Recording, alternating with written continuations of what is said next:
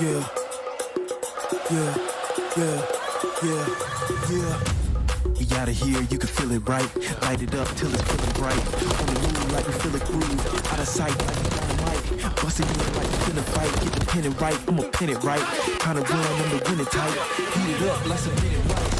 But I beat you to the finish line. Cause we out to get it feeling fine. Keep it up or we'll be creeping up. Running up the mountain, sleeping rough. Jumping over hurdles, beat the rush.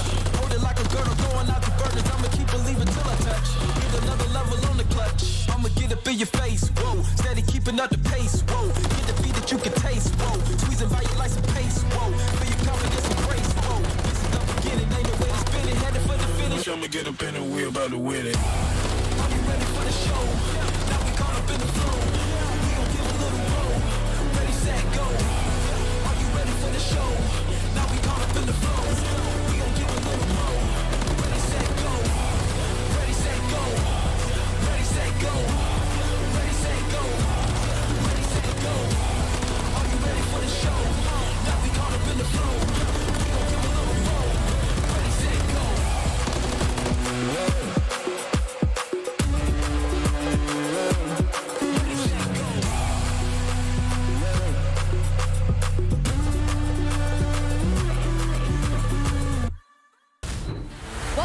Welcome back, COD fans. It's a Super Saturday with 4 matches coming your way. And we kick things off with the battle for LA. Gorillas have momentum after their Game 5 win last night, but the Thieves might steal their thunder. The hits just keep on coming for Toronto. They need a get-right game after a reverse sweep loss last night. Can they get their mojo back against the Vegas Legion? And it's the return of Purge.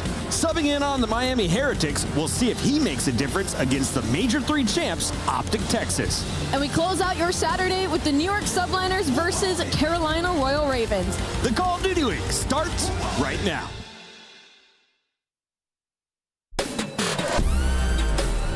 They are gods on the map. They are playing with too much energy. They cannot be stopped. Brett and Shotzi out of control in domination on Rio. 20 down. 1v1. And Real. Map point. Cross with the double. Inside. Dials up. A triple. And it's over.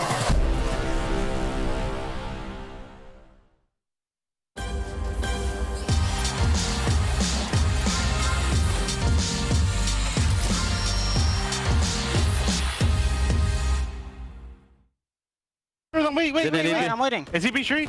Yeah, be chill, I'm on HP, guys, okay? Okay. Be chill. Nice. We got him. Spawn.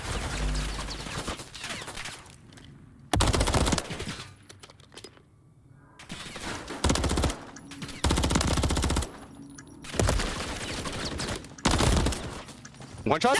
Let's go, guys.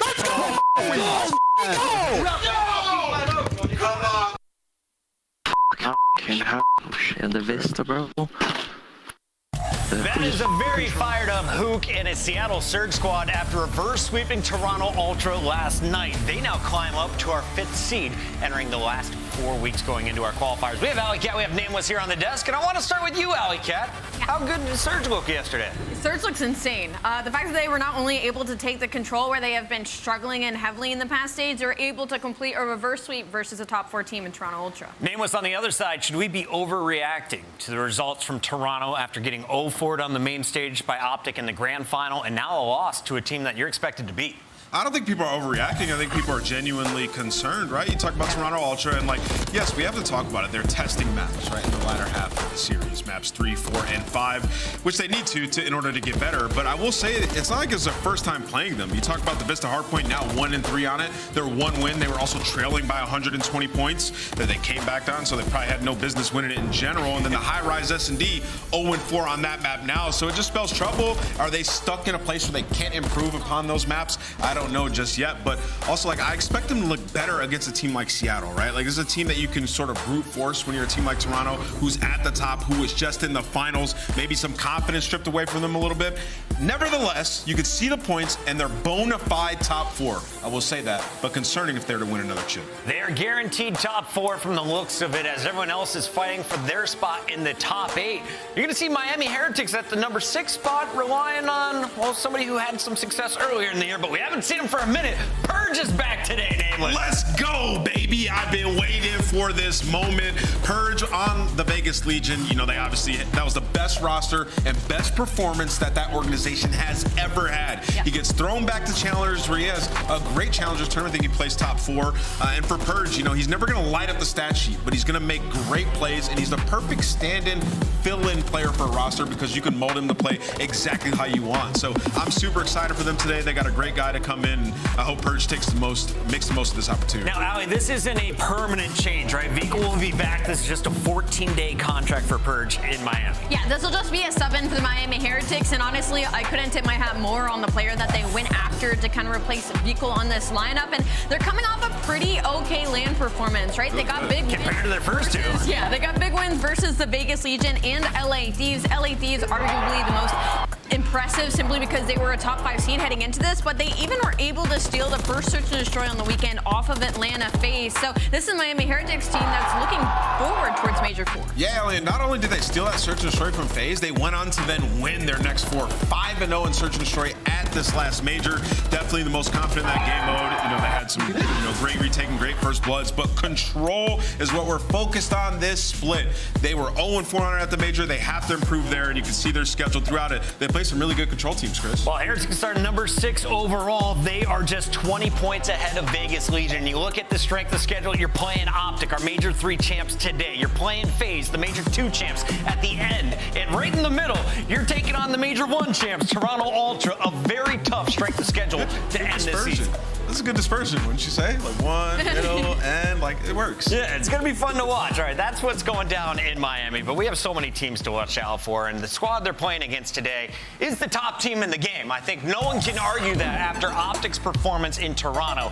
And you're looking for a star? Well, Dashy is reminding the community that he is one of the OG stars of this Optic lineup. Yeah, I mean, and I feel like all the Green Wall, all Call of Duty fans in general were kind of just waiting like, yo, Dashy, can you become Bruce again? Like, can you just take over, win us some games? And he went all the way back to his roots and just started clutching up huge 1v2s, 1v1s when you needed him most in front of that crowd. And you could tell that breathed life into the squad. They're like, okay, we really do have Bruce back. We can fry. And all the preparation, like, I want to give them so much credit, playing all their bad maps, working on their control, working on their search and destroy fundamentals throughout the entire split. It all came to fruition throughout this tournament, and they were able to get that W in dominant fashion. And what's the craziest thing is when you look at the lower, like, he is overall like one of the better players in the game right now, but specifically in search and destroy. The clutchest player in the game, and he did it not only in the grand final versus Toronto Ultra, but he also did it versus Atlanta. He also did it before then versus New York Subliners. It was Dashy going 9-2 in that map number 5 to secure the win for Sunday. So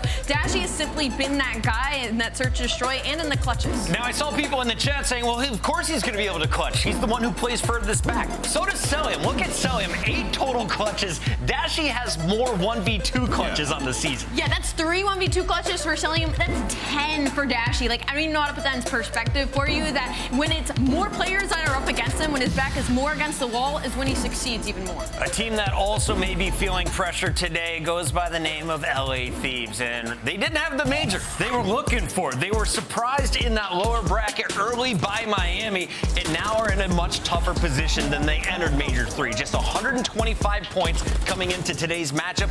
They are currently in 8th, holding the door by 5 points over the Carolina Royal Ravens. From this angle, you got to think about the fact that the loss to Miami Heretics on land from LA Thieves was kind of unacceptable. You talk about that game 4, and unfortunately, the sling was not there for LA Thieves. They had a player go 5-19, and that's not that's not the first time either. It's happened before. So that can't happen. The problem right now is going to be consistency for LA Thieves, especially because HP was supposed to be their lock-up K mode, and then during stage 3, they focused more on search and destroy to be a top 5 search and destroy team in the game. And now they're going to have to go against an LAG team who is 4-0 in search and destroy against LA Thieves and has been winning this battle. So for LA Thieves, their online performances has kept them in this bubble. The problem is now, though, is the strength of schedule is not going to be easy. Just 12% of their points coming from LAN, and they have the 5th hardest qualifier schedule to close things out. Carolina, though, a tougher schedule right behind them is good news. And Vegas Legion has the 2nd hardest schedule coming in the 11th seed right now. But if you're looking at a team with opportunity,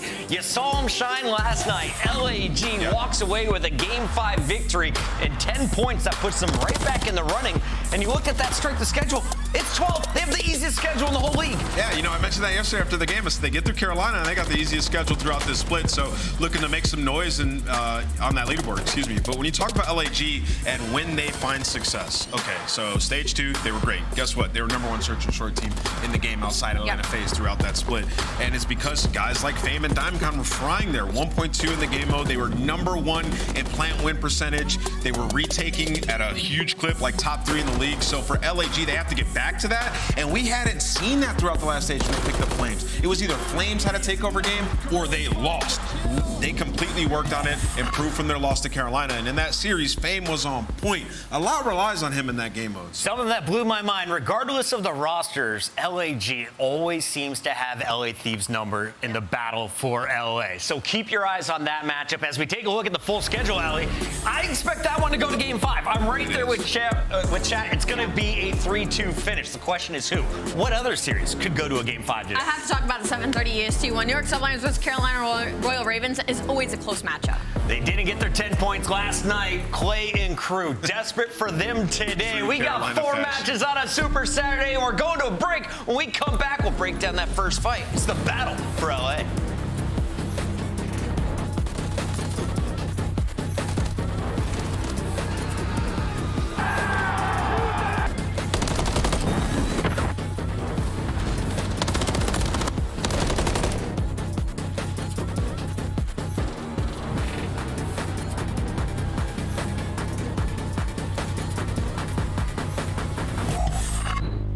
Fans, time is running out to make your picks. Choose your winners now by scanning the QR code you see on the screen. Hurry, it closes at 3:15 Eastern. The Champs Tracer Pack is available now. The bundle includes the Reaper Operator Skin, Ripper Weapon Blueprint, Death Stare Weapon Blueprint, Cuts Deep Charm, 2 calling cards, 2 emblems, and 2 weapon stickers. Use these items in both Call of Duty Modern Warfare 3 and Call of Duty Warzone. Available in store now using Call of Duty points. Never miss a match of your favorite teams with the Call of Duty League Calendar Sync. Here's the fun part. When you add a calendar, you'll also receive a Squad Up calling card you can use in-game.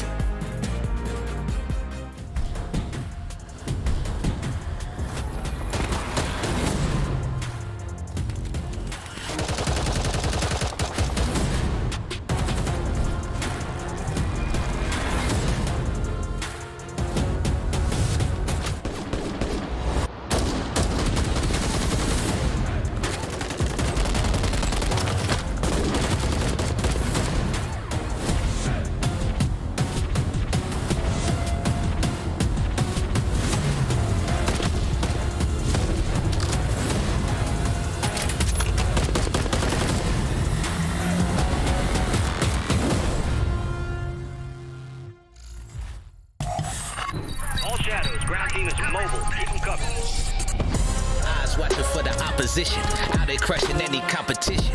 Long range, yeah, I got the vision. When I'm in the trenches, anyone can get me. I'm with the team when they need me. Or out on a dolo mission. Nigga rocky riding on this road to riches. If I catch you slipping, then it's over finished. War ready, crew coming through heavy. Aim steady, lights out as the gorillas. Not any winner, one out of many. Side talents empty, lights out as the gorillas.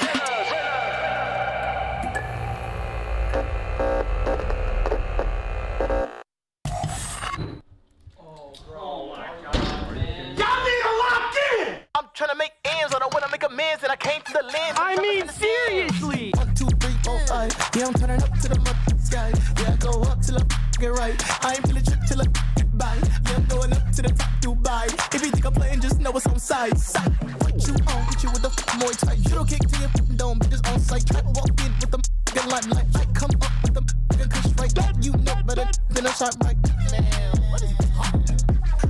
We don't design you. Yeah, I'm coming in, feeling super saiyan. Oh my God, you think you was it? Use a little. Yeah, I'm coming in. Stop playing. What the f you talk about? What you saying? It's a battle between two of our West Coast squads fighting for supremacy of Los Angeles. Welcome in, everyone. It's Los Angeles Thieves taking on Los Angeles Gorillas, and this is surprisingly a one-sided affair historically. LAG have LA Thieves numbered, but it's LA Thieves who are higher on the leaderboard today, Ali. Yeah, no, this year it's been LAG all the way in this matchup, but for LA Thieves, they've been considered a top team when it comes to the middle of the pack. Like, this has not been an easy matchup for the rest of the squads, but LA Thieves, for some reason, they've been struggling in those map number 4s, and you go back to last time these two teams matched up, it was the same story. Kremp won 11 and 24 on a sub-base map 4 versus LAG during Major IV Qualifiers. We just saw off of land on map 4 versus Miami Heretics that was less than optimal. So their best game mode for Monster Energy pregame is going to be their search and destroy, but to play devil's advocate, like I said earlier, they're 0-4 in S&D versus LAG. So a win here today in the map 2 and 5s could spell a very, very good layout for the LAG. Yeah, we'll say their worst mode control, like Ali mentioned. And when you talk about it, like, they just don't have a map they're comfortable on outside of high rise. I mean, they played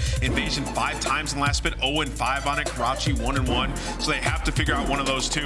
And this could be the series, they are going to have Invasion as map 3. On the other side of this fight, the very confident LAG, who says, you know what, if we're going to win a match, we expect to do it in a game 5. Search and destroy is our bread and butter. We have to win a respawn. And this lineup, you look at it, I kind of see potential for respawn wins. Why aren't they happening, Nameless? Yeah, I mean, well, one, the slaying wasn't there. And then when you talk about some of the fundies, like points per hold, they're actually 12th in it, which is unacceptable. But they were decent at breaking throughout stage 2. They just never been able to all put it together at the same time. And that's what happens with some of these ragtag groups of teams that we have at the bottom of our leaderboard.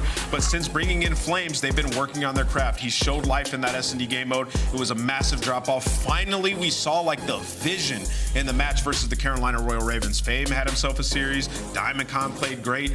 This is the team that we expect to see, and versus an LA Thieves team who has been regressing and losing confidence, they could take a massive opportunity here to get 10 points. For the Monster Energy pregame, their best game mode right now has been Search and Destroy, and again, in this matchup, they are 4-0 versus LA Thieves historically, so not a whole lot to work on in that category other than we need to see the Fame that we saw yesterday because, again, he has a .66 in Search and Destroy, but we saw what he did in that game 5 versus Carolina Royal Ravens. And on the flip side, their worst mode has been Hardpoint. Like Ann said, the fundies are there. They're 4th in rotation, but their setups have not been there. The slang has not been there. And in the last 30 days, they're 0-4 in map 1. They also can't play the new maps. They're 0-6 across both of them. So they don't have to. Like, that's just what you got to figure out. Yeah, this series, they won't have to. But at the same point is, like, they're not good at these ones either. So I don't see an opportunity in a lot of the respawns. That control, though, Invasion Control, that's a map these have struggled on. LAG could strike. I was going to say, there's no high rise in this. Is that bad news? I mean, not really. I mean, like I said, the Invasion Control, that is the map that you want to take if you're LAG. Hit me, Allie. I just don't like that LA Thieves even allowed Invasion in this because they're a really strong defense team versus LAG, who's like one of the strongest attacking teams. The Invasion we saw yesterday versus Carolina Royal Ravens was 3 attacks in a row, so I don't like that map view. So what is your scuff pick, Allie? What's crazy is it's still going to be Thieves. I'm going to go with LA. Throw the numbers away. We're still going LA Thieves. Nameless, what are you feeling? Why not? I'll go with LA Gorillas. I think they take this battle. Welcome to the winning team, Nameless. I also choose Fame and Flames. Let's get it done today. Fans are going with Allie and LA Thieves. And on the mic, we have the wonderful Ton and Chance. Chance, how you feeling today, buddy? I'm feeling great, man. We got a battle at LA. I get to listen to the desk break everything down. Everything I wanted to talk about this match, you guys already covered perfectly. It just gives us nothing to talk about now, though, Chance. They've covered everything so eloquently as well. Look, it should be a very, very good game, this one, and one that has a lot of implications when it does come down to champs. There's both these two teams very, very close to each other. It will have a bearing.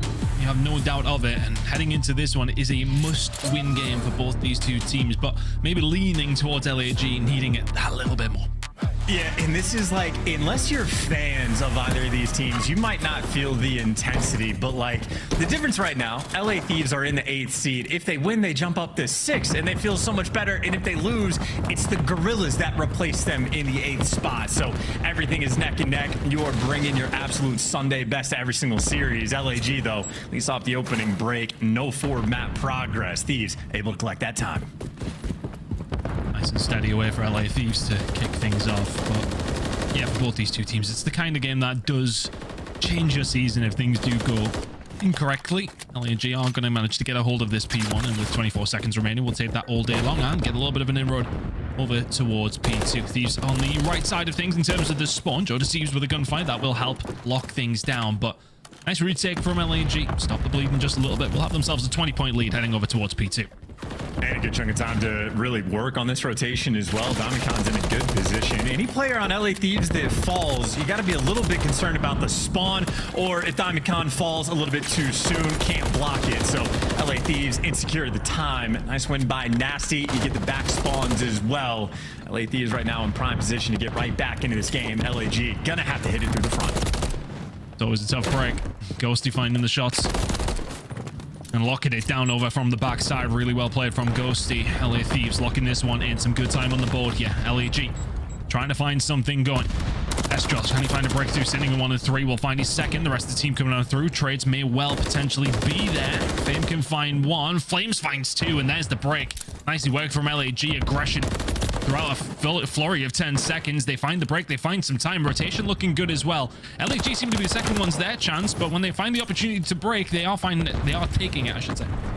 Well, if you say typically the second one's there, this time Fame is the leading man, but unfortunately for Fame, doesn't have much help. He's going to have to hide in the back and pray that his teammates can be the reinforcements in time. He's doing his job towards the back of the map, and Flames, the brand new duo, gets the kill on the cut as well. So LA Thieves get completely shut down on that rotation. Gorillas able to collect a nice amount of time for the moment, and frankly, they've run the score up. Thieves, not a good situation. Prem's having to flood through mid. It's sort of worst case scenario to try to break this hill.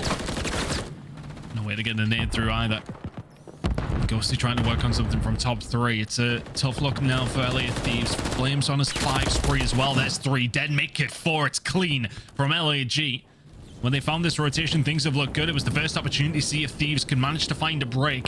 The answer is absolutely not. 20 seconds remaining here.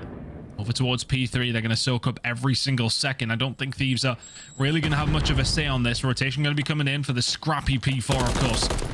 Estriel just locking it down. Really well played. LAG. Fantastic start to Karachi. Estriel still continuing to go. It's great timing for him, too. I mean, LA Thieves, they even got a kill in a hot minute. Estriel able to get an extra one, so that was they got a clean 4 down on P3, and they just sat there and remained so patient. Timed the strike towards the new hill perfectly, and well, now you got Fame on a 5 spree, and again, the brand new duo of Flames already has a cruise missile, so Gorilla's an opportunity to get double cruise missiled up, and for being a team that starts off incredibly slow, well, for map 1, things are good. Maybe one cruise doesn't follow through, but everything else is just flawless.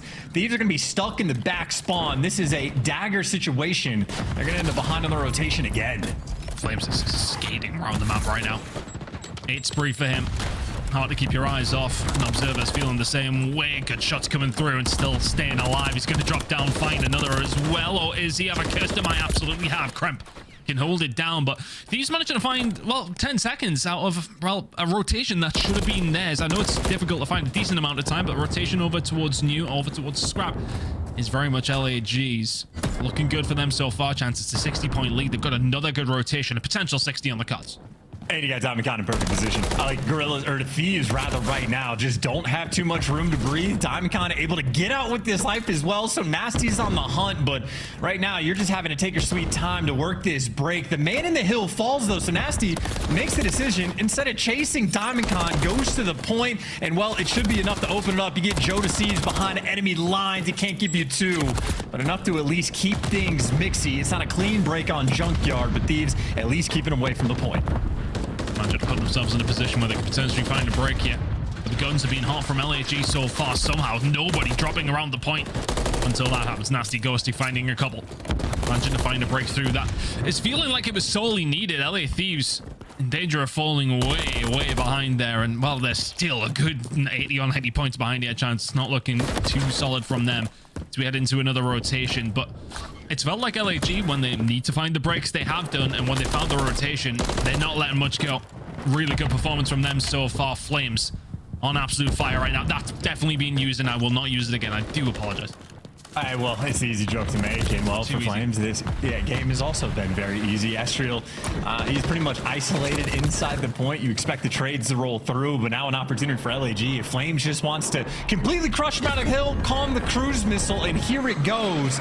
We got the extra blast radius, which Joe Deceives going to be on the bitter end of it. So finally, Thieves get a bit of momentum, a little bit of hill time, and it gets crushed immediately. Now this is tough. LA Thieves trying everything they possibly can, but LAG just looking like a well-oiled machine right now. The comms have got to be flowing very nicely. Let's go for listening. Well, AG. I'm playing to the left line. I'll hold the push. I'm pushing out junk. Got you. Go ahead. He's vending. I'm holding the pitch first. AC dead. AC dead. Nice job. Nothing junk. One more AC. Already AC. I can help you. Really nothing junk. You can repitch top fire if you want. I am. Dark. Irish out.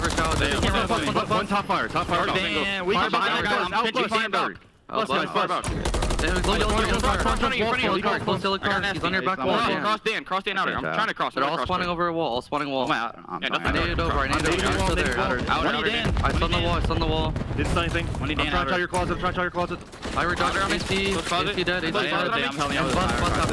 Bus got me. He's back in closet. Weak on time. Other guy was old. 25 on this. I spawned left. I spawned for left. I'm trying to take it. Low pillars, not dead. Good job, guys. I'm stunned. The guy left on me. Yo, I'm pushing up. I got him low. We're looking for Dan and fucking Joe. I'm gonna repitch mid. I'm gonna repitch you guys mid. I got that cross. Right here. I'm gonna back up. I'm playing safe then. I'm playing on third step. They're all going to get tired. Yeah, I'm trying to live. I gave up time. I'm getting out of time. Right here. I'm low again. They're coming down my middle. Low coop laying down. One guy top left. Middle one shot nasty. Middle one shot ran. Mid heady. Dan low. Dan hit the time. Someone repinch. Someone try and repinch. I cannot spawn. Kyle's one shot jump. Yeah, he's on on palm tree. Could be barrel. Not on the hut. Yeah, he's got to be umbrellas or some shit. I don't see him. Yeah, back graffiti nasty. I'm pitching low coop, trying to set up. I'm pitching tires right now. Mid, close mid quarter. Yeah, close mid. Time weak. Close mid, Dan, one or Joe. He's all the way back left. The state of play remaining kind of the same. LAG getting the job done still with a healthy lead. Thieves did manage to find a breakthrough, but I mean, Jonas Thieves has found 3 kills here. Chance over towards this hill, but it hasn't looked pretty whatsoever for the youngster throughout this game. Well, no, he picked up 3 kills. He's double on this spree alone. He has doubled his kills, and now he might get a cruise. Shout out to Nasty for his cruise missile being the reason they got the break on this hill at all, and maybe not the Joe Deceives with a hot gun able to actually get some kills. Maybe Thieves can begin to turn this ship around. The 5 spree, the 6 would be good if they can manage to find it and Thieves find a comeback. I do not think he will care that much. Doesn't want to challenge that gunfight.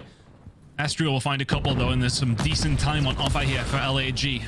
Joe Deceives doesn't want to push unnecessarily. He really wants to try and get a hold of this streak. We know how powerful it can be, specifically over towards the next hit. He's going to get it as well. Joe Deceives, he was sitting at, what, 4-19. Now finds himself at 10-20. Still not too hot, but he's got a cruise missile in the back pocket, which will help things out. LA Thieves chipping away at this lead that LAG did have. The rotation's going to be paramount, and Kremp's absolutely piecing over towards the hill. 15 seconds remaining for LAG. Will get them within touching distance, but rotation looking good for Thieves. And you still want him off the time, though, too. Like, 10 seconds is worth fighting for the scrap with a game like this. LAG going to get it, but those players are going to be very far away on the rotation. So LA Thieves didn't really take too much space on the map. They're going to be a little bit turtled, but that just means the gunfight's going to be 50-50. You win them, you feel great, and the comeback is in. LAG, if they break it, they'll be good for the game. Joe Deceives trying to stay alive. Oh, it's a team nade as well. That's helped him out. Not ideal from Restro. Just got to keep your head down. Reinforcements are on the way. Kremp will find one. Joe Deceives repositions, find one of his own, and it's a good hold so far from Thieves. They still need to be, well, not quite perfect, but they need to be very efficient throughout the rest of this Hardpoint. Nasty trying to lock this one down, Chance, and LAG looking to try and find a break. 25 seconds to go. It's not happening. Thieves starting to bring this one back into a real possibility of a comeback now. That's another 20 seconds. That's going to go their way. We've got a 30-point game heading into the 3rd rotation. And Joe Deceives is shooting his gun too. Has the cruise missile for the new time as well. LA Thieves, they don't have to play for the cruise necessarily. You can look for the entry kills, and Joe Deceives will get one before he gets traded out. But Right now, LA Thieves, opportunity. Just get the kills and you'll be good to go. Joe Deceives just going to be walking back to the hill. You see, in the kill feed, his teammates are collecting everything. It's only going to be Fame by himself in time, but he's going to dive the nade. Now you get everybody in position. You're going to be able to hold P1, potentially tie things up as Nasty continues his reign of terror. It's played well throughout. Joe Deceives calling it in now. I mean, you got control. I like it. I like just trying to put the dagger in. Chance, I'm not 100% sure on that one, but either way, Thieves, they can't win it here at P1, so that would have been a nice tool to have for a P2 rotation either way inside the point. 30 seconds remaining now for LA Thieves. Locking this one down. Can LAG find a way in? Not looking likely. If Ghosty's got anything to say about it, 2-for-2 trade. 30-point game for Thieves. Can't find a way to finish it. Fame there with the trades. Rotation looking solid. It's all about this fight, though. Nasty this way over. Can he find it? It's brutal too. You got to win the gunfights in the back. Nasty does. That's an MCW, and that's unreal, but that is so much scrap time from LAG. So it's a battle on the rotation, but LAG are going to be, what, 5 seconds away from winning the game. But LA Thieves are here first. The game will be decided on P2. LA Thieves, can they hold on? Can they make this comeback? And Joe Deceives, can he continue to slay? LAG have got 20 seconds to make their minds up on what way to go. Diamond Con finds one, and Joe Deceives, you got to find a couple of kills here of your Thieves because you really do have to be perfect. Estria will find one. The net is starting to close. Thieves now find themselves 8 seconds away. The push has to come in. It has to be perfect. LAG, you got to get going. Thieves continue to lock it down. Fame will find one. Fame will find two. The nade comes in. And is it Joe Deceives' final kill to solidify the game? Absolutely it is. It's a hell of a comeback from LA Thieves. Joe Deceives may well not have been playing the first 2 rotations. He turns up on the last and makes it count. What a banger to kick off the series. That is a devastating game. Almost left starstruck, confused. You shake your head, you go back and break it down, and even the side of the LA Thieves camp, not a lot of joy across that side of the stage. Taking a second to get the smiles on, but Joe Deceives is definitely saying, hey guys, I started off 4 in 19. I started shooting my gun and we ended up winning the map, but that is insanity. I don't know if you guys were able to catch the pop-up like during sort of the mixedness of the final point, but the graphic said the first time LA Thieves had to lead the entire game is when it was 244 to 243. Literally in the final seconds, they got the dub. My word. That is well, it's a nice surprise if you're LA Thieves after you found yourself behind the entire game, but a tough one to take if you're LAG in commanding position throughout. That is a tippable turnaround from Joe Deceives. What was it, 419 you point out a chance? Yeah, so it's 16-6 run. Yeah, absolutely. The cruise missile, I was still questioning it to a certain degree, but irrelevant of that, they get the job done. It's a 7-point game to kick things off here in the Battle of LA. And the Thieves are the one to take away the map #1 dub. Big game from Ghosty as well, putting the damage down. Nasty got everybody was chipping in. But as soon as Joe Deceives started to turn up, so did LA Thieves. I mean, that is that's a tough game flow to look at if you're an LAG fan. Yeah, I mean, they were being like gapped as well. It genuinely wasn't too close. Shout out to the Junkyard Hill, by the way, the second go around, the P4 like to P5 sort of graphic. The near full 60 the Thieves were able to get. That was another moment where Joe Deceives starts to pop off. And when I say pop off, he's like 13 and 20 in the kill feed, but that is impressive resolve out of the LA Thieves. And I know Ali mentioned it on the desk. LAG, the 12th team in the league in map 1s. It's not like they really started off slow, but I suppose in a sense, stats and ball don't lie. Another map 1 loss for the Gorillas. Tough one to take, and here's how the rest of the series will be playing out. Rio Search and Destroy and Invasion Control to follow, and if we need it, Rio Hardpoint, Invasion Search and Destroy. So, you know what we're getting. Which way's the series gonna go, though? It's such a big one as well. It's speaking on the strength of schedule as well for both these two teams. LA Thieves in a much better position in that sense. LAG, it's one of those games that is very much a winnable one for them. And it's one that they might actually have to take that chance on. Can they manage to get a hold of it? But LAG crumbled to Joe Deceives, who eventually turned things on halfway through the game. Yeah, and this is the comeback kid playing against his former organization as well. I know he's been a little bit vocal about it, enjoying his time just a bit more this year. And, well, this is where he started to enjoy the game. Again, he was 4-19, and this is the spree that he goes on to earn the cruise missile, turn things around. And I know for the Thieves as well, Nasty was basically the setup man. He gets the cruise missile to open up that hill. Then finally, the Thieves weren't playing off the back foot. They were the guys in control of the positions, and Jodeci's feasting so much more when the game is easier for him. And it's always nice for a kid like him to be able to get that final kill. Nice little stamp on the game as well. But that's the setup for the Hardpoint. S&D is a very interesting one for the LA Thieves as well. Obviously, former players they've had on their team like Afro, top-notch search and destroy player. Do you think they're going to take a hit after they lose him? Well, maybe initially, yes, but so far throughout Stage 3, these guys were monsters, completely on point, especially that conversion percentage. That is what you love to see when things are good for the squad. When they do have the advantage, they execute incredibly well. I mean, the Hardpoint was indicative of this. Now they want to bring it into the Rio S&D as well. How can they? I think, you talk about momentum in series of Call of Duty. I think there will be momentum based off that map number 1. Yeah, okay, we can talk about the stats for LAG and how they struggle, but the way that they lose that map number 1 that time around has got to sting. If LA Thieves can find a win here in map number 2, I mean, it's easy to say from an analytical point of view that 2-0 up there will very much be in the driving seat, for the momentum is certainly swung in one direction, and it's one side of LA, not the other. Ghosty, can he get the job done here on Rio Search and Destroy? But Jodeci, look, I mean, he's apparently picked his controller up. Can he continue where he left off? Yeah, maybe finally one of the players that actually utilizes a backup, so to speak. But I know I was going to say on the side of Thieves, it was LAG who played Carolina on this map yesterday. And Carolina loves Rio S&D. Gorillas took it to them, and they did so with aggression. Already guys like Diamond Khan in a very interesting spot. But Kremp reads it, able to take him down. So LAG maybe a bit too aggressive on the map. First blood already. Flame sees Kremp on the cross. Find the kill. Aggression coming on through. Oh, Fame can't clean it up. It does so eventually. Nasty will be there for the trip. Astro left on his own. Good position to be in. Smokes down. Not necessarily what you want there. And that nearly catches Ghosty, but irrelevant of that. Thieves can back up. They're actually just going to push for the kill here. Astro's already waiting. Can he find one? He cannot. Big round from Thieves. They find the first. Bold play just to go for the chase there, but they had him dead to rights. They clean it up. Thieves wanted the good. Nasty just been winning these gunfights, man. Like close range with the MCW, even like specifically against Estriel. MCW, shout out to maybe the headshot multiplier for some of these now that it's back in the mix, but Nasty a great purveyor of the weapon change. So 2-0 start from him. Nice first blood rolling through as well. And again, the conversions for the Thieves, when they get those first bloods, these guys have been on point. They deliver immediately in round 1. Keep an eye out if they can continue that form. Picking up the first blood, though. I mean, we know it's so important for teams, but converting it at that rate, it's not an easy thing to do.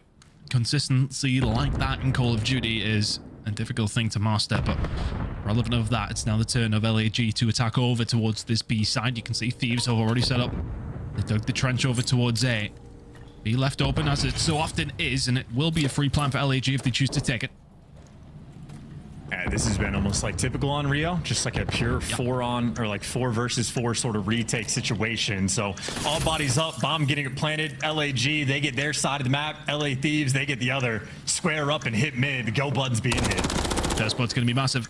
Can't find it if you're Astro. Can you eventually clean it up? Yes, you can. Kremp is there to answer back. Flames will find one of his own and gets the hell out as well. Ghosty and Kremp now working on the 2 versus 3. Not going to be able to find it. Diamond Con on Kremp, and now Ghosty left in his own little bubble, and he doesn't want to be in by himself. LAG answer back nice and quickly. One apiece now.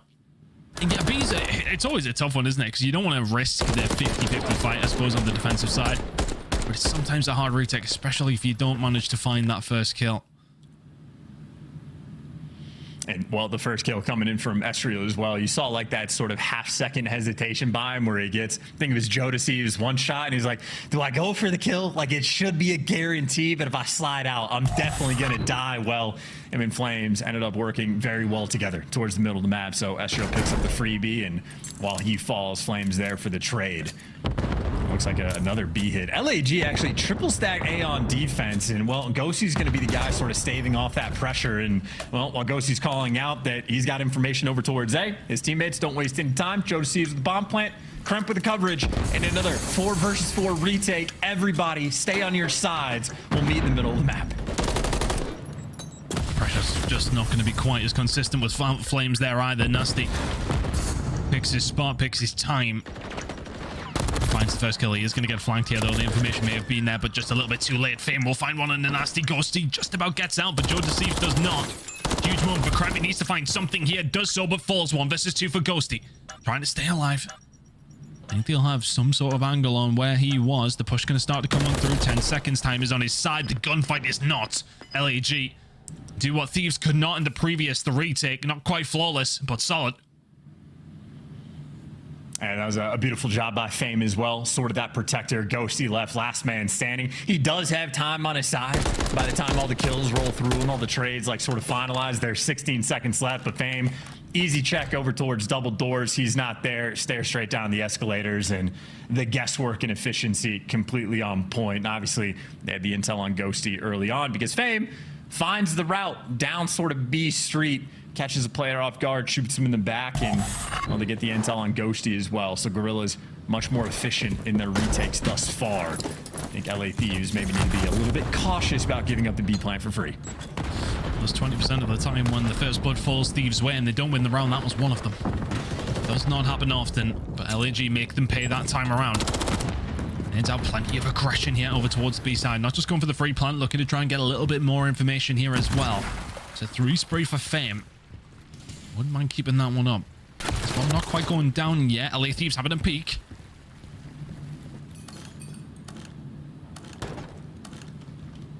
You see on the map too, everybody's so cautious. Like Flames is going back and forth, worried about the flank. They've never had eyes on Ghosties, so Gorillas maybe feeling uncomfortable. They don't have the intel when everybody is, and that just means they're going to be a bit mixy for the bot plant. These are going to jump on this quickly. Wow, I mean, Diamond Con has been eviscerated. Shots coming on through. Astral now left in a 1 versus 4. Wow, not going to happen. Wow, they just get wiped off the map. LA Thieves with the retake coming on through. 2 apiece now. Tying this one up. It's really been everything going on over towards the B side. And a slight timeout, as you've probably seen on your screen there, to find out what's going on. We'll just continue on in the game very, very shortly. But it has been mostly going on over towards the B side. Chance. Both teams going very even so far. Any takeaways at this moment in time? Both teams retaking the site very, very well. Yeah, I mean, there's a few different sort of styles we've seen on Rio. Like Atlanta FaZe is very big on like spreading the map, getting the information, and then once you like figure out where the pressure is going to be on the map, you group up together and choose your route of attack. What we've seen the past few days is a lot of these teams, these two included, do somewhat of the same thing, but really do just enjoy, typically speaking, just going for those B bomb plants. Both of these teams also happy to play for the retakes. So no one's making those big mistakes off the rip, not getting like over aggressive. Both these teams doing a very good job of trying to stay coordinated. I know for the sort of passive approach from LA Thieves on defense, though, they get punished. This time, they just jumped instantly on it. Like, everybody was on the steps, pushed up escalators, willing to, like, work the street over towards, like, the catwalk and whatnot. So, literally, the moment that the bomb got planted, everybody on Thieves was already there in position. So, it really is a map about the timings of the coordination you have. And because it's just sort of that, like, trade fest towards the center of the map, First Bloods really do make a very big difference, because as soon as you're forced to be traded out, well, now your teammates are going to be there to watch your back with the extra gun in hand. So First Blood's going to reign supreme, and definitely a lot of B hits on offense. See if that continues to be the theme. A couple of issues that we are just getting figured out behind the scenes. Pull a couple of wires out, put them back in again, see if it starts to work. But for both these two teams, it's such an important game, as we have stressed. Everything, well, not quite on the line yet, but you want to keep yourself in that good position, which Thieves are technically in. LA Gorillas still lagging behind, but a win here would take them above their Californian rivals. Looking like the players are maybe getting settled in a little bit comfier. I don't know if I'm just not very good at reading body language or exactly what's going on, but not quite there yet. But I think for Thieves, you know, or even for Gorillas in a certain sense, the fact that they've been able to steady the ship here on the search and destroy a little bit, haven't just get blown out of the water after what will be a very frustrating map number 1. Gotta still be feeling good about their S&D chances here in map number 2. It's a very interesting sort of thing. Like LAG, it's a very tough map 1 loss, but because they are 12th in the league in map 1s, they're used to it. They go into series almost expecting to be down 0-1. Goes up radically when they actually win the first map. And again, another thing that Des touched on for LAG, they're expecting so many of their series to go to game 5. We've been talking about where these teams are sitting and how important this game is. You can take a quick look how things are really looking. Of course, the top 8 places, you need to get there by the end of the season, which is coming up very, very quickly. I like how we're leaving Boston out of this now. What was it? It's like I think there was a statistic online, isn't there, Chance? I forget. I think it was Doug tweeted it out. What was it, like a 15 in 10,000 chance that Boston make it? So a fair assumption to leave them off this list, but for everybody else, a lot still to play for.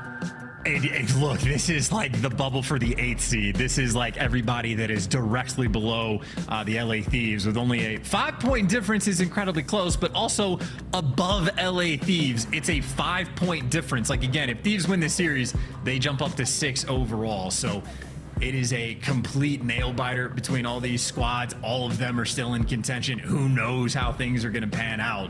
And that is especially why the series where you're playing against the other bubble teams matter that much more. It's been the same story for LAG, not just today, but yesterday as well. Going up against the Royal Ravens. Managing to find a win in map number 5. It was a hell of a Friday.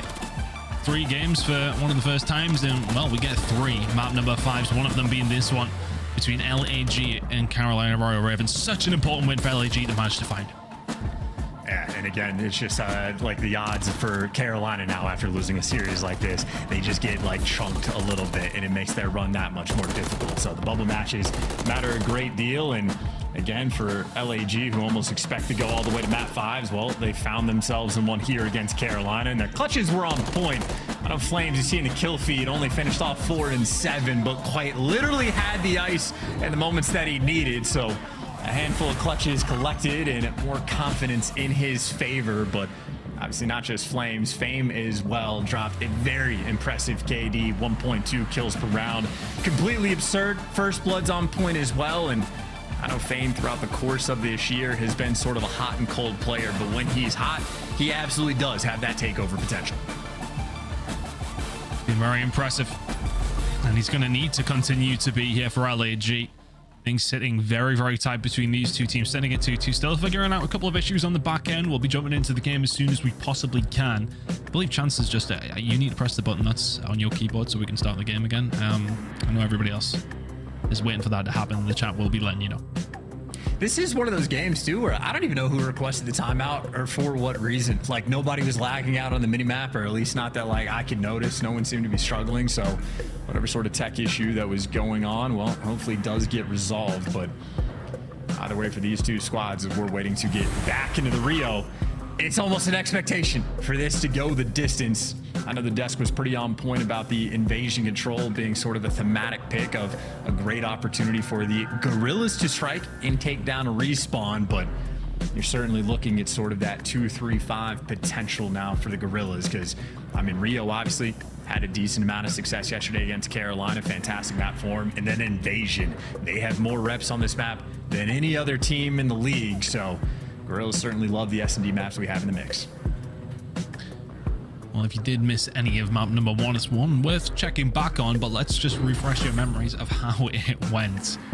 The side of LA Thieves to take the victory, yet it's a close one by 7 points, but the fact that they did not find themselves in the lead until the final hill, you gotta feel bad for LAG. Yeah, we also need like sort of a Jodeci's like landmark effects, because I think it was literally up until the P, like when they got the full 60 on P3, where LA Thieves have 91 points, you had Jodeci's at 4-19. So from a 4-19 performance, and then he goes on a 16-6 run. Well, it takes the team from the 91 points all the way up to 250. So you don't want to give Joe too much credit in that regard for the resolve, absolutely, but for his teammates to like make sure the game was still alive and possible, Thieves certainly put in some serious work, but we are back tied up 2-2. Thieves on the attack and aggression for Kremp. He's been on point with the first bloods, and he's already behind enemy lines. Oh, look at this for LAG, though. They have pushed up, and that might have just allowed Kremp in from behind. Fame will find two, though. Kremp will find two of his own in the third as well alongside of it. The flank comes through, and it is devastating for LAG. All of a sudden, Flames is left all on his own. It's a 1 versus 2 now. If you can try and find it, but Kremp working on the ace, it's a 4 spree for him. Could be a huge moment in the game. Flames has had his clutches, though. He is a dangerous man to be going against in a 1v2. The timing might be perfect. He's here for the square up towards A, so we might be able to get at least a little bit of intel. Maybe to catch a player off guard, and if he didn't see it, his teammates did. Unfortunately, he gets tagged up, forced to back down. Even with the extra utility, that nade could do some damage, but Flames in garage.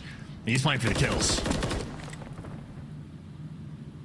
No point in getting the bomb down if he's dead. Kremp with the 3, though. And that is a huge moment. Because Fame finds 2, opens things up. It's a technical 2 versus 4. Coming in from LA Thieves. No first blood needed this time around. You find Kremp on the flank, just so well timed. There's the 2 from Fame. Kremp just lines them up. Estriel, the weakest man on the planet. And his teammate cleans up the 4th. Good job from LA Thieves. They will find themselves in the lead now. 4 spray for Kremp. Keep an eye on that as things do start to unravel in these latter stages of the search and destroy. 2 more kills will be huge for LA Thieves. Looking over towards the attacking side now for Gorillas. Can they try to find a push? It's looking like A is going to be flirted with for one of the first times.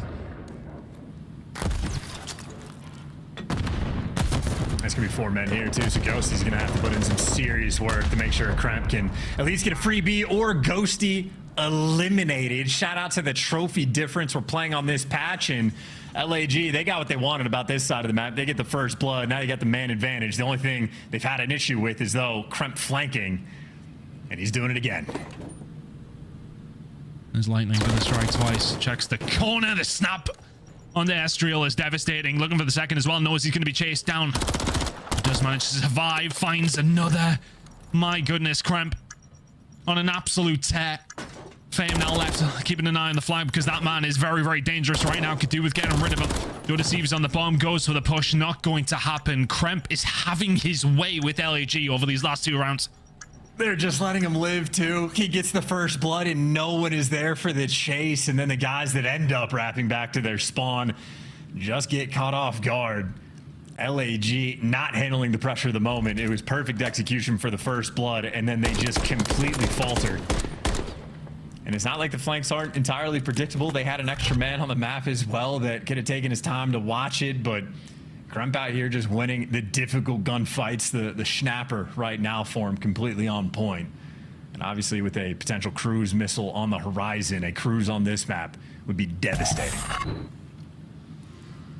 Not what you want to see. Not on the horizon. Well, in his hands. There you go. Yeah, you already got it. But what can he do with it? That's the question. You'd like to think it's at least around out here. He's going to call it pretty much straight away, so that's just going to be probably a free A plan, to be honest. You're going to start rotating around, but you're going to try and survive. It's just going to open the map up entirely. Doesn't find anything with it, but what he does find is some room for his teammates. Bomb goes down, an A retake. A little bit harder than a B one. Can they manage to find it? Goes to on the other side of the map, playing the island. If he finds anything, that would be huge, but that is a ridiculous gunfight for Fame to win. And maybe something for LAG to work with. Oh, here we go, nasty. And there's the trades. Kremp getting the extra. Fame getting back down as well, but still 2 versus 2. But with no time on the clock, Gorillas have to fly, and Joe deceives. He got active. They know where Fame's coming from. It was a dicey start with the first blood, but I think the cruise missile bought you off just enough. Fame, almost nothing he could do. Shoulders being thrown, looking through the window, and Kremp on point. Thus far since the reset, Kremp has been unkillable. And I like the execution off the cruise as well. Free bomb plant, no time wasted. The vibes seem to be flowing in the LA Thieves camp, and rightfully so. A huge comeback in map number 1. It's all smiles here in the search and destroy as well. Kremp just taking over, and LA Gorillas look perplexed at this stage. Fantastic performance from him so far, but still need one more round to solidify this 2-0 lead, but it's looking more and more likely as time does go on. LA Gorillas, can you find something? It seems that B has been working for them. Anytime we went over towards A, they seem to be following, Chance. Well, we'll see how it pans off this time. I mean, this is based on the minimap, just going to be another sort of pure 4v4 retake coming in for the Thieves. When they squared up passively, they failed. When they played it aggressively, they've had success. And, well, if Kremp's on the flank, it's aggressive. He did shoot on the minimap, though, so they got eyes on. They know Kremp has to do with the pressure, and Flames is backing up to the depths of the map in fear of Kremp. And, well, rest of the Gorilla is getting active. There's the first blood. They're trying to fly at him. They're inside your spawn. We're playing TDM, and that's bombed down. I mean, it's looking like it is going to work out, but questionable tactic from LAG. They choose just to fly at them, and all of a sudden it's going to be a very quick transition over towards A. Not worried about the Kremp flank this time around. He did find 3 and a couple of rounds ago. This would be quite monumental if he finds anything here. Hasn't got a clue that LAG have already rotated back over towards the A side. Tough one to take now. Just an impossible situation for Kremp now. Yeah, he's sitting in the player cams. The second the bomb got planted on A, he sort of looked at the minimap, leaned back, and went, oh, okay, I guess I'm not winning this round then. And there simply is no time. He's going to smoke it out and run it straight into death, get it over with quickly, or maybe try to one-way. Great damage being done, but to no avail. LAG aggression, their best friend. They knew Kremp was on the flank somewhere over by the A site, so they just said, screw it, we got a 3 versus 3. They find the timing and able to just full send in your spawn. It's a dicey moment when you drop the bomb in your opponent's spawn, but they just won with the overwhelming force that they had. So good call on the execution front. Certainly around LA needed just to, well, LAG, just to stop the presence of Kremp. That was his 8 spree, finally quelled. Just pure shock and awe from LAG that time around. Working out, and well, it looks like they're going for it again. They're not going to give up the middle of the map so easily. Trophy system down, and that's now going to create a problem for LA Thieves. Flames with the nade over the top as well will get rid of Joe Deceives. Now all of a sudden LA Thieves have got 0 real estate to work with. Need to try and find a pick from somewhere where their backs are very much up against the wall. Diamondcon will take a couple of bullets and then maybe offer up his head as well. We'll back on down. The aggression coming through from Kremp, and once again though, they do have a read on it this time. But do they have a read on how deep he's when he's chasing him around the back of the map and finds him as well?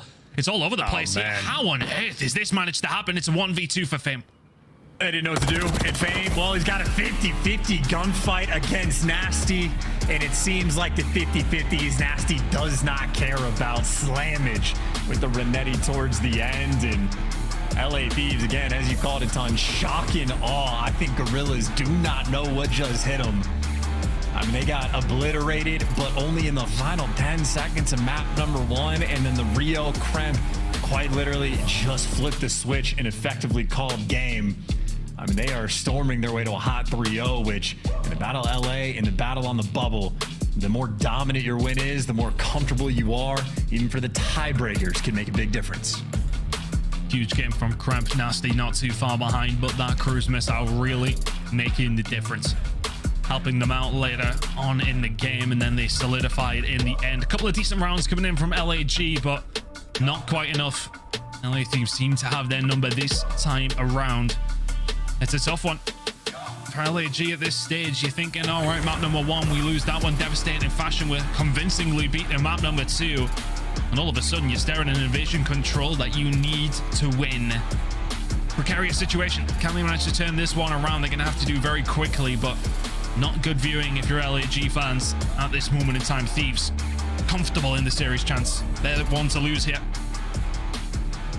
Not at all. An invasion control always going to be an interesting map as well. Not necessarily the strongest for either team. So I know the desk was talking about it. Maybe a good one from LAG to get in the mix. But when your back's against the wall and you're down 0-2, a potential defensive shootout is never fun. The pressure right now virtually at an all-time high for the Gorillas.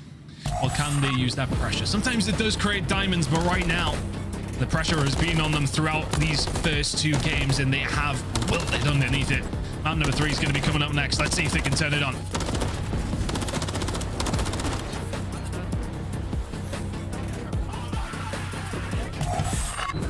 Upgrade your game with the Scuff, the official controller of the Call of Duty League. Scuff Gaming is doing an ultimate giveaway where you and a friend can win a chance to go to COD Champs this year. The giveaway includes 2 VIP tickets, travel expenses, and more. To enter, scan the QR code on the page or go to scuff.co/CDL and enter your email. Terms and conditions apply.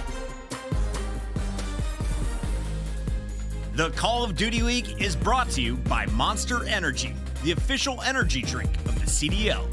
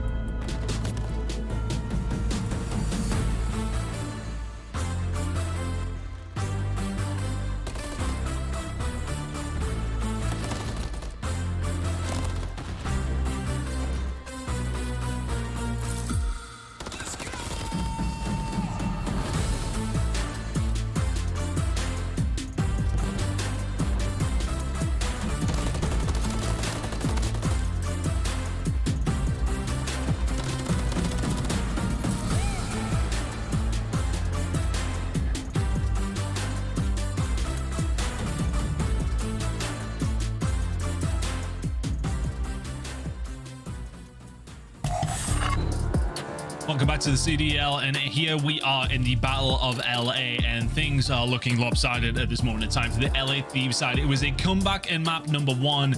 Map number 2 was, well, not quite domination, but very much a comfortable series. Looking at how things transpired last time around between these two, way back in March. Sorry, I was thinking to myself, we don't have a 15th month. What's going on with the date? But either way, it was a 3-1 victory for the LA Thieves. It was only the search and destroy that LAG could take away. They're not going to have that opportunity in map number 2. We head into a control. Thieves in the driving seat. LAG have it all to do.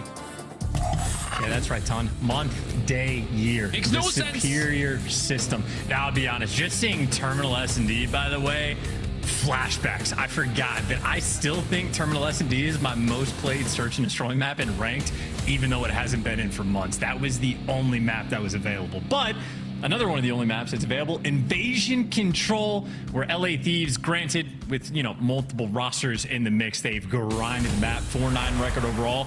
Not the best, but still a very strong team on defense. Of course, though, they will have the attacking round first, and honestly, they're sort of toying with the idea, depending on where the kills come through, might be able to work their way towards A, but Guerrillas 2-2 split on the defensive end as well, should be ready for the pressure. A lot of that pressure is going to be coming in pretty much immediately. Krem surviving can find this kill. This is huge. He's just in the snapper for the second. The gates have opened very, very early, and Kremp has continued where he left off. They will eventually clear it up, LAG, but the pressure over towards B completely gone now. Kremp just skating around Laundry there, doing his worst to LAG. They do recover, but in a bad position to kick things off. B looking like it's going to be gone already.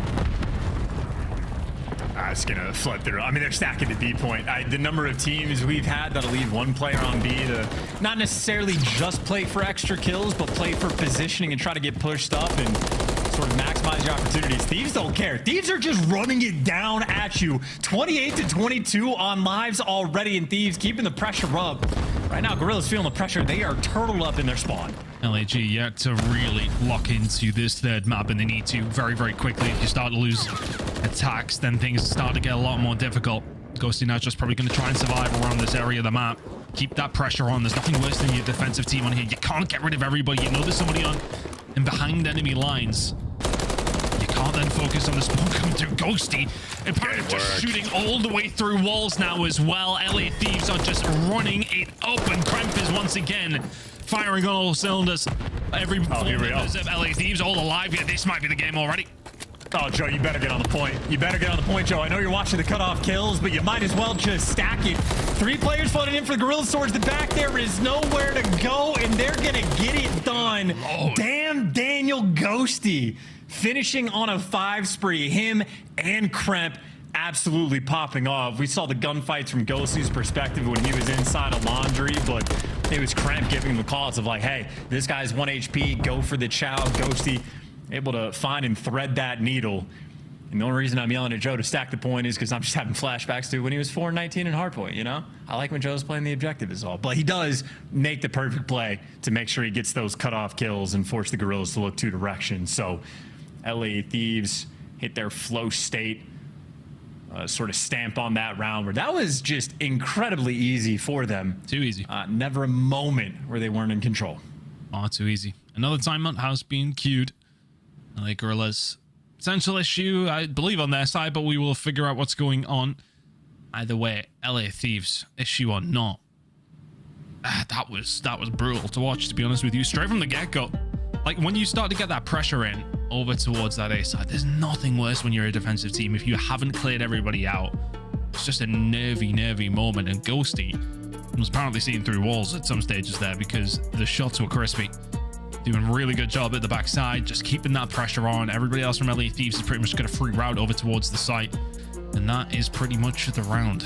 LA Thieves, fantastic work in map number 3 so far. They've looked good over the first 2 maps. Well, maybe it's the second half of the first map where Joe Deceives did eventually turn things on. We're going to go for it. It is the scuff play of the game from Joe Deceives, who was 4-19. Here you go. Right, okay, I mean, at this stage, it was about 100-point difference chance. I think at one stage it was 110. And then Joe Deceives decides to start playing. Ended the game, what was it, 16-4 over the next couple of hills, and just made a huge difference for the squad eventually. Yeah, 16-6, and again, obviously Joe is sort of just like capitalizing on the opportunity to be playing from the hill, to be playing where like the enemy has to run at you.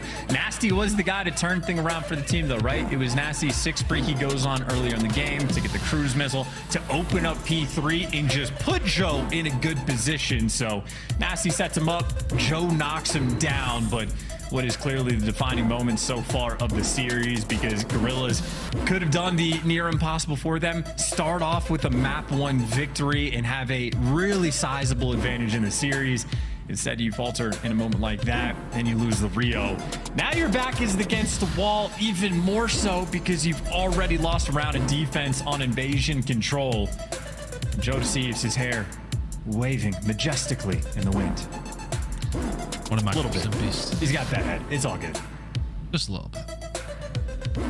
But yeah, I mean, we're a big fan here on the talent team of Joe Deceives. He's just such a nice little. I was about to say a nice little. He's a big guy. Not little, no, yeah, no. Not little at all. Right, I'm meeting everything. Wow, you're a tall fella.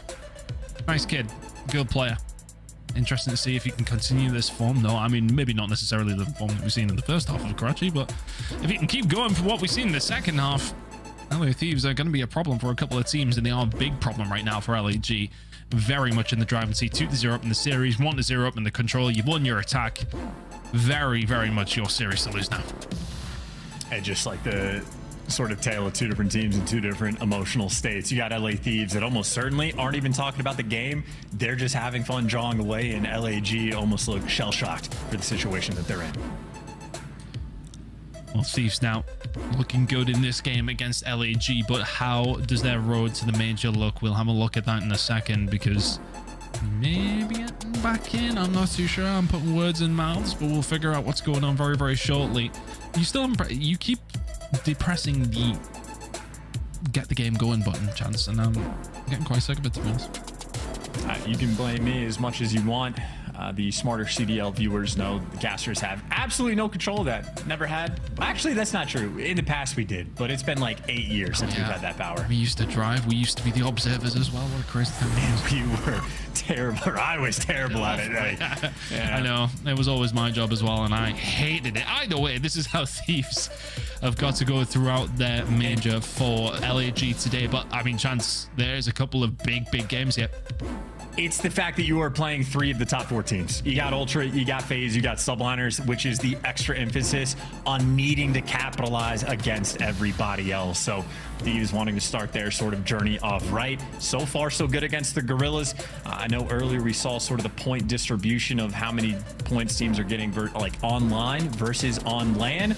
These have been dominant online. They need to keep that flowing because they are a bubble squad. So again, they have the opportunity to start with the 10th seed, the 12th seed, and then the 9th seed as well. So a big opportunity early on to get that separation, because the second half for Thieves might be a bit of a different story.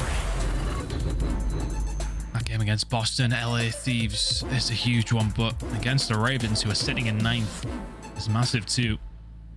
I mean, every game is big for these teams right now, but these teams all sitting on what we call the bubble.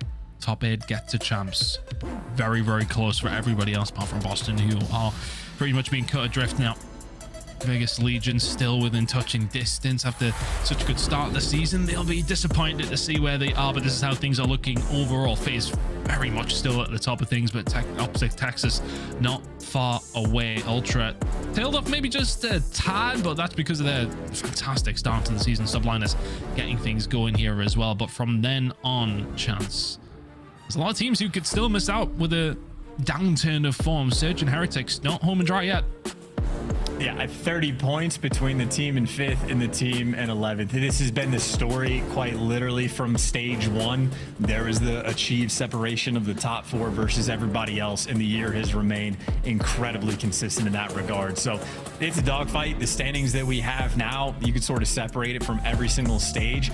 It's just a mixed match. Like, you could just grab the darts of every single team, throw them at the board in whatever order it lands in. The odds are just as good as it finishing like that. So it is chaos in stage 4, and well, you want players like Kremp to continue to set things up and make the big plays. Sort of an interesting moment, right? Like the opening break they had on Invasion Control, he gets a 2-piece, hesitates for a small second, and the good play turns into nothing. But when he's making the good plays, he's making the great ones, whether it be a 3-piece on the flank, an 8 spree that he goes on to get the cruise missile. We absolutely know Kremp, when he's making the pop-off plays, he can be destructive on the map. Has been so far for the Thieves side. Solid game number 1.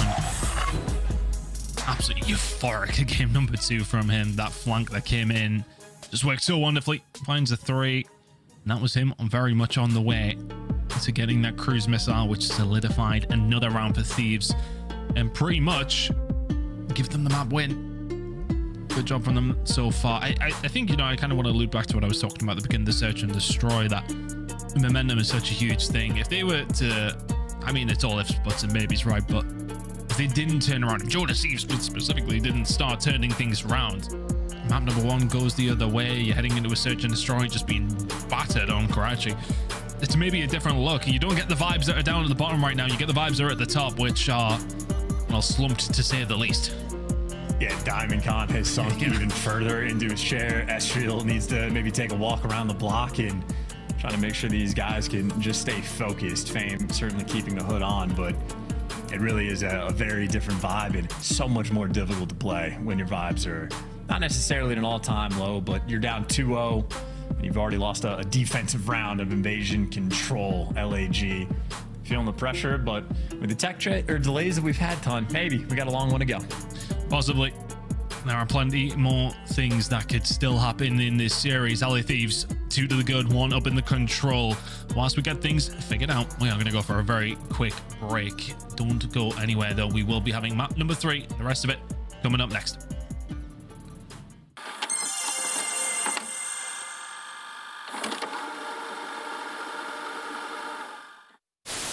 We gotta find him. We gotta find him. You guys get smokes if you're a little weak. He's running the outside. He's running the outside. Eddie. You're right. You're right. Close. You're right.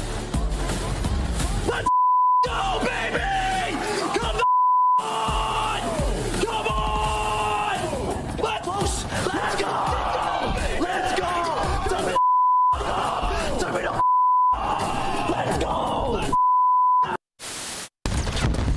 Nice, I have A. Guarantee that kill. Oh my god! Let's go. They got one tick on B. You suck, dude! Let's get it, bro. We gotta win this out. Oh my gosh. Subclay?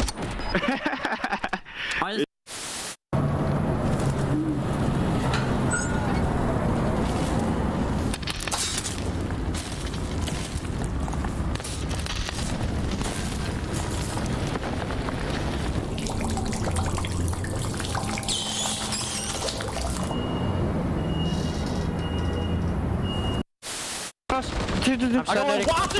That's too weak. One more. Weak. Get killed. Back on him. There's two. You can refill your secret in a second. She's one more back door. I know your secret. Back door. One shot. Holy shit, Eric. Last one. Nice, Eric. Good story, man. You can't kill me. What the frick? What the f***? I have a streak. No support is available at this time. You're on your own. Huge. I'm with you. Got it. Wow, massive. Let's go. Good shit, Jess.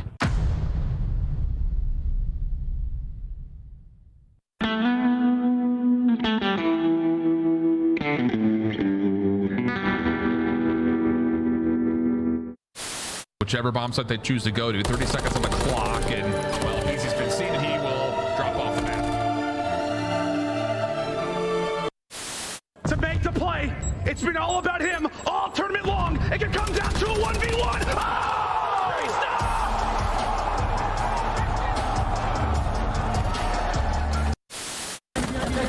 Dead. Nice. I'm good. Nice as. No, he peeked over. Hit the res dead. Hit the res. Watch out. I'm really weak. Popping plates. Play down. Yep. I am. Oh, dude, I'm coming. Nico, you might be able to get me. Top. 3v1. Oh my! Oh my God! Go! Holy shit! Welcome back to what has been a up and down game for both these two teams, but ultimately it is Thieves still very much on top in a 2-0 fashion at this moment in time. We're heading back into map number 3, but we are completely resetting things. There was a slight lag issue for both two teams, so it is only fair to get things completely reset. What we aren't resetting though is the fact that LA Thieves are in the cruise control right now. 250, 243, and a hell of a map number 1. Comfortable map number 2. Looked fantastic on the first go of things on this attack on invasion control. Did manage to win it, but the full reset comes in. The lightning strike chance twice here. I'm not too sure.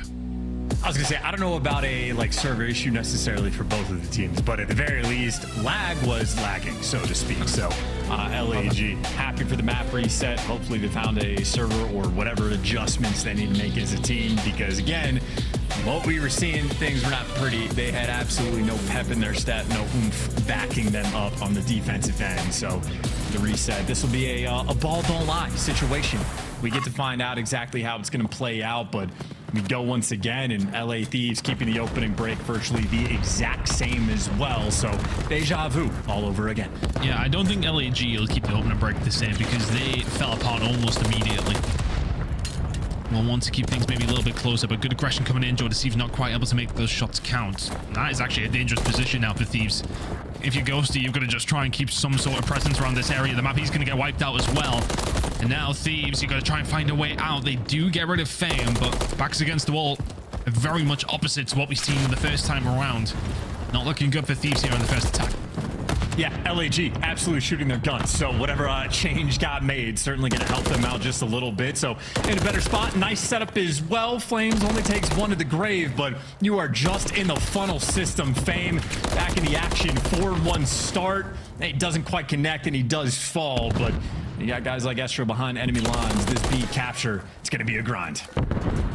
Estro just going to try and stay alive as long as he possibly can, which was not very long in the end. But big push now starting to come on through. LAG have denied the inevitable that would have come through. It's looking like B is going to get locked down now. So LAG going to have to back on up, set themselves up in an aggressive position. This is where you want to be over towards A, right? You got Flames pushed up over towards the car side of things. It's just very, very difficult to break this down now if you're Thieves. It's the luxury that LAG just didn't have in the first time around. This time, getting some presence where they need it and finding gunfights as well. Good defensive hold so far. And well, you see LAG, 2 players going to hunt down Ghosty, and it only took 1 to be successful. Estriel leads that guy out of your base, and Krem, he's been in this gunfight effectively for a good chunk of time. Flames has been keeping the pace nice and slow, and Flames does fall, so A Street's going to be open. And when I say open, I mean more or less wide open. Krem might have a bit of a cakewalk just to make it to the zone, so the clock going to be stopped. Unfortunately, does not have a trophy, and well, that nade going to be there to shut him down. So small window of opportunity, but Flames does his job, but so does Ghosty. Beams in the moment, but as the Gorillas have to snap back into position, things could have spiraled just a little bit. But again, shout out to Flames. Might only have 3 kills so far, but an impactful one nonetheless. It's a big gunfight that went down in the mid-alley there. Both 2 teams needing to find it for a little bit of presence, and it goes LAG's way. It's those couple of gunfights that I know we can talk about attack being very, very difficult on Invasion, but you think about these small little gunfights that happen in these areas of the map, getting some presence, which Thieves now have. They can start to turn the screw from here. Diamond trying to stay alive over towards the backside inside of the gas station. He will fall, as will Estriel. And everyone starting to follow suit. Push now starting to come on through here from LA Thieves. 13 seconds to go.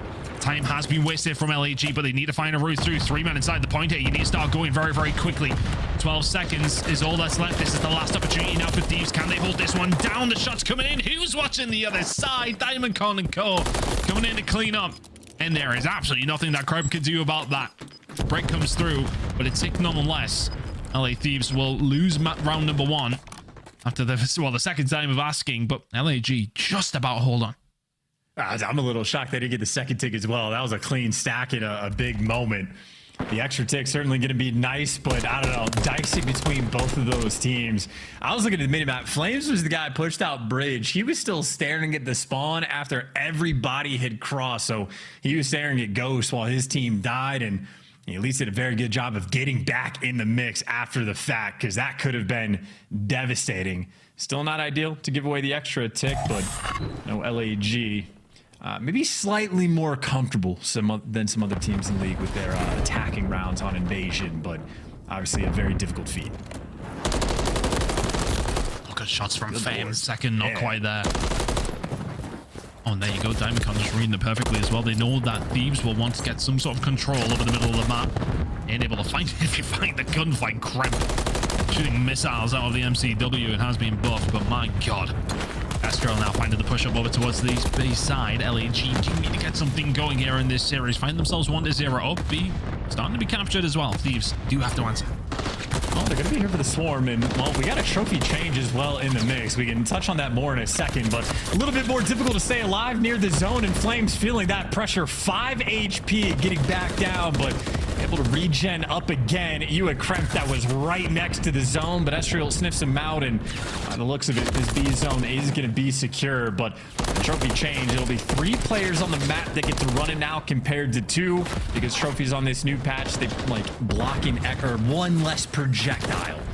So teams as a whole are capable of blocking 6, but it does take the extra trophy to make it happen. So it's a bit of a scattered mixiness with the trophies now. I butchered that. It's been better, Tom. I can't say anything, mate. Don't you worry. Go deceives Cramp. Find a couple of kills, important kills at that as well. If you can clear out this side of the map, it just makes things so much easier. The Diamond Con will be the thorn in their side for a little while longer.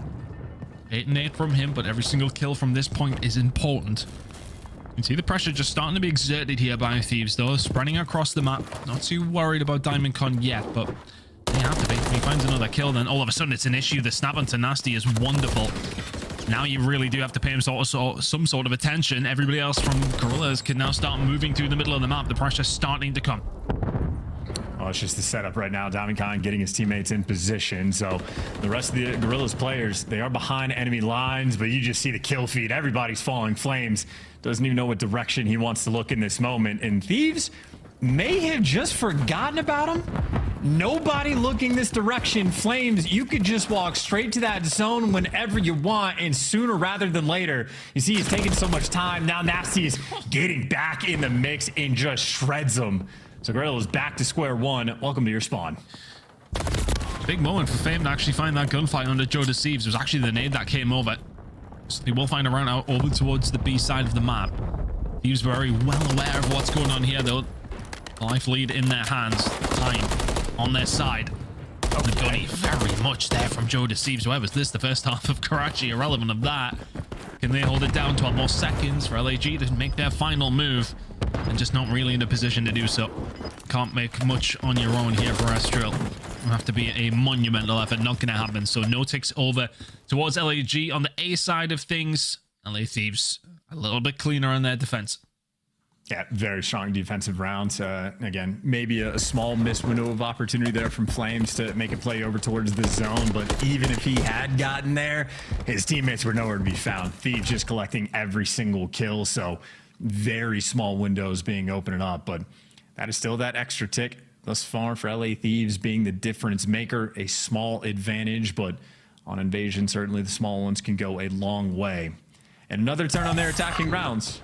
I think Nasty, you just want to see him shooting a little bit hotter. Make no mistake, he is not 2-6. The scoreboard is broken, but I know he's been struggling a touch more since the reset. They haven't struggled to find a run through to be pretty much immediately. Next couple of gunfights are important, though. Just can find one. And that may, oh, I mean, my word, that is just not good news for LAG now. And this is quite similar to what we've seen before the reset.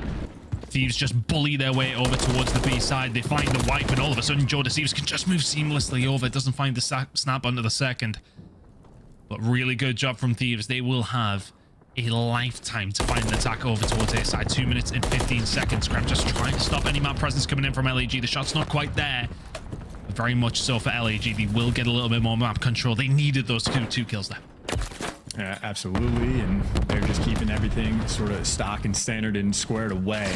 They know they had the intel that Fame was the guy over sort of by Nerd Spot A Street. They're going to overwhelm him. Joe Deceives takes him down. Nasty might fall sort of on the pinch, but A Street not completely wide open, but you're able to get some progress. Joe Deceives, one gunfight to win. You get to the point. There he is, traded out one shot, and all the emphasis Gorillas had on one side of the map, well, the zone is over here. Gotta make you move. They find a couple of kills, which will very much help. Joe Deceives all on his own, though. Can he get it done? Not quite. Ezreal will find a route in, and he will find the gunfight. 21 lives on both sides of things. Ghosty, though, and game through the walls. It's the X-ray of vision coming in from Ghosty, and all of a sudden, Flames is left all on his own. That nade is not solid. The child comes in. Yes, it is. Into the point they go. Hey, Crep getting the kills, just being nuisance. Players look at different directions. Nice trade on the guy. The one shot, that's 4 dead. No hesitation this time out of Kremp. He goes straight towards that A zone, but Flames off spawn, able to cut him down. Another close attempt, and, well, another moment of no progress. That is comedy, though. That Flames from nade, he botched it, and it blows up the car and ends up giving him a kill anyway. So, a mistake that ends up panning out.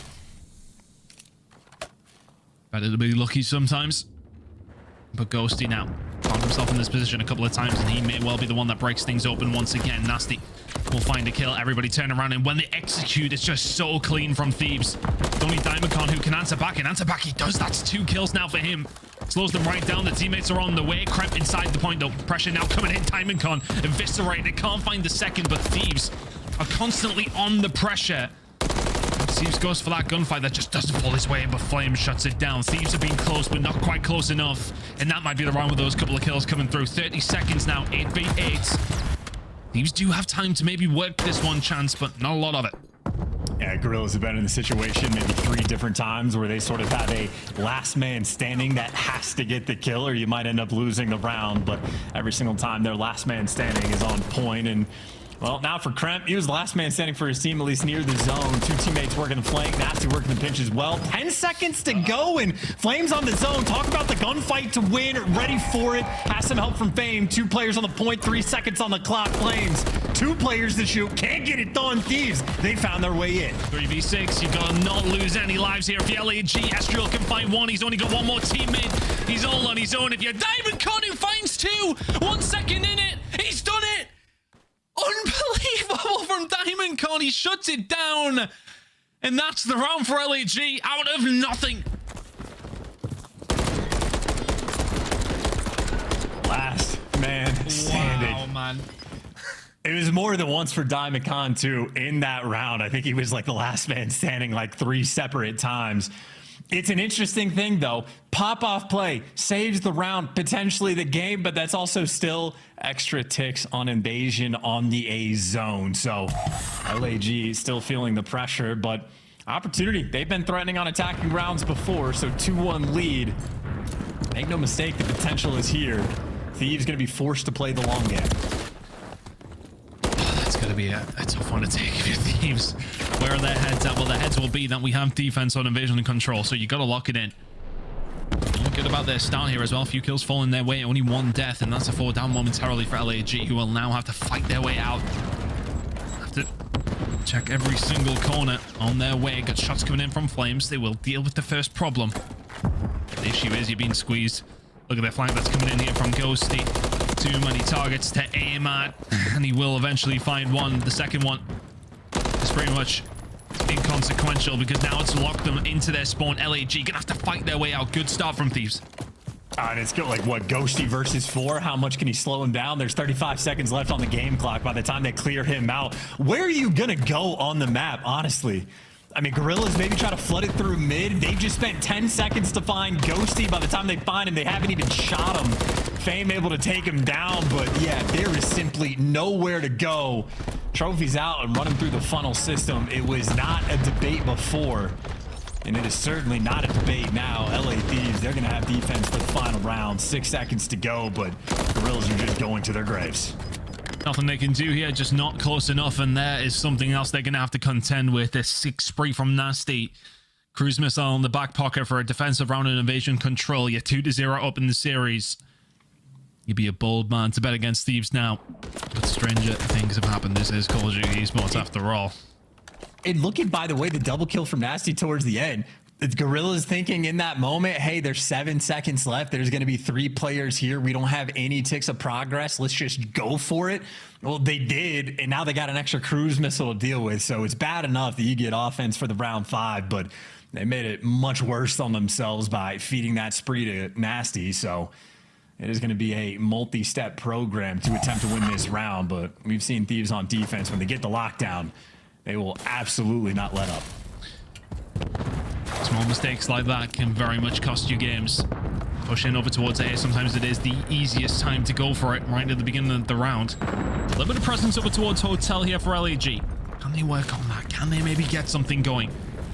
Pressure over towards B, now starting to come on through. Nasty here, ready and waiting. Make it a 7 spree. DVD is going to be an issue that they're going to have to deal with at some stage, but good start to the round here for Thieves. But LAG still in a better spot than they ever really were in the previous round. On the chase as well. Number 1 lined up for him, and okay, nothing cooking for the moment. I mean, we've had Ghosty more or less posted up by the A zone. You see Thieves, they're just going to be playing the safe game. Everybody off spawn, flooding in through the left. They're not playing with fire for the moment. Nasty on the chase, actually. I was going to say good trigger discipline, but they just lost it. Now the A zone pressure that they had might be going away. B zone's going to be secured, and 2 players are stacking this zone. All that good work you've done, is it about to be entirely under? Not quite. Break does come on through. Nasty will find Joe Deceives, but has just let that pressure start to soak up a little bit now. Fame behind you. Something you got to deal with. Players up top trying to deal with the other players from LAG who are starting to filter through. Fame will eventually be dealt with, but it's allowed LAG a little bit of presence. Nasty will find another. Still does have that cruise missile. It's an insurance policy to say the least.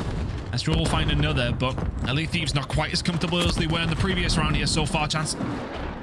And you say insurance policy, but that zone is still not the easiest to cover missile in towards. So I think really you want to get a couple clean 3 or 4 down and then use it, or maybe use it just to slow the pace down. So there's the investment. All it does is makes 2 players hide inside of ice cream for an extra maybe 4 or 5 seconds. So this is beautiful for LAG as far as things go. 1 second progress on A, cruise missile gone. You're just playing a normal round. You got a minute to work with. A minute to work with and a 5 life advantage, making 6. Things starting to fall apart from what has been such a convincing game from LA Thieves on the defensive side of things. And they've started to crumble. They know exactly where Kremp is. They find him, and the route through is well and truly open. Nasty's nades have to be good. The gunshots have to be fantastic. The retake has to be there. You find your way on the cross.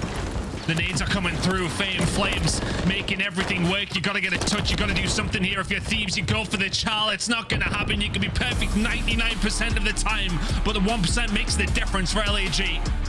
Fantastic work to get the attacking round. They never relented. They got some pressure early doors. Did not take their foot off their necks. LAG, we may well have a series. Yeah, dude, the round 5 offense on Invasion. I think the normal rate for offensive wins on this map, it's somewhere around 20%. It's incredibly difficult. For round 5s, I swear you almost have an advantage. I don't know how it happens like this, but it is time and time again. LAG with virtually no success at any point on any offensive round go into it, have to deal with the cruise missile as well, and they do it with virtual ease. That is ungodly. It does not make sense, but they're able to execute. They just constantly had so much pressure up towards Cafe, up towards DVDs, and able to just find those moments. So another insanity of an Invasion control. Nice 14-minute long game. Be able to get that final offensive win. And I mean, credit across the board. Every single player, double digits on the offensive kills per round there on the side of LAG. So contribution from all 4 players. Slang on point. It's exactly what you need. Fantastic work from LAG. Sometimes does not matter how you fare in the other 2 attacking rounds. It is very much the 5th one that does count.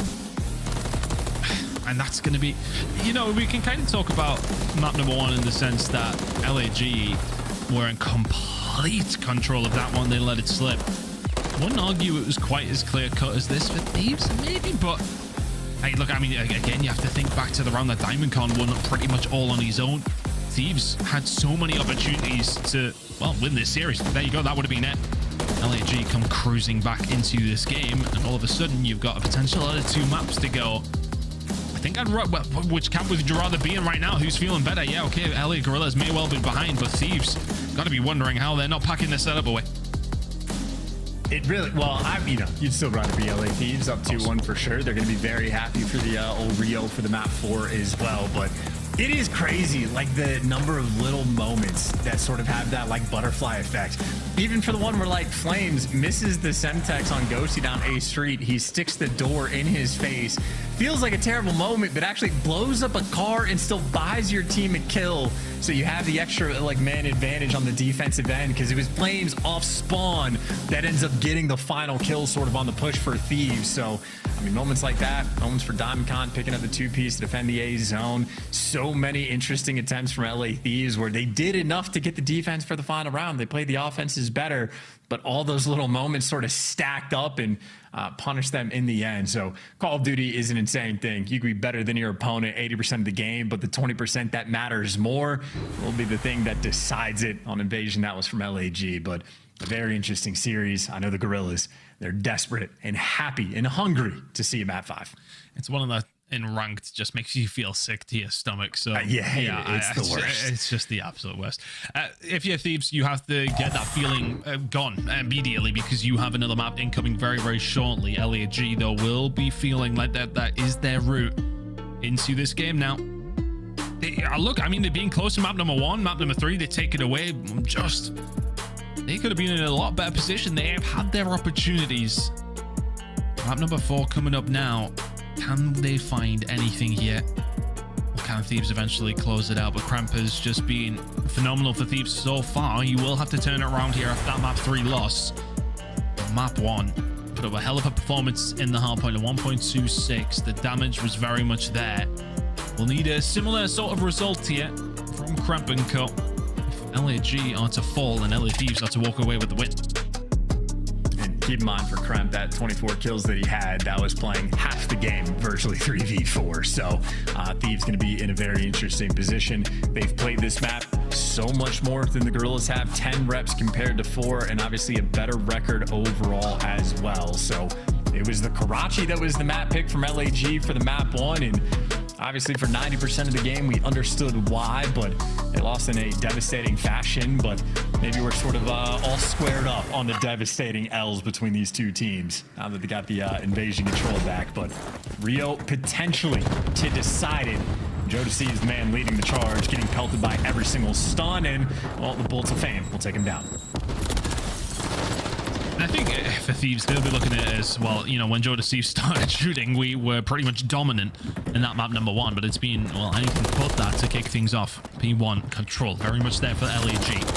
Get some good time in, 15 seconds already on the board, 30 seconds more up for offer. Thieves yet to really stamp their authority on this game. It may well be early, but it's not the kind of start that you want. Not at all. I mean, they got literally a 4-man wipe off the opening break, but LAG, I mean, still solid stuff off the opening break and a nice little lead, but after getting a 4-man wipe, you wish he had a little bit more of an impact. Things really start off with Nasty takes down Diamond Khan to avoid sort of the spawn kills, and well, there's Kremp snapping. Starts off 0-2 and still somehow on P1 able to secure a cruise missile, so able to set pace. Kremp 6 kills, his 3 teammates combined have 3. And what a wild way to go. By the way, you got Estriel behind enemy lines, maybe able to hit the pinch on top. Can he find it? He's going to be able to find one. Flames finds another on the front side. He has the potential pinch coming through here from LAG. Kremp all alone. You wouldn't put it past him, but Estriel, fantastic flank coming in from him. 5 spree at this moment in time. Can he make it to 6 to get a hold of that cruise missile that would help them out? There it is. Cruise missile either side of things, and that's a 4 dead. LAG in complete control now of P2.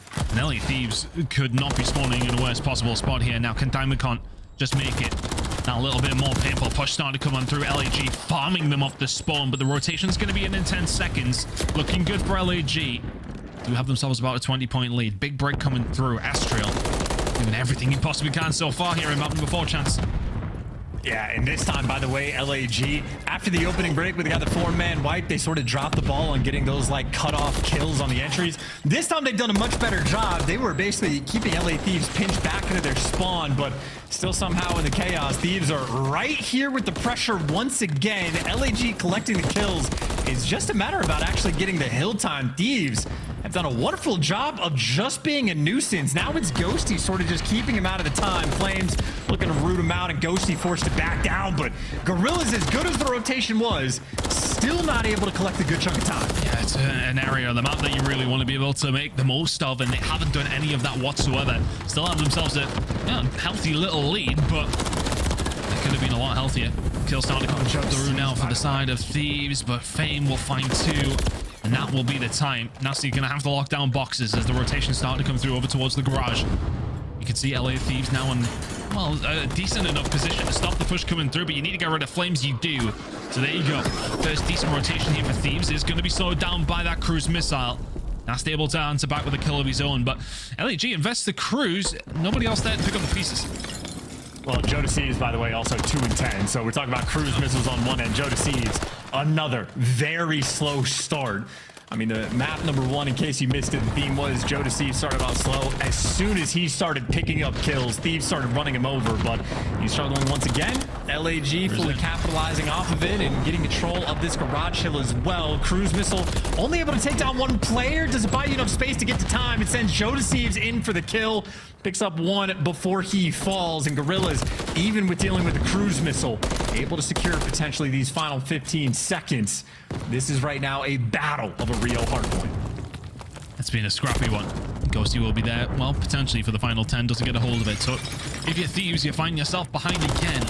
Joe deceives. I mean, I just don't understand how it can continue to happen. 3 and 13 to kick off Rio. Ghosty now trying to lock something down over towards this hill. For Thieves, it feels like they've been chasing their tails a little bit throughout this entire game. LAG seem to just be that little bit more proactive. The guns seem to be running hot. And maybe that momentum from map number 3 is really starting to flow on through. Nasty doing what he can. Joe Deceives starting to pick it up maybe just a little bit. Time on the board here for LAG once again seems to be the reoccurring theme at the moment, Chance. These, by the way, the trophy systems are just putting in overtime. Like, this game to me right now just looks like hell. These guys playing at lightning speed. Ghosty's giving me some beat downs, but everybody just getting peppered up like crazy by the attacks and the nades. Just the constantly ringing out towards the time. But now Kremp, maybe he gets to ring out 17 kills already. Man is certainly farming, enjoying the pace being set. A 30-point gap between these two squads, but it is chaos as Flames looking for kill number 6. Thieves do close the gap somewhat. The 6th kill may well not be on its way just yet. It could be coming this way, though, because Joe Deceives is the next gunfight. Your teammate takes it. But again, this one from LAG over towards P1. They had a fantastic start to it on the first rotation of hills. They've done so again. He'll start to fly on through. The Flames can't quite secure the 6. Just looking to find anything he possibly can. Does eventually get hold of it. LA Thieves will find the push through. 35 seconds to play for here at P1. Joe Deceives is now 7-17. A hell of a gunfight to win against Estro.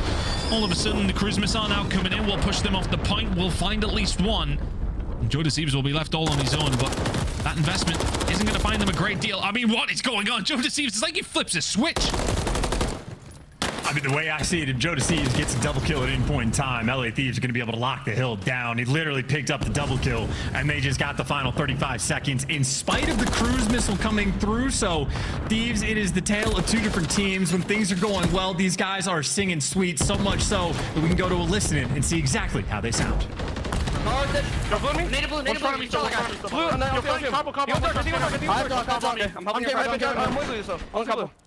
Yes, we have to sort of.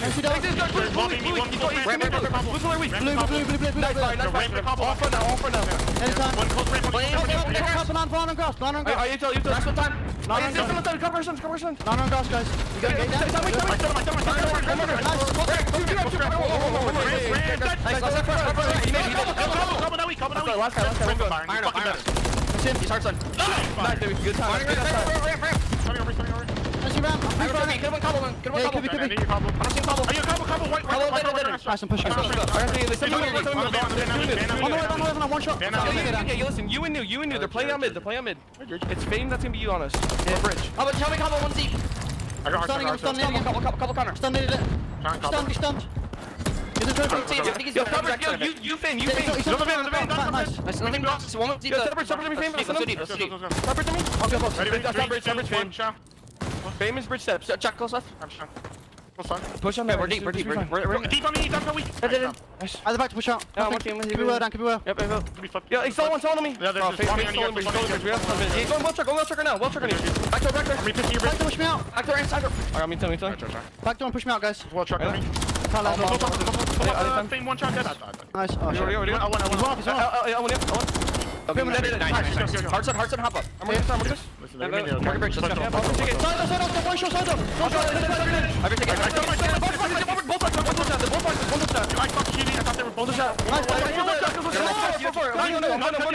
I'm going too fast.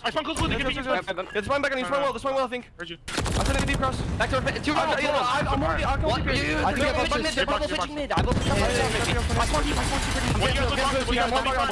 think Got it. No. They're boxing me. Two pitching. Box is dead. Two pitching. Okay. One shot. Two pitching. One shot. One more garage me.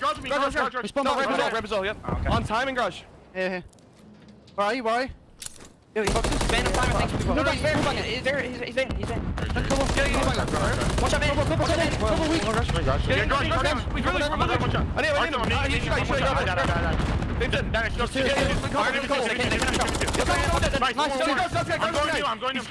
He's coming back down. Tony, close round down. Well, LAG regain the lead. Not for a Dan Ghosty 3-piece. Things could have been looking even worse for Thieves. So, well, things have turned around here now. 10 seconds to go. They're not going to get much of it, but they do have a rotation in tow as well.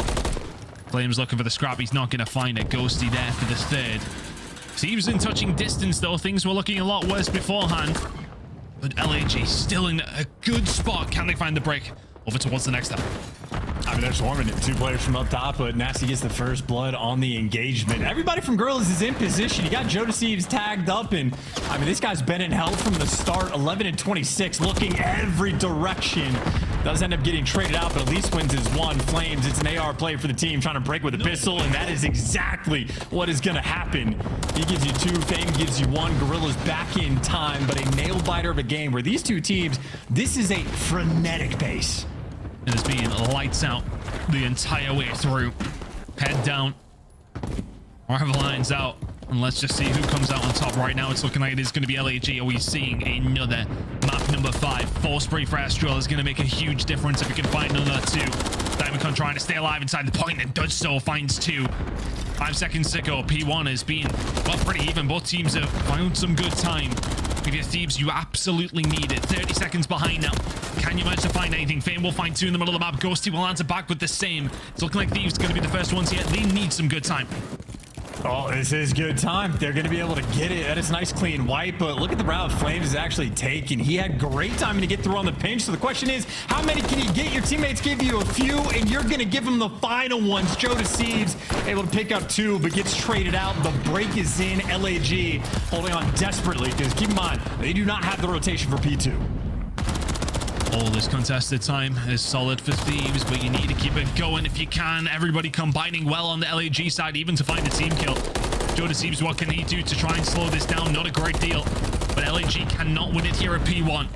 The Thieves will do very well to win it over towards P2. You can do what's trying to stop some of this 10 seconds going over, but that means LAG can start to concentrate on the rotation as well. They send 2, they both die. Thieves need the spawn, Thieves need to hold it down. Gorillas gonna be 7 seconds away by the time P2 pops. And they're in position too. I mean, you got Flames being a nuisance. He's putting pressure on the front. Everybody else from Gorillas, they're going to be trying to work the pinch. So it's all about the timing. And well, there's the timing from Fame. He gets chopped down. 2 men fall in the feed though, and Ghosty gives you a little bit extra. LA Thieves, 4 men wipe. They hold on. The game continues. They can still win it here over towards P2. This Fame slipped the net though. The flank may potentially be coming in. They haven't seen it come through the middle of the map, but it's coming through the front door here as well. 4 dead already. LA Gorillas run it through. And with 6 seconds to go, that will be the game. Another map 5 incoming. The reverse sweep firmly on the cards as LAG send us to map number 5. LAG in game 5s. Name a better duo. The chemistry between Estral and Diamondcon on the water bottle front on point. Now Thieves feeling the heat, the number of small, the tiniest, the marginal moments on invasion control. Could have won the map. They outplayed Gorillas 80% of it, but they lost it in the end. Could not ice up in the round 5 defense. And well, again, at the tale of 2 different emotional states, these guys were bouncing and giddy with glee after the first 2 maps, but here they are feeling the pressure once again in a game 5 situation. For Gorillas, it is their home, and for Thieves, honestly, it might become their home as well. They've not been afraid of the game 5s either throughout stage 3. They did see it a ton. But either way, solid performance there from the Gorillas. They clutch up in the hard point. The flanks from Fame on point as well, but that is even production across the board for the Gorillas in the slaying category. That is certainly what the Gorillas are happy to see. Been a hell of a game. Both these 2 teams arguably could be in very, very different positions. You think of that map number 1, hell of a game. It's just so difficult to watch though. If you are a Thieves fan, you are in such a good spot to close it out in the control, and that's how things broke down the game flow. It was an LAG comfortable victory in the end, which will send us towards invasion. I have no idea which way this one goes now. I haven't the foggiest chance.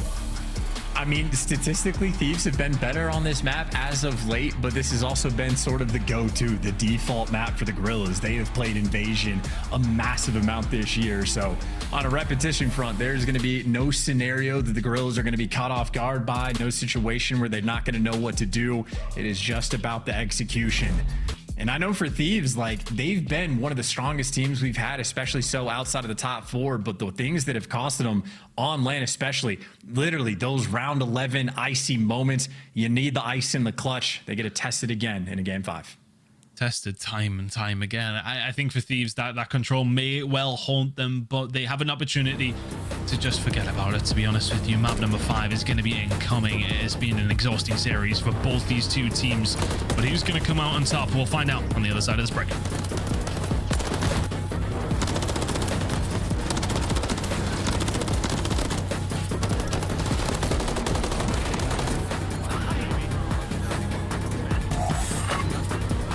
The Champs Tracer Pack is available now. The bundle includes the Reaper Operator Skin, Ripper Weapon Blueprint, Death Stare Weapon Blueprint, Cuts Deep Charm, 2 calling cards, 2 emblems, and 2 weapon stickers. Use these items to both Call of Duty Modern Warfare 3 and Call of Duty Warzone. Available in store now using Call of Duty points.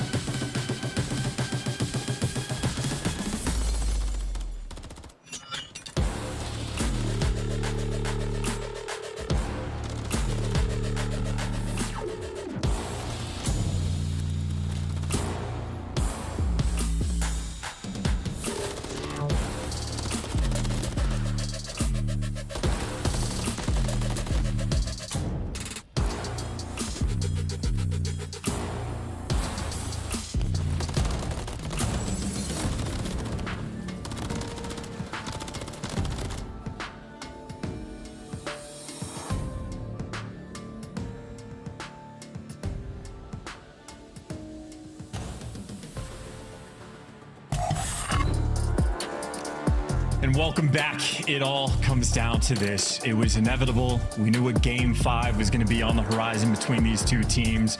From LA Thieves, they have been in an absurd number of Game 5s, especially throughout Stage 3. Or at least in the online portion, they had a great deal of vice, but obviously Guerrillas not too shy of it either. 4-2 record overall. That is the 4th best record for map 5s we have in the league. Our Thieves, they have been the Titans.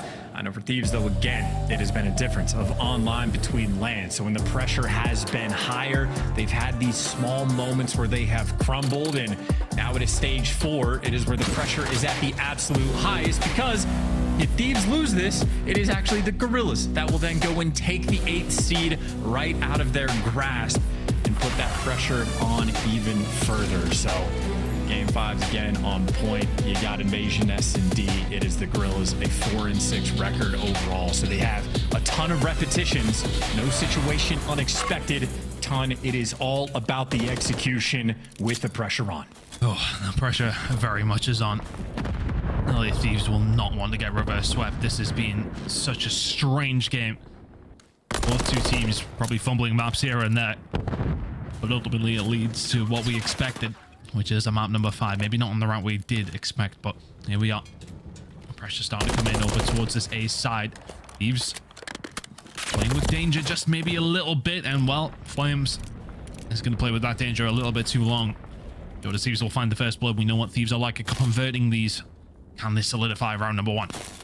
I mean, if you're paying attention, round number 1, Thieves are not defending the B site at all. They have one player, Nasty, just watching the cross, but despite that, Gorillas, they have not figured it out. They have not had the information, not stun checking anything. They know the Nasty's towards mid, but a big missed opportunity, and now with the man down, they're starting to make moves, but they have not sussed out the situation, and Nasty able to spot 2 players on the cross. Here's the nades. How well coordinated? Well, a great decision to not go for the plant right away, or you would have fallen. Still, though, 4v3. Small players from your bomb carrier. Now getting it down. Diamond Con can find a kill. Cramp and just will slow things down. Goes for the Chal.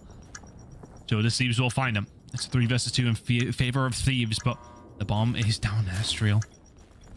He's just making the play. It's worked out so well. Just about finds the gunfire, and a Nasty will now dip out.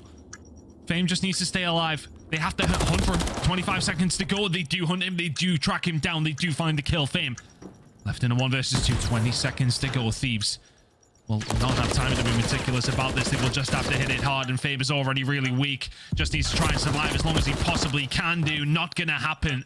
LA Thieves will just about find that round number 1. That's a huge round, too. I mean, that's an exhausting one as well, because you had in a 3v4 situation. The Gorillas players making plays. Estriel, perfect timing on the flank. Honest to God, if Nasty doesn't have that heads-up awareness just to get him one shot, things could have been impressive, and Ghosty living up to his name, maybe able to sneak and surprise his way up towards Fame on the bulldozer, but not able to back him down in the end. But, I mean, the Magician right now, in the chair, out of the chair. I don't know where he's going, but I know collectively we'll be going to a round 2. Just about getting it done. I think, you know, that flank from Estriel had so much potential for Gorillas, but important that they shut that one down. As mentioned, 3 kills coming in from Joe Deceives in that first round. So he's had such an odd game. It's been an interesting watch. Push now coming in, looking like over towards the B side now for Thieves. Trophy systems very much available. Side of LAG saw a little bit more presence over towards this side. Fame offering presence inside of Hotel will back on down after a couple of shots are exchanged. Now the team really in a prime position here. Thieves looking for something over towards A now. Yet to find anything here. Chance apart from a couple of bullets. Fame will find the shots. Will just about get out. Oh, my word. And he's just backing him down too. Yeah, got the trophy out. Nades out and about. LA Thieves, man down. Have to string something together. And 30 seconds left. I mean, your hand's going to be forced. Got to make a play. You got number 8, Joe Deceives. He's made it out towards the tank, but they still have not found Fame. Finds a second. That's huge. A third. Oh, my word. Fame. 3 in the round. LAG. Answer back immediately. Sensational work from Fame, the first to slow them down, gets out, trophy system saves and finds 2 more, solidifies the round. Wonderful play. LAG now tie things up around a piece through 2. And just a big moment by Fame, I think, for the first blood as well. He had 2 players sliding in, but instead of just getting out of dodge, he just commits to the gunfight, and obviously nice shots after the fact as well. Hit fire on point for Joe Deceives, but that first kill, a massive one. So each team able to get a first blood on the defensive end and secure on their holds defensively. You got LA Thieves, by the way, again, triple stacking the A zone in overwhelming Fame. Good team shots coming through. And another first blood this early in the round could be devastating for LAG to deal with. Estriel trying to make plays, but just gets caught. Easy reads there from Kremp. They got a stranglehold on the map. Straight out of the Shane McCarroll playbook, that one. aggression coming through, finding that first blood, just make your lives easier. And now we'll just play their lives. Kremp will find another. It is an exquisite round from Thieves. Unless Flames can, well, find a 1 versus 4, but from this position, yeah, looking a little tough. Yeah, no, there's literally nothing you can do. I'd be just impossible gunfights no matter what direction you go. So Flames can either end the round by full setting it into death, or we can take our time and hang out for the next 30 seconds because LA Thieves, they are playing just mistake-free. No overcommitments. Everybody just on a head glitch playing around the bomb, and nasty will be the stamp on the round. Flames simply know where to go. But that is 2 different times for LA Thieves on the defensive end where they've just triple stacked towards the A zone. Overwhelming pressure. And again, for Fame, I think just completely caught off guard.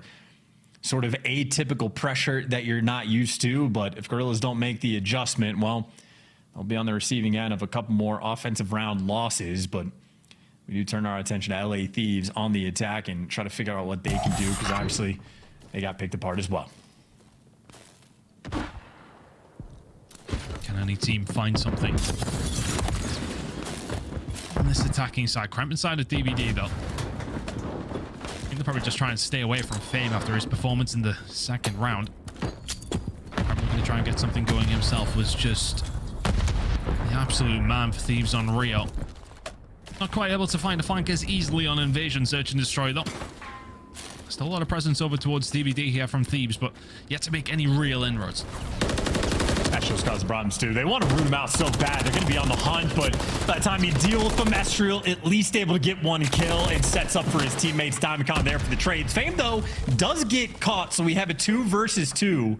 So maybe a small missed moment, and LA Thieves not wasting time. Don't want to deal with the bulldozer. They're wrapping this straight over towards A, but Flames and Diamondcon may be able to set up a bit of a pincer in this moment. If that bomb gets planted, Gorillas should be quick to be able to set up a crossfire. It's looking like that will be the option here for Thieves. A bomb going down, Joe deceives. We'll put them in a position where they now have to defend. Oh, is the timing going to work out though? Here for Flames, not quite. Doesn't get there in time. And now is Ghosty going to be ready for him? Come back around, he doesn't see him. The shot's coming in from Flames. Ghosty should be dead to rights and is. Joe deceives now left in a 1 versus 2. Alive inside of Hotel. Work still to be done here for LAG. Next kill. Absolutely humongous. Joe deceives, sees 1, sees the second. Finds the gunfight, gets away with his life as well. The 3 spree continues, but Flames might just jump this. He might have it. He might have it. Joe deceives. He needs to check it. Did he get it? He did not. Joe deceives. Cuts up in the 1v2. All bound down to Joe deceives. He's got himself right now a case of the Envoys. Walking 0.5 in Hardpoint, but he goes to S&D, and this man has been popping off. 7-1 on a 4 spree, 1v2 clutch in a very awkward round as well. Ghosty getting caught just in La La Land, I think trying to repinch Diamondcon over the B site, so that deal was sound, but Flames just able to catch him, but Jodeci is able to deliver, and that is round on the attack on Invasion, where they get blooded, and they're still able to convert it to a win, so very solid stuff and a sizable advantage now in this map 5. Joe deceives on the 4 spree. Keep an eye if he finds a couple more. Gorillas will be aware as well. I'm just playing his life over towards his broken side, just trying to slow things down.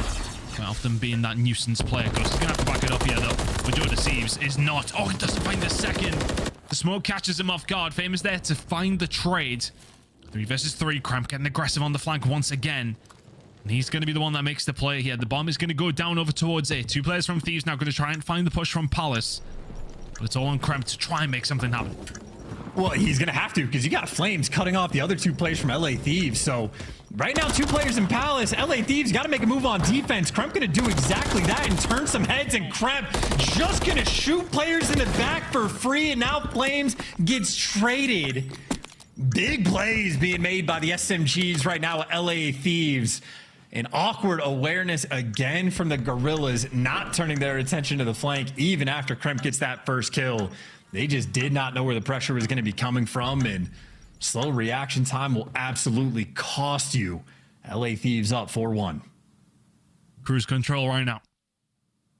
That has been the story of Invasion so far in this series for LA Thieves. But Kremp is just being a thorn in the side of LEG the entire game, especially in the Search and Destroys. And that time around, he finds a couple to solidify. Joe Deceives with a clutch in the previous. It's feeling like a Thieves win. Map 5 Reapers at this moment in time. Can LEG turn this one around? There's been a couple of close rounds, and they've swung in one direction. Can LEG clutch up and try and force this to be just a little bit closer? Thieves currently in the driving seat on the attacking side. B-push looking more likely than ever, but still posturing. A minute to go in this round. And an interesting setup on defense too. It's like Estrel or SMG players playing back towards like the actual bomb or by square, and DiamondCon being a bit more aggressive with the MCW. So I think they're planning maybe for sort of a delayed retake over towards B if they need to. And at the moment for Thieves, I mean, they got more bodies over towards the A zone, but the bomb is still B street. So Kremp wants to get active, see if he can find a first blood, but I think the late call might be towards this B site, and Kremp, so many corners to check. Such a tough one. Fame's played this position very, very well. The stun's out on both sides of the thing, but he's got the backup. DiamondCon heads in through the door, doesn't find it. Fame can find one and backs them down. 30 seconds to go. 3 versus 2 in favor of LEG. Do they know Joe Deceives on the tank, though? This could be a moment. If he can find a kill, it opens things open. Opens things open, opens things wide. Joe Deceives will find one onto Fame. 2 versus 2. Flames just needs to stay alive here. 15 seconds to go. Have you got time for Thieves to get over? Even if you do, Estrel, here and waiting. 7, 6, 5. You gotta go for the plant. 5 seconds in. Nasty gives you the coverage. And now Flames in a 1v2 for the clutch. And Gorillas, you need this. These small moments have just not went LAG's way whatsoever. Joe Deceives will just play the fiddle over towards the backside. Flames now very, very weak. They find one. There's potential on the cards, but LA Thieves are going to offer up absolutely nothing. Could be a Thieves collapse if Flames manages to do this. Nasty some shots in, 59 HP. Not a hope or a prayer. Joe Deceives gets that one done. LA Thieves 1 round away. Yeah, and Gorillas have nothing to offer. I mean, that's a breakdown. That is getting the bomb down with less than like an extra second you have. And Joe Deceives, the dolphin dive, the full send it in, and a nice gunfight win by Nasty. But that is 10 kills in 5 rounds. Joe Deceives continues to pop off. If he just treats Hardpoint like it's S&D, this man, he'll just be in takeover mode. But again, Gorillas, not a good look for Fames in 1v2. Could not find any like small opening. Estriel getting slammed as well. This has been a painful invasion. Gorillas fought tooth and nail just to get here and collapse. They got anything at all here, LAG. As mentioned, there's been a couple of close rounds. You think of the Joe Deceives 1v2. You think of those moments where you just get the bomb down if you're Thieves. Or also 2 rounds that conceivably could have went LA Gorillas' way. All of a sudden, you're staring at a 3-3, but it's not the way the cookie crumbles. Sometimes 5-1 to Thieves. Driving seat. Very much theirs. Thieves has played so well in this Search and Destroy, sitting at 10-2. Grenades out through the middle of the map. Joe Deceives will find one, but Nasty will fall. Estrel's there to answer back. Joe just chilling out as long as he can. Big flank gonna start coming on through here. Kremp was on his way, threatened it. 35 seconds to go. LAG, you've got to find something. And Kremp is the thorn. He got 2 players looking his direction. They're so worried about him, but they are able to catch him. And now look at the bomb. 25 seconds left. They're making the call to go towards B, but Joe Deceives hunting him down, has the perfect timing. He could just call game. He's behind you. He's behind you. We'll find one. Manages to survive as well, dipping and diving, but irrelevant. This bomb will go down. Fame has the opportunity. Bomb down. You gotta move now if you're LAG. You've got to be able to find a gunfight, but all of a sudden you're left on your own if you're Estrel. You've gone for the child. You've died. LAG full. And Thieves will find the Search and Destroy. They make hard work of it, but they get it done in 5. The reverse sweep, not gonna happen. Domination in map number 5, and a deserved win for LA Thieves.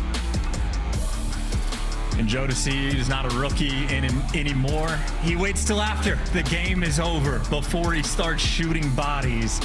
Doesn't jinx his team, but Gorillas again, hell of a fight just to get to the map 5, but Every bit of gas they had in the tank, well, it was on empty going into that final invasion. Joe Thieves popped off 13 kills. He was able to collect and making monster plays. Not only the 1v2 clutch that he had, but in a 2 versus 3, just the timing to read the Gorillas are going to be working towards the B site. Absolutely nails it. Reaction time and Gunny on point. That is 4 first bloods. The only player on Thieves that was getting first bloods. 4 out of the 7 rounds with 13 kills. Man, if he starts shooting back in Hardpoint, that is going to be dangerous. He'd be a very scary man, wouldn't he?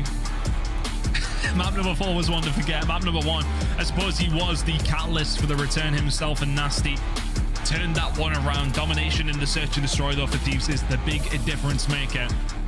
For LAG, a couple of clutch moments found their way to map number 5, but cannot get it done. Maybe sometimes the worst way to lose the series when you threaten to bring it back. Could not quite get there, though. For LA Thieves, though, a really, really important win puts them in a good position. I'm sure the desk enjoyed that one. A grueler of a series, both these two teams, but Thieves come out on top.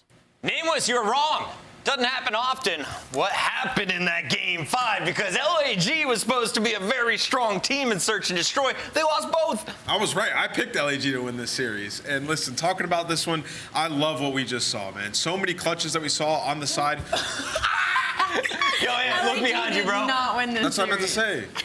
Anyways, regardless, there were so many clutches in that map, and that was extremely impressive. Like the 3v3 where Flames had 2 players pinned inside, like that round can just never happen. He shoots his gun and they notice that he's there, but meanwhile you see LA Thieves, they're sort of pinning the players into red. They find 2 kills in a massive gunfight. That cannot happen. The last round, Joe Thieves gets behind, finds 1, and they don't turn around and try to kill him. They just wait, and they're like, okay, we're gonna have to go and try to get this bomb down. You have to engage there and sort of slow him down before they can close that distance. Just some communication errors on the side of LAG. Okay. Just these things can't happen in a game 5. I completely agree with you. I will say if I take anything away from this series, it is going to be the search and destroys for LA Thieves, just because heading into this, they were 0-4 versus LAG in that game mode, despite being a top 5 S&D team overall in the league. So to see them come back and still be able to get the job done is a testament for LA Thieves and the work they put into that game mode. But also on the flip side, like that invasion, I don't want to see it in these series anymore. LA Thieves, please. Like this could have been a 3-0. I feel like at this point you start gambling it with another game mode, especially versus a team like LAG. That is one of the best attack teams. We literally saw it in round 5 where it's supposed to be a lockup defense and you lose that match. They just have to figure out invasion because they can't play high res. Like at this point, they just have to keep playing it, figure it out, and secure that as their game. Family, as much as I love you, we are 30 minutes behind because this was a marathon series. So I'm jumping ahead to our Monster Winner Spotlight and our play of the game. Let's start with our Scuff play of the game featuring the one and only Joseph Thieves. 4-19 before this play, Allie. And this was the most important play of this entire series because this map 1 was looking to go the way of LAG, but it is Joe.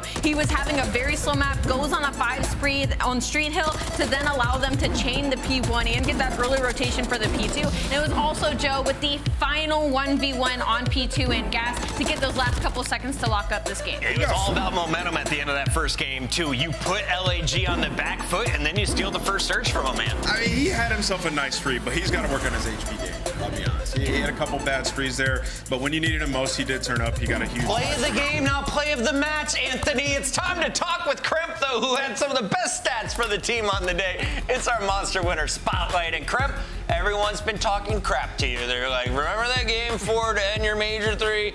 Well, now that's behind you. Talk to me about this matchup. Why did you guys get taken all the way to a game 5 against LAG? It's the same thing as last season or last stage. It's all about the bounce back, honestly. We're getting better at it, but I think the hard point, we just started off really slow, like the first one, but that one we just like, they chained more hills on, so it's just a little harder. And the control, we really choked that one. We didn't even fix our control, but I mean, to be fair, like, at least we're getting map 5s, to be fair, like, it works out. Here we go. Yeah, since we're hot off the Major, I do want to ask, because you're one of the only teams in the bubble that is getting 80% of their points from the online matches. On the flip side, LAN hasn't seemed to be going the same way. Do you have any reasoning for that, or is there anything you guys are focusing in on while you head into our next Major? To be honest, just keep getting better, just keep getting more comfortable. It's my first stage with the same team as the stage prior, like in my whole CDL career. So like, it's consistently getting better. And then when we pull up to the event, like, just don't get shit on again. Now I'm trying, so See how it goes. What did you guys work on in your search and destroy? Because it seemed like you guys played a lot more loose, like playmaking in the clutch moments than 3v3s. Like one player would just take command, get aggressive, and even in your guys' adjustments, like when you're moving from one bum site to the other, there was zero hesitation. What did you guys talk about or fix from the last stage till now? We didn't really talk about it. We just added new things, and I just tried taking more of like a playmaker role, like consistently. And I don't know. I feel it working out a little bit more. But thank God Joe took over that map 5. I mean, we're really good at S&D already. It just mattered of adding new things to our game, keeping it new, and not staying stagnant. Who do you want to play? You've got 6 matches left here, right? We know your next one's against Boston. After that, who do you guys want to take down, getting some practice in before our 4th major? Give us all of them. I mean, I'll get Boston back though. I can keep getting Boston. I'll keep farming them. Keep farming them. All right, buddy. Well, your next chance is tomorrow. We'll see you in the middle of the day for that fight. I appreciate it. Thank you. That is Crimp and the LA Thieves getting the dub. What's up? People forget they could have had Crimp, Boston. Could have had Crimp, Boston. What's up? You had him once. Let him go. Now he might beat you tomorrow. We'll find out. But when we come back, it's Vegas, Toronto. Match 2 of 4. Lock in. It's a Super Saturday.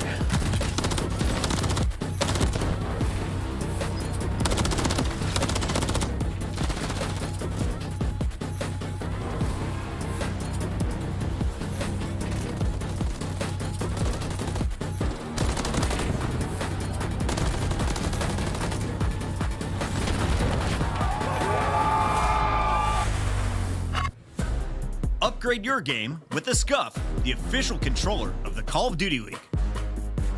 Scuff Gaming is doing an ultimate giveaway where you and a friend can win a chance to go to COD Champs this year. The giveaway includes 2 VIP tickets, travel expenses, and more. To enter, scan the QR code on the page or go to scuff.co/CDL and enter your email. Terms and conditions apply.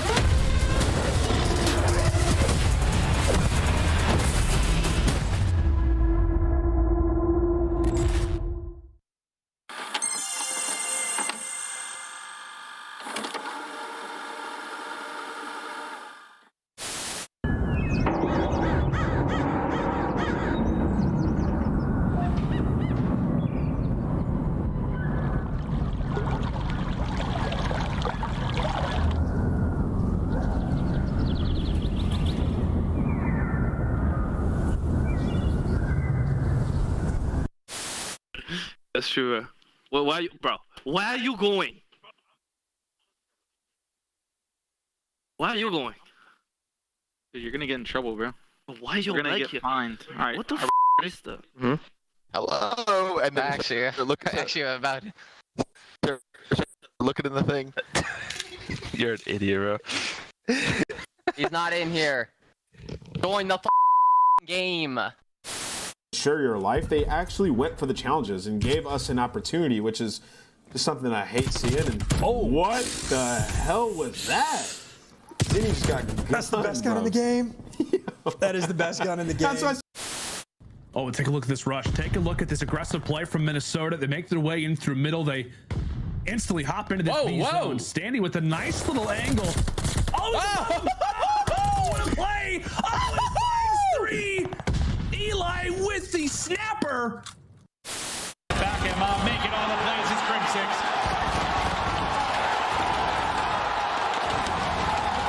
The curse has been broken. The dynasty has been cemented. They are the greatest roster in Call of Duty history. Optic Gaming are officially the Call of Duty World League champions.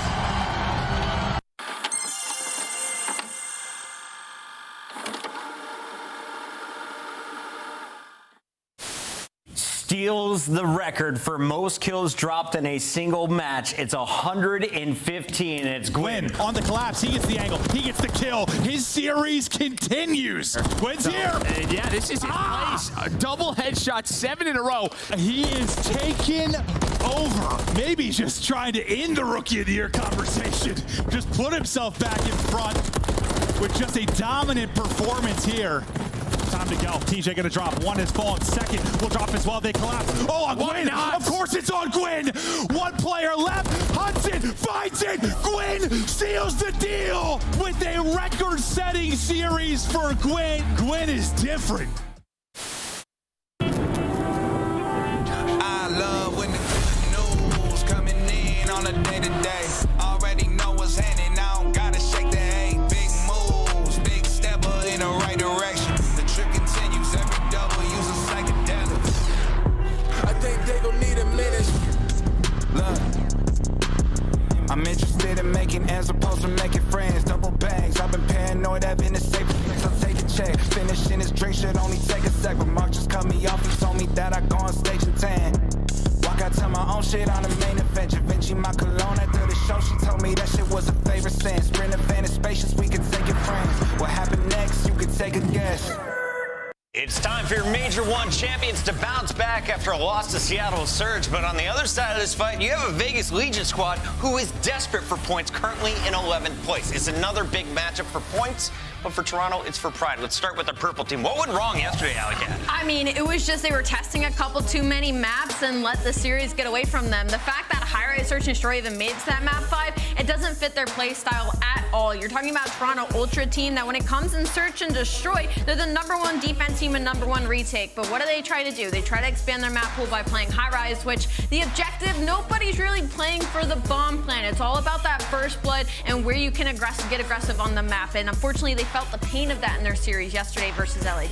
Yeah, you know, and for Toronto, there's some things that they could easily hone in on in Search and Destroy. They're last in the league throughout stage 3 in opening duel win percentage. That has to be better, especially when you got a guy like Kleenex. Throughout the last stage, he was their worst Search and Destroy player. Like, he should be a force to be reckoned with. And, you know, I agree with their approach yesterday, testing maps 3, 4, and 5. They're not doing that too much in this series. I mean, it's really just the control that they're going to be testing. The 2 Search and Destroys they feel pretty comfortable on. And you can see right here, in Hardpoint Alley, they've just been unbelievable. Yeah, in the Monster Energy pregame, they're basically the #1 Hardpoint team on the season. With the #1 hold, they do need to work on their fundamentals a little bit. They're 9th overall when it comes to that rotation, but their map pool really sets them apart from the rest of the league. Their worst game mode is going to be Control. They have a 7-5 record, but in the last 5, they're going to be in 1-4 with an active 3-map losing spree. Mainly, they need to work on their slang in their game mode. Right now, it's really just scrap sitting with a 1.3. Yeah, they've been losing a lot of invasions. I mean, they're sitting at like 50% there, 9 and 8. Karachi, they feel comfortable on. And High-Rise, they've never liked to play it all year long. So this whole stage is them focusing on their High-Rise control. On the other side of this battle, we have Vegas Legion, who, of course, has made a number of roster changes, and we have been critical of the last one. Since Purge has been removed from the team, this squad does not look the same.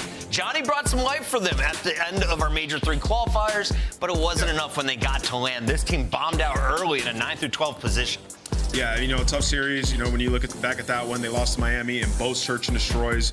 You know, won 4 rounds in the first one, 2 in the second one. And, you know, there's some things that they really need to work on. Like, you're talking about a team, they're 12th in plant win percentage. You know why that's interesting? Why? Because they're #1 at getting the bomb down. Really? So they get it down and then they suck? Yeah, they just don't and then win. they're bad. They crumble. So that has to be better. And our Monster Energy pregame will reflect that. Yeah, in the Monster Energy pregame, I mean, it needs to be an S&D overhaul. 1-5 in the last 6 right now. They're the worst attack team in the lead. 19 and 30 in first bloods. But when they do get it, they convert it 60% of the times. I will iterate, that is not good. Most teams are getting that conversion up to about 80%. Not for the Vegas Legion. And the problem is, it's not only the Search and Destroy, it's their control as well that has been seriously struggling. We got Rio for our first search. We're going to Karachi for the second. And in the middle, we got High-Rise for Control. Nameless, how do you see these maps breaking down? Yeah, I mean, it really just depends on what Toronto we see, right? I think the High-Rise Control, if you're Vegas, you kind of have to win that one. You look at the Search and Destroys, and, you know, you feel a little bit confident if you're able to make it to that game 5. How will they get there, though? It's tough, because Karachi, we know how good Toronto is there. Yesterday, everyone on the planet was wrong. We all picked Toronto. It was Seattle Surge. Today, in our Scuff Pick'ems, I'm going to go ahead and start things off with another purple team. We're going for 110 points with Toronto pulling out the dub. 3-1 today. I'm going to go with Toronto Ultra as well. 3-1 is a good call. Honestly, though, I think I'm going to go with 3-0. 3-0? Yeah.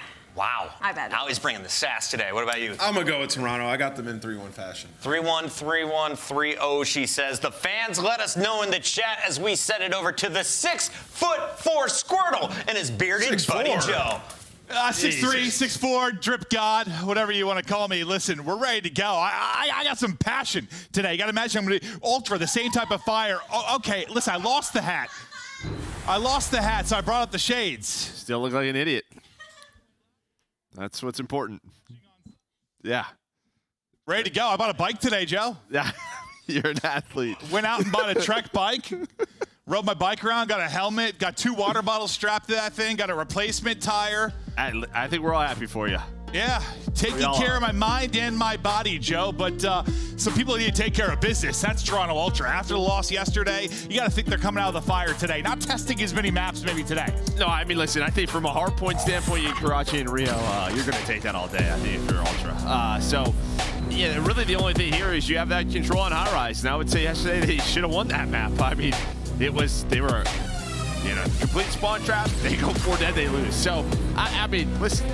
It was 13-2 Karachi Hardpoint. You're going to take that all day. I think that round was 11v6 and a round that was 11v7. Or 11v5 and 11v7. There were 2 rounds at the end. They're in control and things just fall apart. That can't happen. We'll see if maybe you can work on some of that today. Karachi Hardpoint, obviously, it's been very strong for them. 13-2. It has been their bread and butter. They're looking to get things rolling here early.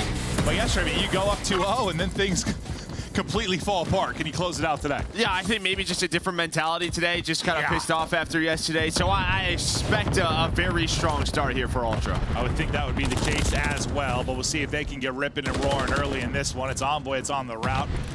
And he's going to try and disrupt things. We'll see if he can get the angle. Tries to get the angle. Unfortunately, the headshots come through there for Nero. On the other side of it, for Vegas Legion, yeah, the importance of this match is massive. These guys are battling for every single point. Since you lost Purge, lost Purge, not the right way to work, since you got rid of Purge, things have not gone great. And if you lose this one and then you watch a Purge masterclass in the next series, that'd be tough, Joe. Yeah, it would be tough. But yeah, I mean, I think after stage 2, 5-2, you're thinking, wow, these guys are really in this position. They went 2-5, their wins. Last stage only versus Boston and LAG. Then they go to the LAN. They get popped out by Heretics in a game 5. So yeah, for them, they're in this scenario.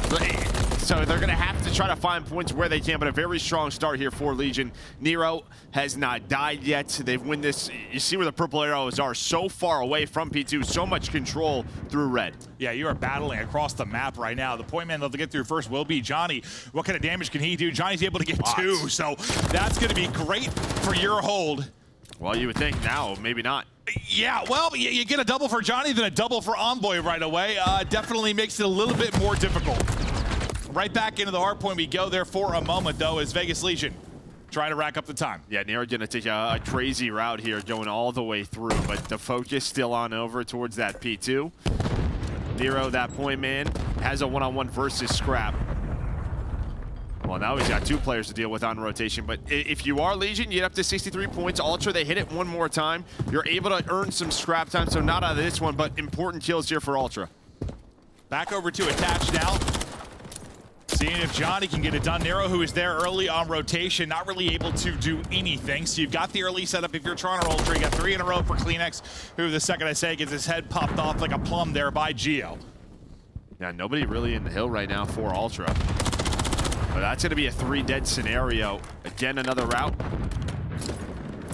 Geo going to try to get this trophy down. Scrap just trying to stay alive, but there is the brace. So if you are Vegas Legion, great job after really controlling P1 and P2, finding this break with about 35 seconds left. Right back though comes Kleenex and Envoy trying to get on the hill. We'll see how much of this time they can actually get, because yeah, the spawn comes in pretty close. You're over towards Junk. You're able to funnel it back through and you find the kills you need to get them out of it. So nice disruption from Vegas Legion, but good answer back for a moment if you are Ultra. It's another big multi-kill there for Envoy. You had a big one over towards P2. Do it again here. Yeah, I mean, great play by Envoy. He's got 15 or so seconds left.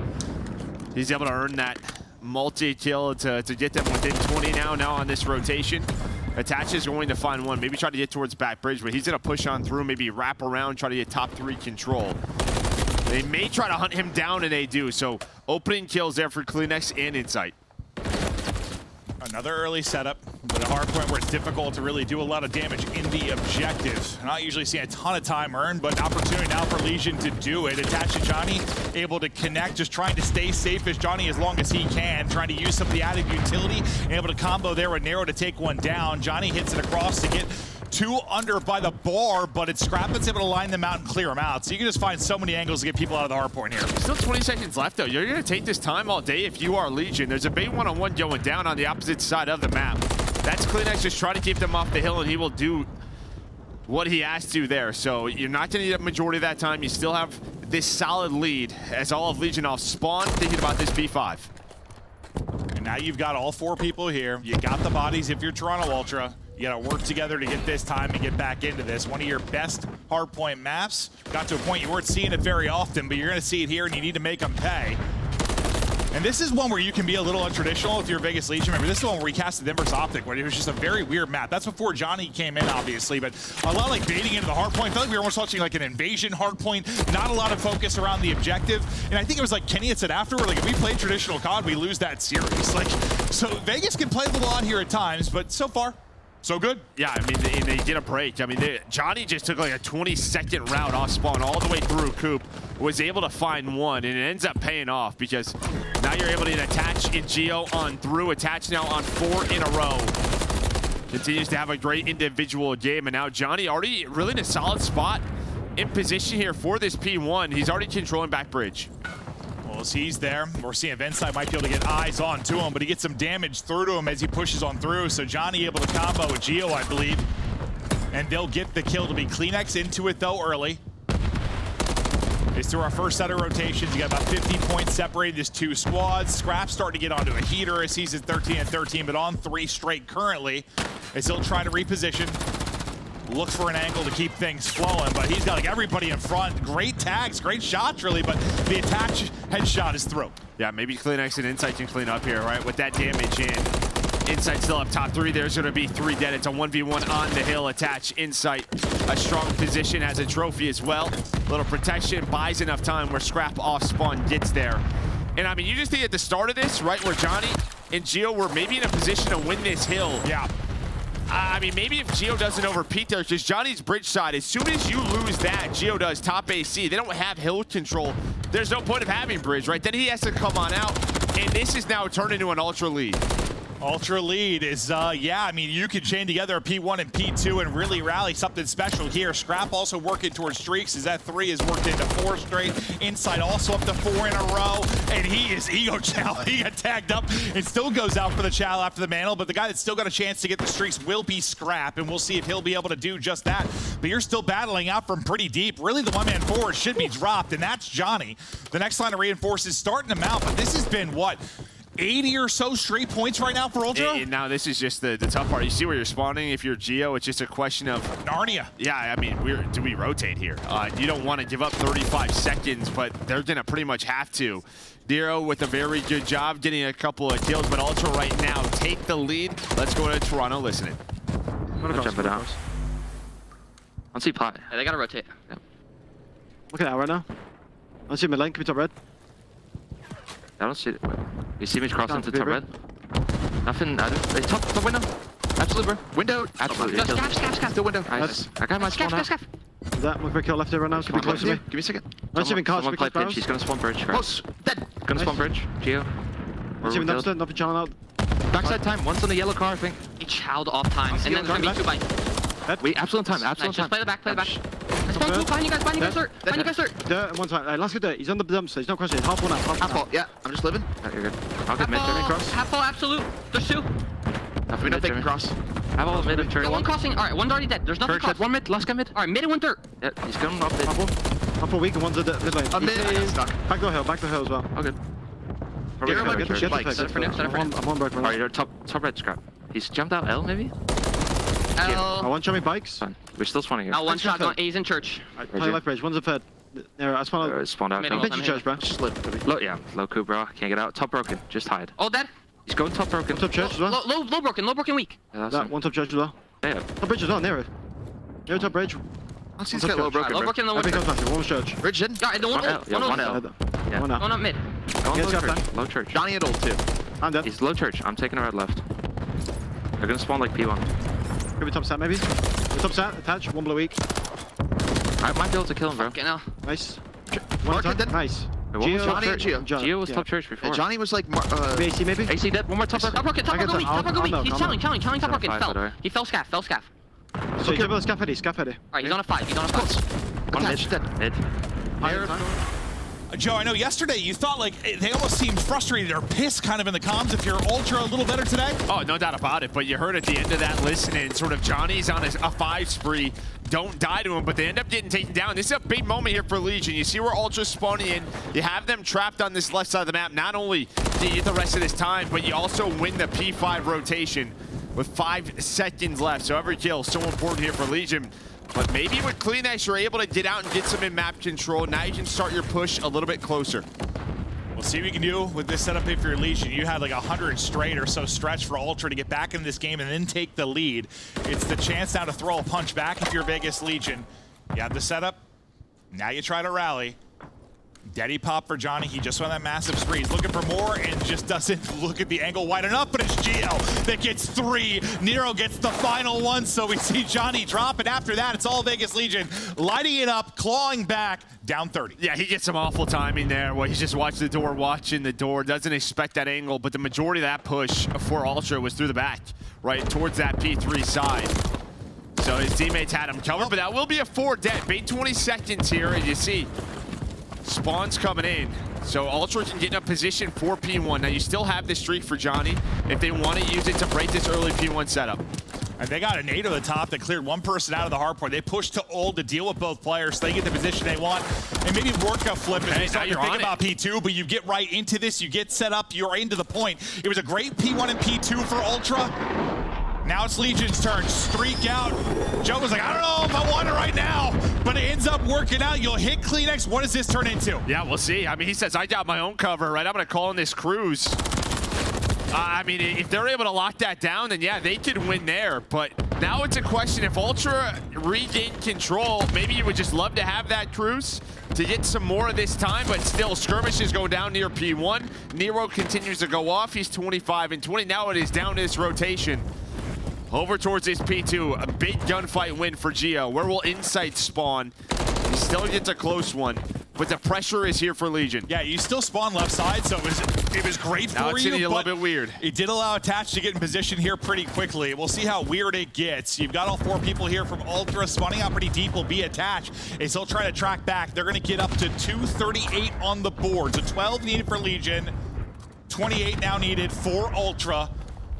Both teams can win it here. Envoy gonna be the point man for the red side push. The other 3 have to deal with everything else. Envoy at least able to get one, but the trade comes through. At the same moment, Scrap will drop one as well. So far, so good. Numbers to Ultra. I mean, they gotta go. Now, I mean, you're spawning for our junk side. 10 seconds left. Ultra, they go with the tight setup. They're able to hold on. They find all of the kills. Scrap still locking down Ticket. And it's a close one, but Ultra win on their Karachi Hardpoint. They're down, what, I can't remember, 30, 40, 50, somewhere in that 30 to 50 range like after the P1. I figured, or sorry, after the first set of rotations. Then that P1 and P2, you just kind of explode if you're Ultra. You get all of that time. We'll see in the game flow, but it's around, I think it's about 100 points straight. Somewhere in that ballpark where they really take over, take the lead, start to run away with it. Then you had chances late if you're a Vegas Legion. You battle back and give yourself an opportunity, just not quite enough in the tank to get the dub. Yeah, I mean, I thought it was very well played by Legion. Some big breaks out of them over towards like the P5 era, able to hold on to the P5.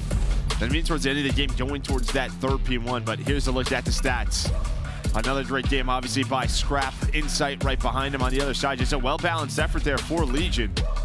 Just not able to close. And I mean, I think for Johnny in that cruise, it's like, probably maybe would like to have that for that P2 break. Like maybe you're not in that situation if you use it then, but yeah, I mean, I guess I kind of get the logic sometimes. You know, when you're that guy kind of belly down inside of the hard point, they're all coming off on the push. Like, you can't take any gunfights sometimes. Like, you're just going to lay there. Like, he just, I have a missile I can use to help out the boys. Yeah, but at the same time, it's a great spot to win some gunfights. But, you know, true. It is what it is. True. I mean, he catches one. I mean, they were close to turning that into a lot of time. And that could be in a very, very different scenario, but doesn't end up being the case.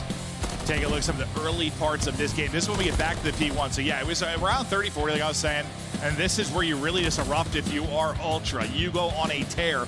Basically a perfect hold in P1, a perfect hold in P2, and the game gets flipped on its head quickly. No, it does. And then this is when Legion starts to bring it back here towards this P3, P4. That's when Johnny goes on that spree. The slaying really stepped up.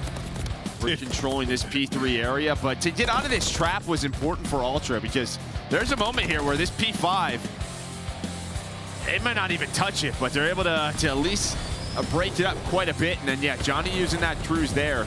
And you can just see just around him, then after, they all just kind of go down, able to retake control, but then Ultra rotate over towards P2. It's a very close setup around the hill, and they win all the gunfights. Dude, I don't know why my favorite part of that whole thing was during the listening. Like, usually, like, I don't know, the comm is like, I'm playing my life. Or like, I'm living. Alive. Albo goes, I'm living. I'm living. Like, yeah, you are. I'm living. This is how it breaks down. Yeah, so they're at what, 118 from 69 to 180, so 110. Yeah, you were right. I said, well, they didn't hear me. Yeah, in the listening, I go, I think that was like 110 straight. And Joe goes, well, we'll see the map flow later. Yeah, so there it is. 110, yeah. They put up a bomb there. Unbelievable stuff.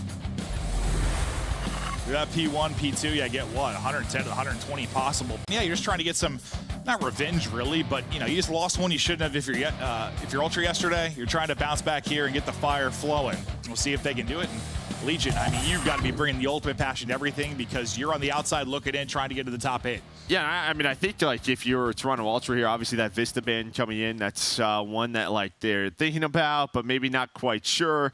With Vista Hardpoint, still gonna probably get some more reps there, but you can see, I mean, Legion, they get rid of those 6-stars, so they're like, we're not gonna play 6-stars. So Ultra, they get some of the maps that they are used to, like that Karachi Hardpoint right there in map 1. Yeah. Instead of like, I mean, what yesterday it was like they had a comfortable map 1 and 2, and then 3, 4, 5 are ones they haven't been great on. Like that seemed like they were everything they've been trying to work on. Just obviously didn't go great yesterday. That's what's tough. Like, you know, I don't want to be too critical of Ultra yesterday because, you know, you can tell when a team's trying to widen their map pool, but like at the same time, when you're playing a team you're better than, even if you're doing that, should win the series. Yeah. Like you should have 1 or 2 you're working on, but you should ultimately win the series. They weren't able to do that, which was, I imagine, very frustrating. I think the high-rise search was very rough. The high-rise control, I think they should have won. Yeah, no, 100%, yes. They absolutely should have won. There are 2 rounds they should have taken and weren't quite able to do it. But Scrap's got his glasses upside down right now. What is going on over there? You should do that with yours. Oh, dude, these are the first sunglasses I've ever owned. Ever? Yeah. Wait, that's insane. I lied. There was one time when I was in Mexico on vacation that I bought sunglasses for vacation. I bought like $200 sunglasses. I lost them the next day. Yep. So I never bought sunglasses again. You know, you can buy $2 sunglasses. They don't. Listen. Okay. You don't say that to the drip god. Right. We take a look at the Rio S&D overall season record for these squads. 3-3 for Ultra, 1-2 for Legion. And we'll get ready to battle here in a moment as they're loading up for our maps. Yeah, and again, I think, like, you know, sitting at 3-3, they have that big map 5 victory over FaZe at the LAN. Like, this is still when Ultra wants as many reps as they can. They'd love to make this a strength for them. We'll continue to battle some of our top teams on this map, but Scrap gonna play around this bridge side as he normally does. Put some pressure over there, but the rest of his teammates smoke down. Not gonna quite plant it quite yet. They know it would be a very quick rotation through boxes. Well, you know, the other team's trying to catch you on that bomb plant, see if they can get a lucky timing. They're trying to make sure that doesn't happen, but it's a 4-on-3. now Scraps all the way on the other side of the map. Make it a 4-on-2 because they're able to find a pick. You're gonna have to hop off bomb and battle this out in garage. You got 3 people set up in that back alley. Scraps starting to fight across. Envoy's able to get some tags in. Thinks he gets the tags, has the read on the peak to come through, but can't quite win the gunfight. Kleenex has got to get something done here, and Kleenex is doing just that. Absolute beamers to Johnny's head, and now Scrap involved in the action. Yeah, I mean, you just don't really get a follow-up out of Attach and Geo. It felt like maybe the way they wanted to play that round out, not everybody on the same page. So Kleenex said he hit this bomb down, a chance for him to find an ace. Never mind, I lied. Just Scrap's going to take down Attach, but from a 2-on-4, now into a 2-on-1 here for Geo. I mean, that second kill from Kleenex is everything, right? That will be the difference. Will you spot him here? You do. Drops down, gets dropped, 1 versus 1. You saw Scrap's face was like, huh? Yeah. All right, lose that. Geo. Kleenex tucked in the corner. He's going to barrel.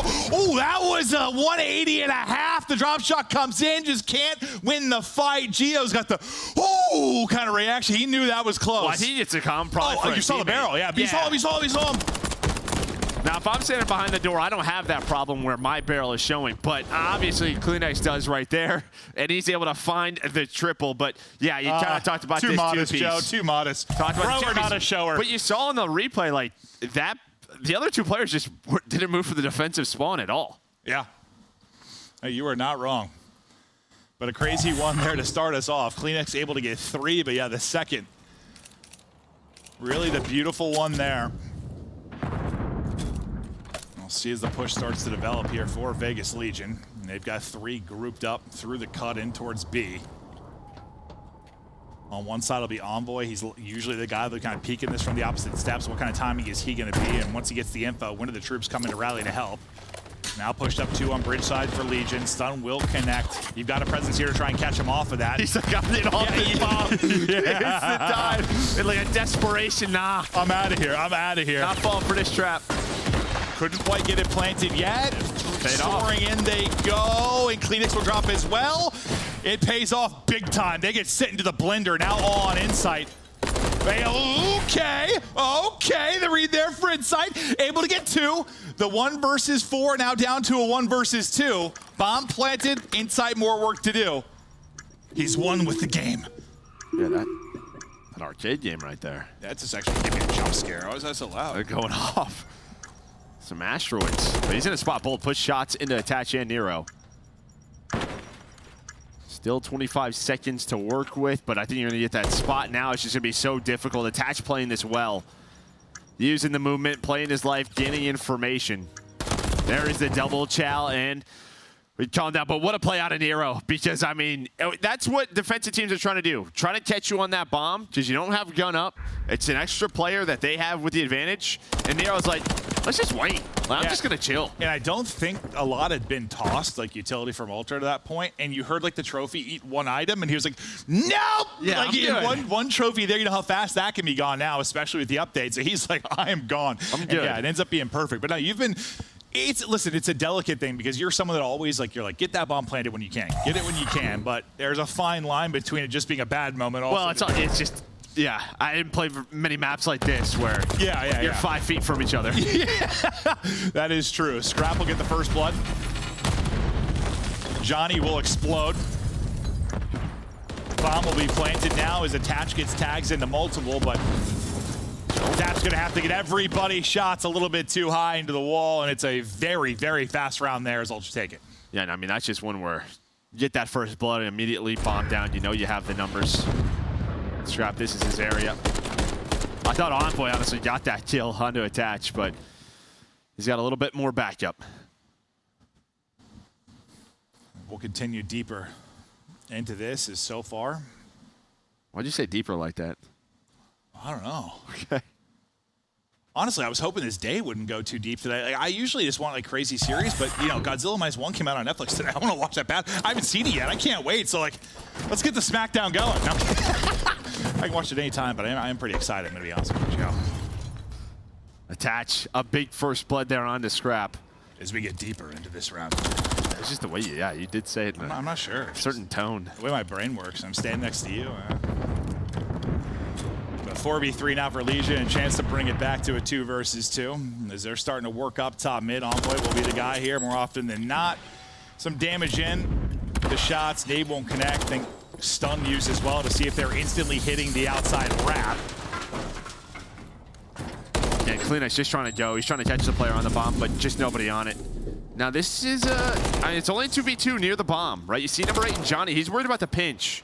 In case somebody goes on a long route. So they're kind of just stalling this out. Finally, though, he is going to help out. And I like the way Legion is playing this. They're being very patient with the objective.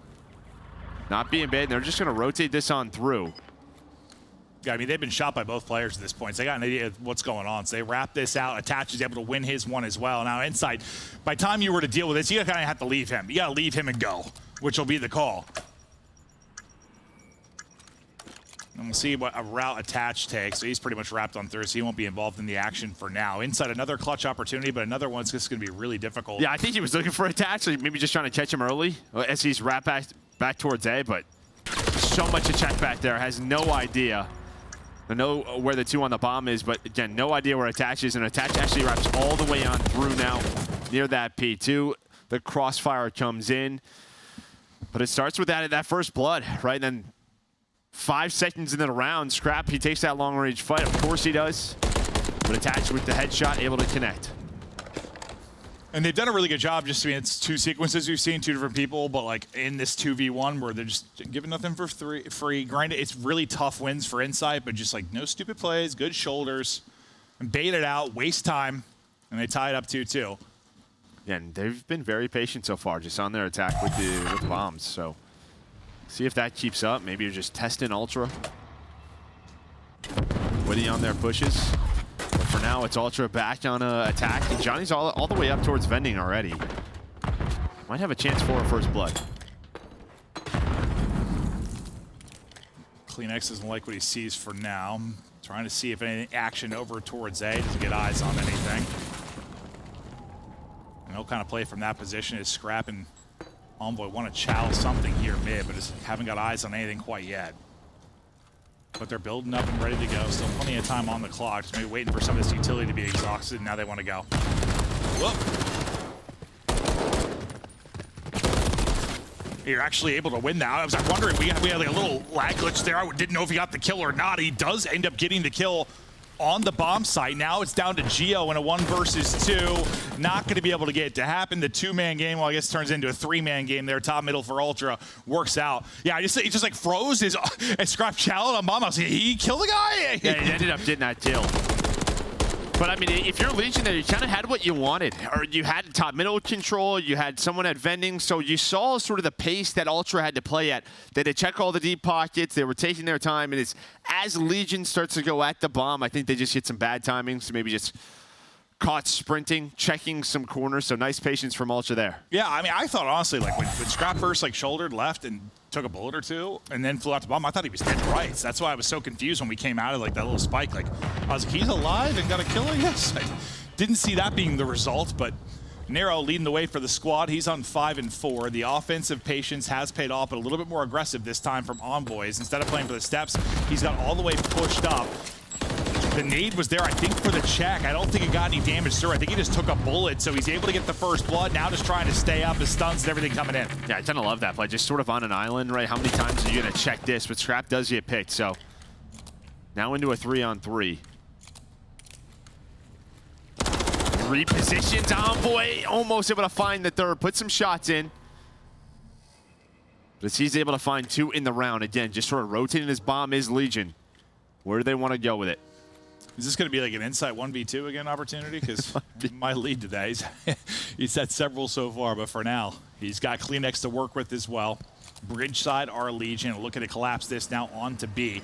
There's a great spot for information if you're CleanX and you don't get seen, so you're like, let me try and catch a timing, and a timing he will catch. Able to push on through and loses him, gets a little bit wacky and wild there for a second, but Insight able to finish the kill. That was a hell of a slide. Yeah, he was like, where did he go? I had no idea where he went either. But there was a chance there where, like, Legion, if CleanX doesn't spot them top bridge, Insight, like, goes back to check the other bomb. You know, maybe they're able to not get caught. They think it's over towards A. They're able to get the bomb down instead, though. CleanX just sees a shoulder just when he needs to. And he's like, all right, they're going to start to work this objective. Puts them up 2. Yeah, I mean, he gets spotted there. That could play out. I mean, that plays out very differently, but just a great timing for CleanX and great aggression out of him there. Insight on 3 straight as well. And a little bit of separation between yourselves and the opposition now for Ultra. As they're looking to take a 2-0 edge in this series. Just 2 more rounds to get it done. We'll see if they can tack on another one offensively. You've got an aggressive A side on defense if you're Legion. What kind of timing are they going to find? And it feels like the gig is up. Insight knows something's up. He backs up, reposition, gets 1, damage into another. The call is for CleanX to push on forward. Suddenly it's Geo on an island. Yeah, that's just attached can't get picked there. He is sort of the one card of we're keeping them honest on this side of the map. As soon as he dies, Insight sees 1, they know it's like a 3-man push through the flank. Like, Scrap guns him. We've had that gunfight sort of back and forth throughout this map, but as soon as Attach dies, it's just, that's the play. The play's out. Yeah, that's why I was wondering. I was like, I was just kind of staring at the minimap, but I just saw Insight reposition so quick. I was like, okay, well, he knows what's coming. Because he gets to a spot where he can just get eyes on everybody on the cross and cuts it down. CleanX involved as well.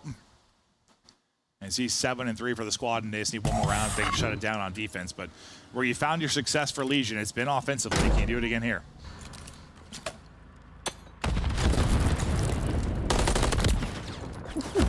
That's just shooting well. Yeah, if Scraps, you know, he's going to take up fights. He is. That's what he wants to do, but he's lost some for sure. Like, Geo and Attachment, they are tough fights at range. That is absolutely the case. If you're not absolutely on point, you could get gunned to sleep, but Scrap shows he can get it done as well. Beautiful shots on through. Johnny is there for the trade. You do get the plant down as well. Envoy, I thought, was in a great position to maybe flank that wrap, but he would have been spotted. He might have been in trouble either way. Yeah, but Johnny does it on the other side. He's able to find the second in Kleenex, so now they know everybody else is on the flank, similar to last round. Inside with Dre beams it again in another clutch situation. Immediately hops it. Insight for the 1 versus 2. Attaches. He gonna check it in time. He will. Unreal shots by Insight, but there was one more player to deal with. He was clipping wigs. Like, that was dirty. The first. That's the headshot multiplier being back. Yeah. The first was so clean. The snap onto the second, beautiful as well. Back-to-back headshots. And yeah, just, I mean, probably plays a lot differently if he has 10 or more seconds, but the fact there were 17 to go, I don't hate it. Just hop on it. But that, dude, that was filth. Oh. Yeah, I mean, just great reaction, especially on the second. Lied. I guess it was a wallbang, technically, not a headshot. No, there was a headshot. Clean. There was one in there. Yeah, there had to have been as fast as he dropped. But still, that elusive 6th final round now looming for Ultra. As they spot top B, maybe throw some utility and try to bait that out. Looks to be the case as we see kind of the smoke disappear in front of Nero, and they instantly wrap it out. So yeah, it looked like a peak mid. You threw some stuff, you wrap it out instantly. No, last time this happened was all the way round 1, right? Again, sort of Scrap was out by his lonesome on the flank. This time he's got a little bit more help. This is when Kleenex got the double to kind of shift things, yeah? Yeah, you do have Insight here, so just a question on where is this push starting from? Kleenex is going to be the point man here with Envoy. Worried about boxes, but it's going to be one player on the pinch with Nero. He's got so much to check, but Kleenex on one side, able to find the first. Nero's going to get spotted, and I think with that is Kleenex not going to find, well, will find the third and number 10. Puts them up 2-0. Fantastic. I thought someone else was going to shoot him. I was like, yeah. Well, good little, like, kind of, he's like stutter stepping in garage. Yeah. Like, nice, like turning on the jets when he needs to, slowing it down when he needs to, trying to find the best timing based on the comms he's getting from his teammates. And the opening is there. The 2-0 advantage is there. But, you know, you're up 2-0 yesterday if you're Ultra against an opponent that you have the advantage over. You're not quite able to close it out. Granted, the maps look a little bit better for you as we go through this maybe than yesterday, but still going to be a high-rise control conversation for them as they look to continue to improve. But just quickly, Joe, about the Rio, what stood out for you? Oh, I think it's just sort of the offense is there for Toronto Ultra, really working over towards that A-bomb site. A lot of the times, it's just mainly these B plays over and over and over again, but they showed a few times. Let's get this over towards A. Even in that last round, Legion with no info, smokes, nades on the B bomb site, and Ultra's like, we're at A. Like, that's why you don't see a lot of defensive teams sort of start that retake until they get any information. You just had none. Wasted a lot of their utility. It was tough for them to rotate over back towards A. Yeah, it seemed like they thought it was going to be an aggressive hit because, you know, you threw, I don't know, a stun, nade, whatever you did top middle, and they tried to just like counter that, but yes, they were gone. Ghost in the night, disappeared across the map and got the plant down. They're able to take that and win it if you're Ultra again, just looking to bounce back after yesterday's loss. Obviously a frustrating one there where you thought you wouldn't over Surge, but for teams like Surge, for teams like Legion, every 10 points is going to be so massive right now. You need everything you can as you're trying to fight for that chance qualification. If you are Legion, I mean, you were in the driver's seat just a month and a half ago. Now, at the bottom, looking up. We'll see if they can come back in the map 3. We head to a quick break.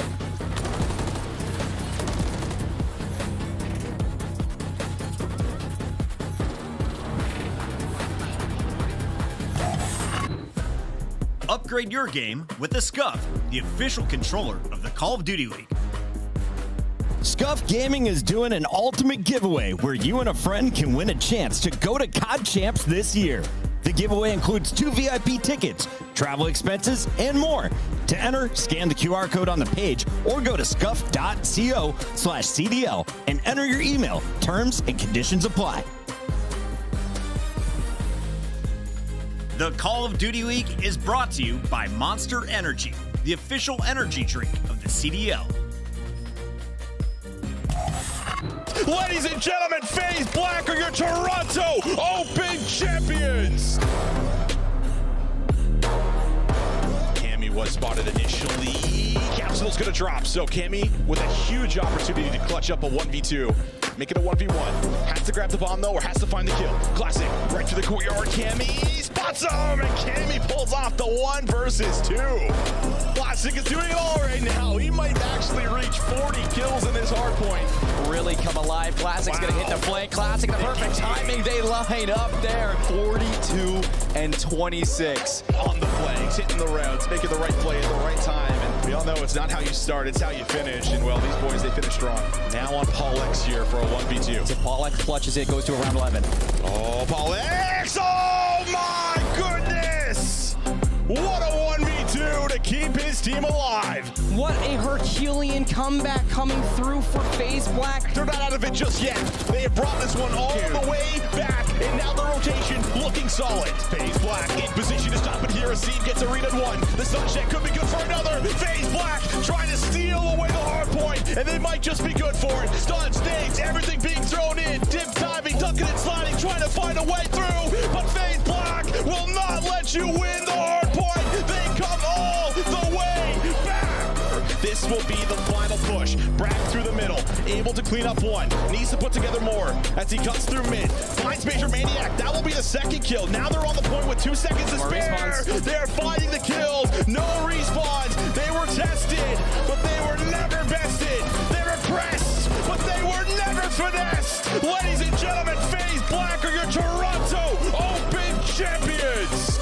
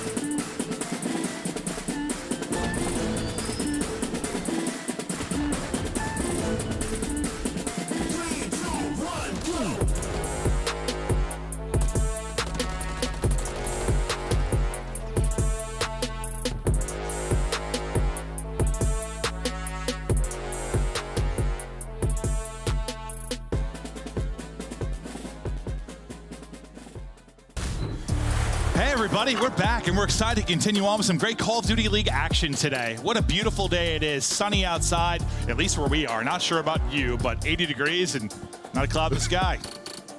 I'm sorry if you live somewhere it's like raining, it's like a hurricane or something, I don't know, but hopefully it's nice out. Yeah, it's great here. It is. Can't wait to get outside and exercise. Jay, you want to go for a walk later? I mean, what time we're out of here? Yeah. It might be 10 p.m., Joe. I don't know. It's my bedtime, dude. The guys are vibing, though. Ultra. They seem like they're having fun. Yesterday, Comm seemed a little frustrated, a little angry definitely at each seems other. like it's a little lighter on that side today. Yeah. Absolutely. Just the demeanor, like everything does. And they started out 2-0 yesterday. It still just didn't seem like the same vibe for these guys, but they're on point today. And they're bringing it, looking to close it out. Yesterday looked great here at times, looked horrible here at times. Just seeing if they can tighten it up and get rid of some of the little mistakes that'll plague you in control. Yeah, I think their defense is solid really until the round 5. They probably want to work on maybe their attack a little bit better. Outside of that like inside A play, and they got shut out the 1 round. So yeah, I mean, high-rise control, as you saw, they don't play a ton of it. Johnny just melted Scrap. Just Scrap ray gun to ray gun. I guarantee Scrap reacted to that one. Dear God, it felt like he got the first 3 bullets off and just got melted. Ray gun is right. This is a start. Yeah, this is perfect. You don't have a kill up if you're Ultra yet. That's the first one. Progress getting done at B. Ultra have got to get out of this and got to get out of this quickly. I mean, you might come in with the offensive powerhouse here right away if you're Legion. Yeah, I mean, the good thing is you had attach on A. He's still there, so a lot of the nades, they couldn't just be at B, right? Like, maybe the one saving grace is that you have, all right, 4 down off spawn, let's just all need the points together, but you had a couple of players who had to focus up, go over towards A, so the players towards B able to dodge the nades, get that point done. The best start you could ask for if you are Legion. I was wondering if they were going to hear an arrow stomping around. They did not. He at least gets through and gets one before he is traded. Right back on A and stopping the clock again. I mean, you've got a minute 49 still to work with. A 6 life advantage currently in such a great spot. Attaches bobbing and weaving, dodging bullets, pretending he's Neo, but eventually he will fall, and now you try to slow this down if you're Ultra. But you got to slow down for a while. Yeah, I say you finally get a sense of map control here, at least a little bit. So now Gio and Nero gonna find some kills, get them out of the base. Immediately onto that 8 points. Envoy not able to find number 6, trying to take that shot with the MCW. Yeah, I thought he snapped pretty well. Yeah, just unfortunately centered low and Attach got first bullet. Yep. Made him pay. Attach has been shooting throughout this one. Trying to keep it going. Back over to Envoy. I mean, they have been so aggressive on this 8 point though, time and time again. Just making sure they have somebody on it, or just as soon as they get through blue, they're just getting onto the point. Second take though, not complete. So Ultra, if they want to, can deal with that progress. So it's starting to go down, so still only 1 tick, and now you're only down 3 lives. Yeah, and like, listen, Control can, on this map, especially with, Invasion, can come down to a round 5 defense, but you've done enough damage if you're Legion to be like favorable there, but can you close out the round? You want to desperately based on how this started. But Envoy has a chance to disrupt this. It's Attach that wins the gunfight again. 2 people still on it. Inside has to get across. They get both kills. I didn't realize the second player died. They just hold on. That's nearly done, but they're still down 3 lives. But my God, Insight shooting absolute quality beams at range. We'll get another. Gio gets one at the same time. CleanX makes it 2. 4v6. Hey, it slows down if you are Legion. It looks like Johnny, he's got a good idea, but it's going to be a double chow. He knew where Insight was, or someone was playing on the stairs. So now you're going to wait for him to come off a spawn, and yeah, this is pretty much going to be like a search round. And Gio, it's a great slide and a great snap. That gunfight, you think you got that one in the bag if you were Insight, but Gio, quality shots. Nero wins another one. Envoy and CleanX now on them. 10.7 remaining on it. They're going to hop onto the point. All going to come down to Envoy. The entire squad to deal with, and the objective to worry about. Can't quite get there in time. But like, it was, listen, Insight gave them a chance by winning a couple fights, but then what? It was Gio, then Nero, that just some absolute snappers. Like, and this is the difference, right, with these sort of changes to the boots, right? That 25% buff to the sprint out time, you're going to get cambered, where it's looking like that player's sprinting or sliding, and you're just going to, like, the shots are going to start hitting. You're kind of seeing that here. But I think for Scrap, I think 1 bullet, like, went through a box or 2, and that was different. Because I think he ends up winning that one. Well, I think when people were first talking about the boots, so you were talking about subs and stuff, I'm like, I feel like an MCW player. Well, just a sprint out. You're just going to have some crazy because you're the one with now. The rival, you can get bailed out just by being a sub, like, sometimes. But, like, MCW, you get caught running around a corner, you're typically dead. Now, sometimes if the pre-aim isn't there, you still might be winning it. The offensive team, again, comes in like the juggernaut. Legion did it in the last round. You come out great here if you're Ultra. You got a presence basically near both points and not a kill in the early going here for Legion. The opening of these rounds have been insane for the offenses. Attach got through, though. Attach was able to find an opening. So he's going to be the difference maker. He flanks through underground. So Attach just making the play, finding the route. Nobody picks it up. Just have no idea where he is. Maybe you just love Envoy too, maybe to find one. He loses that one, but still, nice start there for Ultra. Yeah, one of those massive, massive moments where the rest of the squad is dead and you're able to come away with something that stops you from getting pinned. You're on 4 straight if you're Attached. You did just end up dropping. Nero exhausts everything inside of the pistol. Gio, though, able to get 2. Yeah, CleanX is able to get a 6. He gets a cruise there, so CleanX, he went off yesterday on this map. He had like 7,200 damage in 5 rounds. Led the way for Ultra. Seems like this might be a good map for him. Yeah, no, he seems to be liking it. That is for sure. I mean, you just get into fight after fight after fight. He's one guy that once you get a little rhythm going, like, he is just disgusting. Like, don't let him get comfortable at all. That seems to be the case here, but 30 seconds left to go. Still looking to maybe extend this and get an extra minute. You got 2 ticks done at B, about to be 3, 1 done over at A. One guy left here is CleanX. The contest is going to come in. He's got to play his life for now. He's the only guy. I like this. A body on the line on the objective until it isn't. gets right back into it. Now, what a song and dance here This from is what I Kleenex. mean. The guy is taking over. He's having a blast doing the salsa mid-map. Is that a dance? It is a dance. Yes! Yeah, it absolutely is. You were talking about dance classes yesterday. Salsa could be great for you. Yeah, I saw it was the fact that we had tacos for lunch, honestly. Thought I got confused, but thank you, Joe, for the support as always. They need 2 more ticks nowadays and a minute to work with. Envoy shooting, but traded out. Scrap maybe next up the bat. Insight looking for an opening on the other side of things, but lives-wise, you're starting to pick up clean. 11v6, so this is what we saw like twice yesterday. Once on offense, once on defense. We're in a position like this, and then you got like 4 dead and just got dropped and everything fell apart. I like that from Envoy.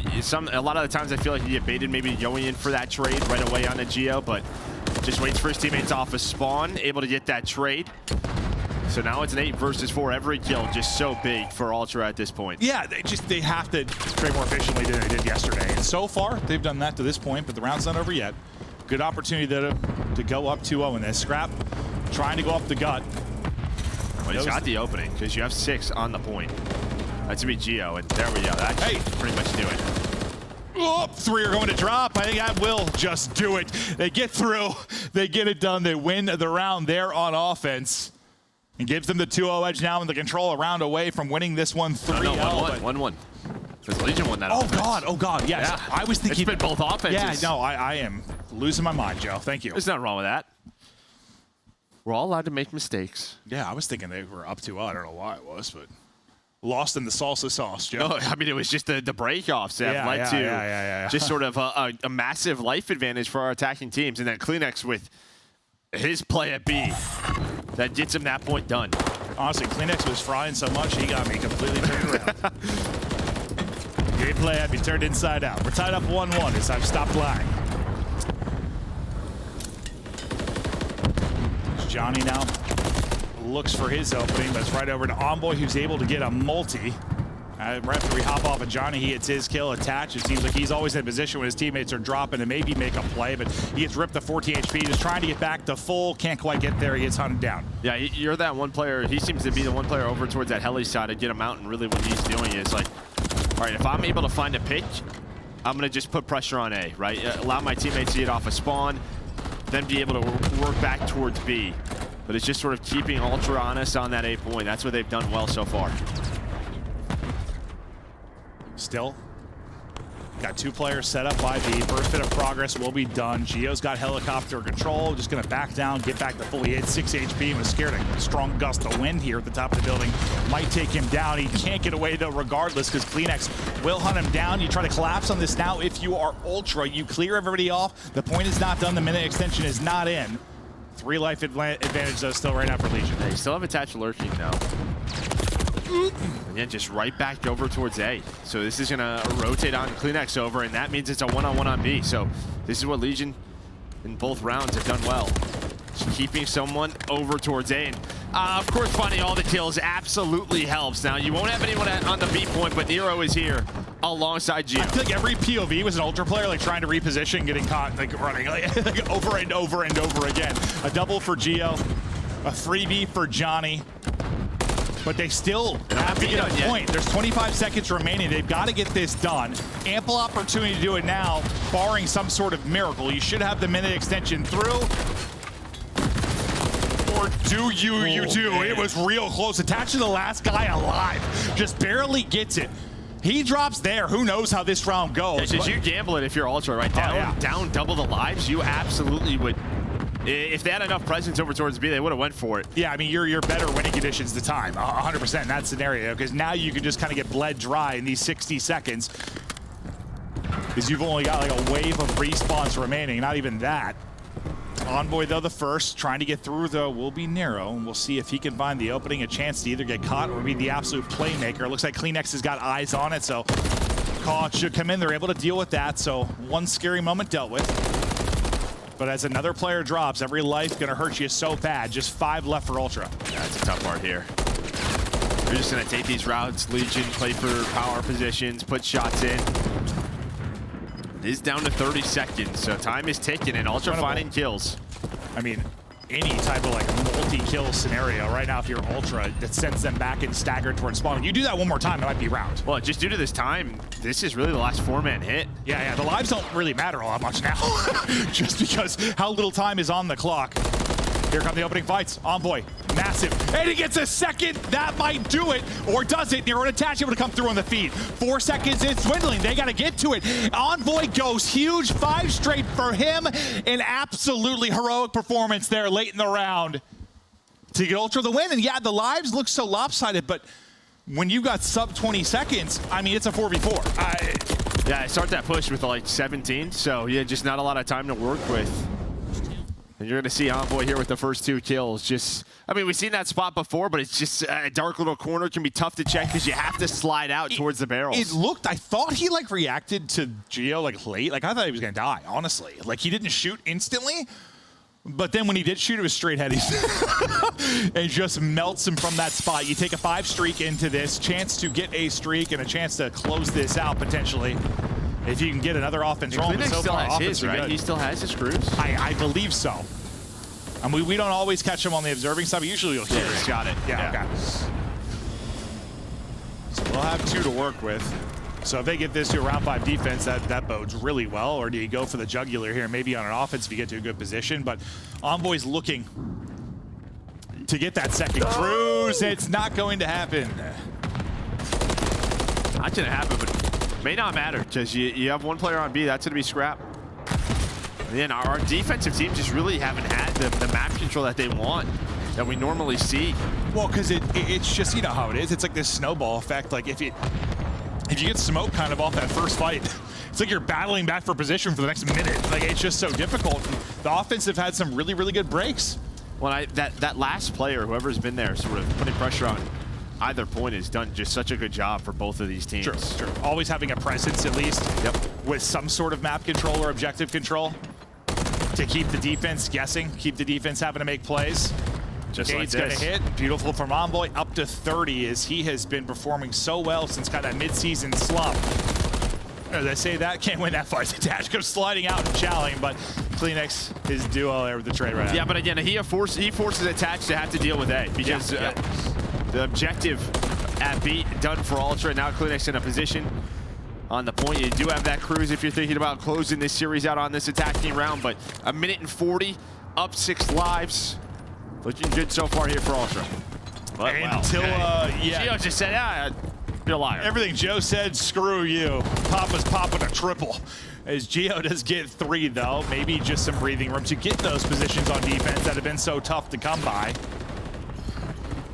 They found a nice wave of kills here, so that advantage is definitely starting to disappear. Gio was on 5 straight right before he dropped, so the cruise does not get earned.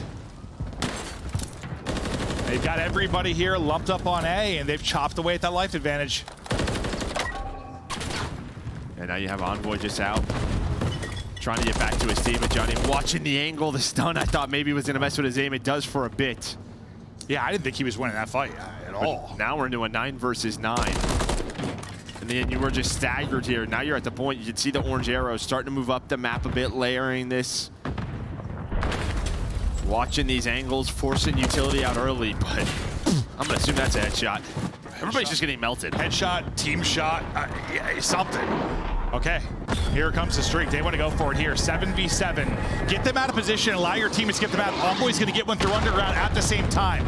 The streak, I believe, hits the rooftop. It doesn't connect with anything, but it gets them out of position, which is what you're going to want from it anyway. Allows you to move up the map, and then exactly that happens. You find all the kills, all 4 dead. You collapse onto the point, and that may seal it. The streak doesn't get a kill, but it puts the fear of God into him, and Toronto Ultra take the round. Yeah, I think the other big play while that happens is Envoy gets one underground. Yeah. So they're like, maybe they're going to push behind us. Well, a lot of different ways to look, and now you're focused over towards A. Think of where you're running away from this streak into your base. Suddenly you lose a player from the flank in your base at Envoy, so it's like, okay, now we're retreating into him while the rest of the people are pushing up behind us. Like, you're just getting like pinched in, all your space is being tightened from around you. The result is a 3-0 from Ultra, so some frustrations from, I'm sure, the players yesterday and their fan base, but you get it done in your match today. Get it done. Big 3-0 there. You win that high-rise control. Alley Cat called it 3-0. Yeah, she was confident too. She said 3-0. She was questioning what you just said. I don't know. I don't think you said anything wrong. I don't know. Oh, I might have. I say wild stuff all the time. I said it was a 2-0 lead. It was 1-1. So we never know what's coming out of my mouth. There you can see. You keep me in check, Rosalie. You keep me in check. I closed 12-point Hardpoint, but after that, going to the round-based game modes in Toronto Ultra looked a lot cleaner today. They absolutely did. You know, you get to some of your bread and butters. I'm sure throughout the course of this qualifier, you're going to continue maybe to try and work on some stuff. Try to think about some of those matchups you're going to have with the big three right now. But today's kind of came in business as usual. Your 11th team in the league you're facing came in and punished them. Yeah, and then on the side of Legion, I mean, it's just when you have these schedules, right? You're playing one of the top forwards. Just it'll be tough. It'll be tough to find some points, and this is what we mean now with Thieves, LAG finding points throughout the weekend. Pressure is on. Absolutely, the pressure. I mean, it's been on, but it's really ramping up now. Now you got to watch Purge play. You let him go. Unbelievable. Back to the desk. Thank you, Maven. 60 points still up for grabs in the final 6 matches for our Las Vegas Legion squad. But if you're looking at Toronto, you're now done for the weekend. You played both. You're finishing 1-for-1. But tonight was a convincing 3-0 after that game 1. Very tight HP. Yeah, this is the Toronto Ultra that we expected to see yesterday. And like Ann touched on before the series started, they weren't playing with any of the maps when it came to this layout. I have to say for the side of Las Vegas, though, the Hardpoint, very unfortunate for them. That Karachi, it was a very close game. I think the biggest thing is Las Vegas has the slaying to keep up in these respawns, but the teamwork and the setups just aren't there. Worse than the league when it comes to hold, and I feel like that was really exploited during that Karachi. Yeah, you know, they weren't playing with many of the maps besides map 3. The high-rise control, that's what they really need to focus on, and specifically on their offensive rounds. You know, 10th in the league coming into it. They'd only played it 6 times, and they have only won it twice prior to this one, but this was massive and a huge opportunity to play it because Vegas, they will dabble in it, but they're not great at high-rise control. So they knew they could get the square up there, and clearly the offense, they put so much work in. Envoy was balling out. One thing I really wanted to highlight throughout this series, and that's Search and Destroy. So impressive from Kleenex. We talked about his performance in the last stage. Wasn't the best there. He was playing aggressive with conviction, and Insight was following him up, also being aggressive. So that's what you want to see if you're a Toronto Ultra fan. That was when they were dominant in stage 1, Search and Destroy. Can we get out of this highlight? As exciting as High Rise was, we got to talk about that game number 2, Rio Search and Destroy. Everybody putting some eyes on Kleenex once again. His numbers haven't been great. What does he do? 10 non-traded out. Okay. I was so happy I brought up Kleenex because he's actually been averaging a 0.7 during stage 3 when it came to this game mode. So he really was the player that we were watching on Toronto Ultra to get comfortable in Search and Destroy. So to see him have a pop-off map on Rio is good looks if you're a Toronto Ultra fan. And you see in so many of these rounds, when Kleenex is engaging and making the play, Insight is right there without hesitation. That was a huge adjustment that Toronto needed to make in order to win some of these rounds when it gets down to the trades. And then also, last in the league in first bloods throughout the last split. Well, in this one, they had 6 of them, so the other team's 3. So they clearly focused and improved. And that's the Toronto we expect to see, the top 3 squad. Tight matchups in games 1 and 3, but 2 was the decisive victory, and it's a 3-0 for the second match from Toronto. Right now on our Monster Winner Spotlight, we get a chance to talk with Envoy once again. Envoy, first off, did you guys just fall apart against Seattle Surge? Did you not give it your all? Do you have any excuses for us, or is it just an off day? I knew that one was coming, Puckett. I mean, I think map 3, we definitely should have closed it out versus them. And then maps 4 and 5, I think those are their best hardpoint and best search maps. So it was going to be tough, but you live and you learn. So go next. Yeah, you do live and you learn. And honestly, I'm happy you guys played High Rise in that map number 3 again today. And honestly, it looks like maybe it just has to do with you getting comfortable on it to expand that map pool for control. Yeah, I mean, it's definitely been a map we've been trying to work on. I feel like a lot of the top teams love playing the map, and it's a lot less one-sided than Invasion can be. So definitely just trying to expand the map pool for the end of the year. And I think we just need to figure out a game plan on some of the maps that we're not too hot at right now. Envoy, talk to me about that Search and Destroy. It's so sick to watch. I mean, you guys are playing at a lightning pace, just taking over. It was reminiscent of stage 1, the way you guys approach Search and Destroy. What'd you guys change there? Because it seemed like Insight was more involved. You played more around Kleenex. Talk me through it. Yeah, I mean, I think after our phase loss on Rio, I feel like we've just been really good at like playing around the info and just having a game plan going into rounds of what we're going to do. And we've just been executing really well, to be honest with you. We've obviously all been popping off on Search in these last 2 matches, aside from the game 5 yesterday. And yeah, we'll keep working at it. Love it. Boy, we are now into June. It is June 1st today, and we have been playing this game since November. So how do you guys stay locked in as a team at this point? We still have, 5 more matches for you to go, a major, and then, of course, champs. Yeah, I mean, I keep telling the guys, I think it's like 2 months, a month and a half left, so we just really got to give it our all and show out for Major 4 and champs. All right, anything you want to say to the fans, because we won't see you until next week. Yeah, thank you guys for the support last weekend at the home major. We appreciate it, and we look to see you guys at Major 4 online and champs in person. There we go. Thank you so much, Envoy. Congrats on the dub tonight. Thank you. That's Toronto Ultra putting us back on schedule, which means your very expected Optic Texas versus Miami Heretics matchup is just around the corner. It's going to be a fantastic Saturday. We're only 50% of the way done when we come back. We got Optic Miami followed by Carolina as Clayster takes on the New York Subliners.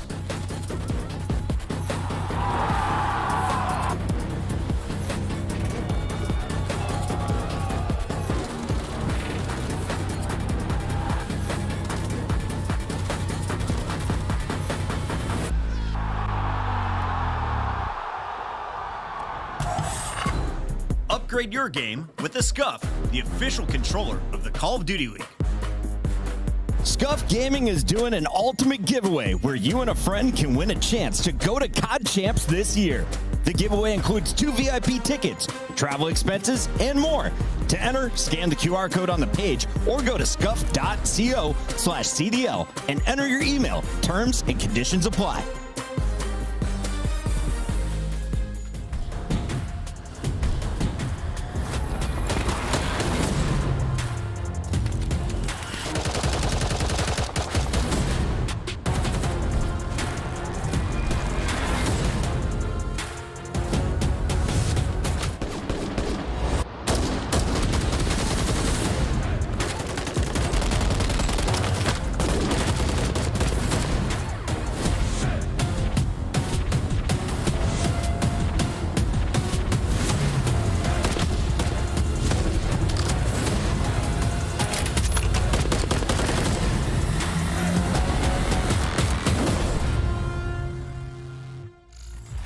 Well, hello there. We are back and ready to kick it into the map 3. A hot contest so far. Yeah, it's hot in the building. It's hot in the series. Hey, you got shorts on today. You're hot. Yeah, I knew it was gonna be warm, so I had a feeling. So I had to pull out the quads. Look at these things. You think anyone's blinded? I've been see through them. I've been hitting the peloton though. There's some muscle there. I'm telling you, these things feel like a couple of rocks, man. Okay. I'm so sorry about that, everybody home. Hopefully, no one. Viewer discretion is advised. Had their vision affected by the bright lights of my quads. Get to the window and Shotzi just lying in wait. He's waiting for the call from his teammates. The moment of pounce, he's trying to bait these guys out, and the bait indeed. You got the 2 players on the flank coming through. They've got the spawns. Now the pressure is on Cammy. Oh, looking for the second, looking for the third. He takes them down. Oh, Cammy! To find out in a very quick manner. Arsty's putting in a few bullets toward the tractor as here comes the nade. That could be big. That's massive as Octane's able to find the first classic. Everybody explodes, and that will be it. That will be it, Seattle. Getting one of the biggest upsets in CDL history.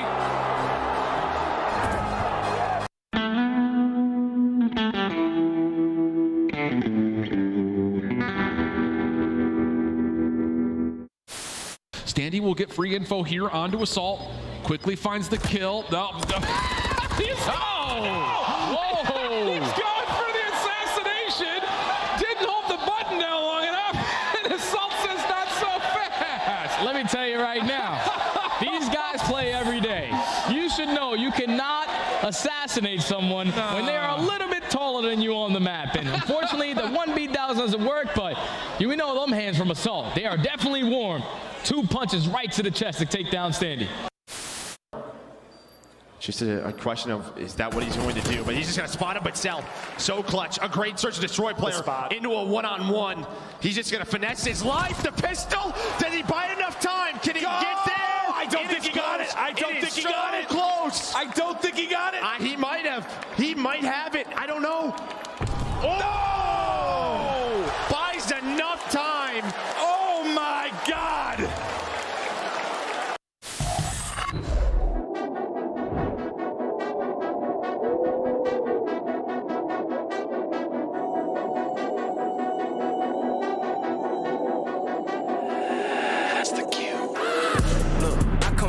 city, you hear sirens when we sleep. Heaven sent, hands down, vibes so unique.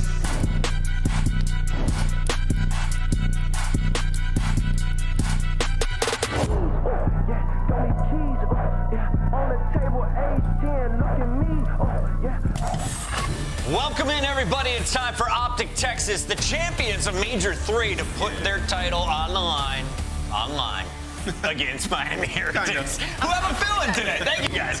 Let's jump into this one, though, Nameless, because we know the superstars on Optic Texas, but not everybody knows the greatness that is on the other side of the match. But we got to start with the team that just won. Yeah, they've been absolutely phenomenal. You know, I've been harping on it, the preparation, the coaching staff, the team. They had a belief. Obviously, they make a huge roster change in the offseason, and it pays off, man. I mean, throughout that major, they went through all the top 4 teams, you know, and it came with some adversity. You know, they fell to Toronto Ultra. Then they had to play them in the finals. What happened? Immediately learn from their mistakes. 4-0 victory. Kenny has been such a bright light for this roster. Yes. Like, in terms of mentally being able to bounce back and address the issues that they've had in game. He's been the perfect leader for these guys. So for Optic, it's about building that separation and refining some of the small nuances of your game and even getting your map pool even larger than it was. Allie, what stats are we bragging about for Optic today? I mean, just talking about how good they are at Hardpoint, right? For the Monster Energy pregame, it's their best mode with a 20-4 record, and they're the #1 hard team across the board. They're #1 in rotation, #5 in hold. Maybe if there's any work to be done, it's their breaks could use a little bit of tweaking, but everybody's positive in that game mode in the slaying department. But on the flip side, their worst mode is control. Now, a 6-7 record isn't that bad, but 1-5 in round 5. We're looking for that clutch factor like we saw Dashy throughout the entirety of the major at Toronto. So maybe some work to be done there, but they're going up against the Miami Heretics team that is also struggling in that game. It is a new look from the Heretics, though. Today, Vico is going to be out for their first 2 matches of this major qualifier, and Purge is filling in. That's right. Throw the words in the chat, Nicholas, because this man is here to play. Nameless, when we first started watching him, it was kind of a joke. He had a bad KD, and we're just assuming he's not a great player. Once we started tuning into the mini-map, we noticed the impact this guy has on the game. Yeah, people don't know the Purge lore in the green room. Listen, we saw the timeline in the community all gunning him, saying he doesn't deserve to be on a pro team. I mean, you know, we really focused on his gameplay, and honestly, he doesn't do a lot of things wrong. I mean, the guy he's a gadget player. In Search and Destroy, he will go first, or he'll play on the island. He does the objective, and a lot of times he makes huge impact plays. So this is sort of he has a 14-day contract to fill in for Vickle, and it's the right player to do that, right? Because Vickle's also that type of guy. He fills in the gaps. Purge can fit in like a glove with this roster and help them tremendously. But it's not just Purge, Ali. Real was the player to watch. You saw medals with some pop-off games as they took their first 2 LAN victories back at Major 3. What's the key, though, if they're going to walk away with a dub over Optic tonight? I think the key right now for Miami Heretics is just to focus in on what they're good at, and that's going to be in that Search and Destroy. Now, Texas has found a lot of Search and Destroy improvement over the past of Stage 3, but so has the Miami Heretics, 11-4 with a 56 round percentage. That is going to be first overall in the league. I mean, just talking about it, they're #2 in defense, they're #1 in post-plant, #1 in opening duels. They've made leaps and bounds from Stage 2 to Stage 3 in that game mode. And not only that, their opening duel demons, Lucky and Metals, are sitting at over 70%. Those two get in a gunfight, they're going to get that first blood. But again, like I talked about earlier, control is going to be the biggest struggle for both these teams. Let's just assume they're not going to win the control, and that means they got to steal one of these hard points, Nameless. So is it sub-base or is it Karachi against Optic Texas? It ain't sub-base. It's going to have to be Karachi for the Miami Heretics. And, you know, talking about Optic and sub-base, they've done such a good job at mastering a map that nobody wants to play. And unfortunately, when you think about Miami, they had to veto Vista in this one. They had an auto veto, which forces you to play that one. So starting off 0-1, you're going to have some mental fortitude to win that high rise. I have a feeling we're all going green here as Optic Texas, the heavy favorites, coming in with the top 2 seed on the season. But can I get a specific question for each of you? First of all, we're going Optic, yeah? Yeah. Across the board? We're going Optic. Who drops most kills in game 1? The chat wants to know names. Pred? Yeah, absolutely. Pred on sub-base. Yes. Sub-base? Ooh, I'm going to go Kenny again. Kenny? You got me last time. I'm going bet on him Pred? this time again. I'm going Purge. It's time to find out. We got a ton of chance on the mic. Gentlemen, let's get this going. Oh, that caught me wildly off guard. Going for Purge for the most kills. I'd love to see it, Chris. But look, I think you have to say Miami Heretics. Backs are against the wall here. Purge or not, it's still a sub into a roster. You know, it's always going to be tough against the most recent major champions. Optic Texas have got most to lose here, has to be said, John.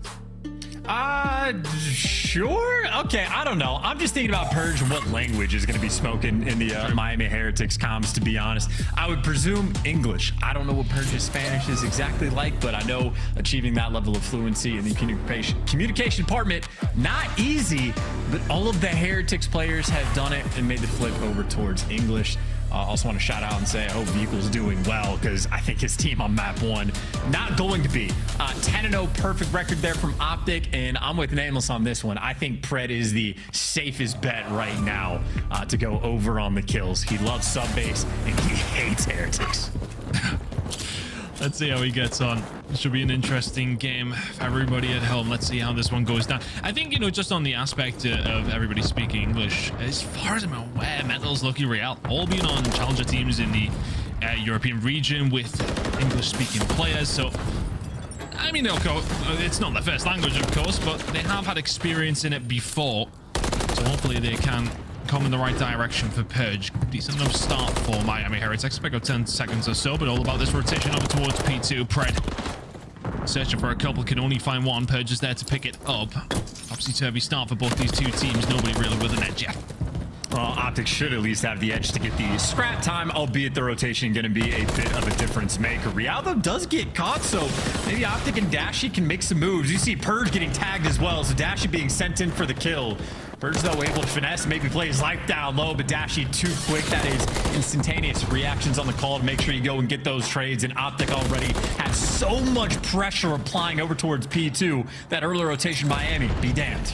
Intensity here from Optic Texas, catching Heretics off guard. They are now going to be spawned now partially.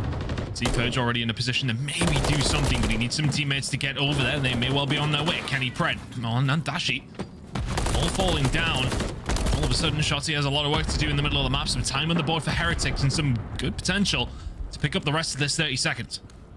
And this is a great moment, too, because obviously Heretics, I mean, they won the rotation, got bullied out. You think the hill's going to go poorly for them, but here they are fighting for the scrap time in 20 seconds, and they should be free and clear on the rotation as well. Metals pick up the first 2 kills in a feed. Shotzi responds with 3 in kind and a 4-man wipe. That might be the bad news for Miami. Good news is they just spawned up at new, so the kills only matter for the final 10 seconds of the old time. Heretics still in control of the game. Hit the silver lining there. Heretics now have an opportunity to lock down some more time. May well find themselves 20 seconds behind, but not the end of the world by any stretch. Lucky could do with holding things down on this side. Now let the rest of the team do their job in the middle of the map as well, forcing Optic Texas out as much as they can. It's not been a bad start from Heretics whatsoever.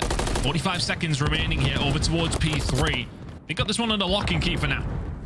And well, Optic, that means with 37 seconds left, this is probably your one best break attempt, or at least to be a nuisance. Everybody, though, getting picked apart, and Shotzi able to break through, but he's going to fall lucky on a 5. And I mean, this is weird spawns rolling through. There's an important gunfight on the opposite side of the map that Dashy wins, but over towards the old time, somehow when Optic had 3 players spawn in the back, Miami gonna end up getting it. Lucky's gonna get the cruise, which, hey, they're gonna need for this rotation, because Optic, again, just off the back of the spawns and Dashy winning 1 gunfight, they'll have the setup towards the new time. Still a lead for Miami Heretics, though. As you rightly point out, that cruise missile is gonna be needed. Needs to be used efficiently. Really good play coming in from Lucky. Got the cross over towards mid, dips in, helps his teammates out over towards the hill.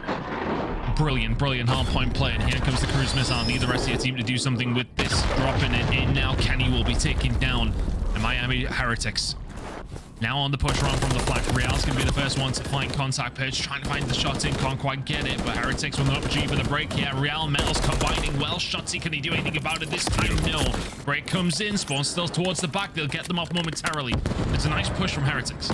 Yeah, no, that is gorgeous. Lucky right now, sort of the savior for the team. So many of the rotational gunfights he was winning turns that into a cruise, and you might not get a good chunk of time if you're Miami, but at least you keep Optic off of a good chunk of it. Still going to be about tied up going towards new, but I know you have Optic Texas. It's like an onslaught on this map, an overwhelming force. And Pred right now, 6 and 10, has not been having too much fun. None of those pop-off moments, but you know, on a map like Subbase, it seems like we're just waiting for it to happen. So you got to keep the pressure up for Miami. Got to get Dashy out of the time. Keep things ticking along nicely here, Heretics. Every single time you see the kill feed, you get a little bit worried about what's going on.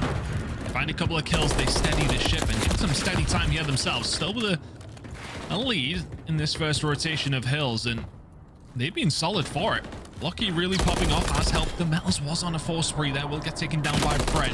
Optic Texas struggling to really get a stranglehold of this game so far. Real inside the point, soaking up time. Dashi seeing what he can do. The artillery's in. Kenny and Pred starting to work, and this should be a potential break coming in for Optic Texas. Pred will find one. The collapse is incoming. Heretics just ticking time up. Contested eventually. Optic will find the break, but with only 10 seconds remaining, Heretics get a decent chunk of time. Yeah, it's another one of those situations where like Optic are sort of on the back foot, end up just winning the scrap time, and it's been good to get the scrap because otherwise the lead would be radically different. Heretics so far been playing just a little bit better, but back towards P1 we go, and look who's striking the feed. Metals has been ever present. He's got 16 kills on the map right now, leading Slayer in the lobby.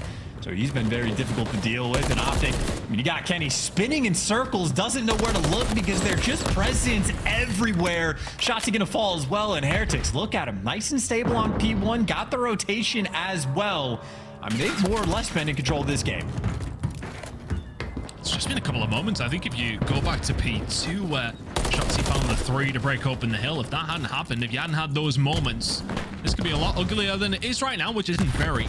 15 seconds and while closing, if you're Optic Texas, few kills fall on through. P1 time starting to roll on in. 10 seconds or so to go. Big shots coming in from Dashi. Rotation coming in over towards P2. It will be Miami Heretics, the ones better position. Purge going to go for some scrap time. Not going to get anything but a couple of bullets. Pressure now coming in. Optic Texas did this well last time. Can they execute maybe a little bit better? Well, yes, they absolutely can. That is a much cleaner break right at the start of the hill. And now Purge knows he's got to back up 2 players right now looking his direction and wins a nice gunfight against Dashi. So Purge drags some attention his way, but look who's behind enemy lines on the flip side. Pred is just the prowler right now, keeping these guys at bay. You are getting spawn killed relentlessly. And if Metals had picked up a 2-piece, Optic would have been over-aggressive, but Dashi clutches off, wins the gunfight in the back, and now look at Optic. It is finally their turn to be in control of this map.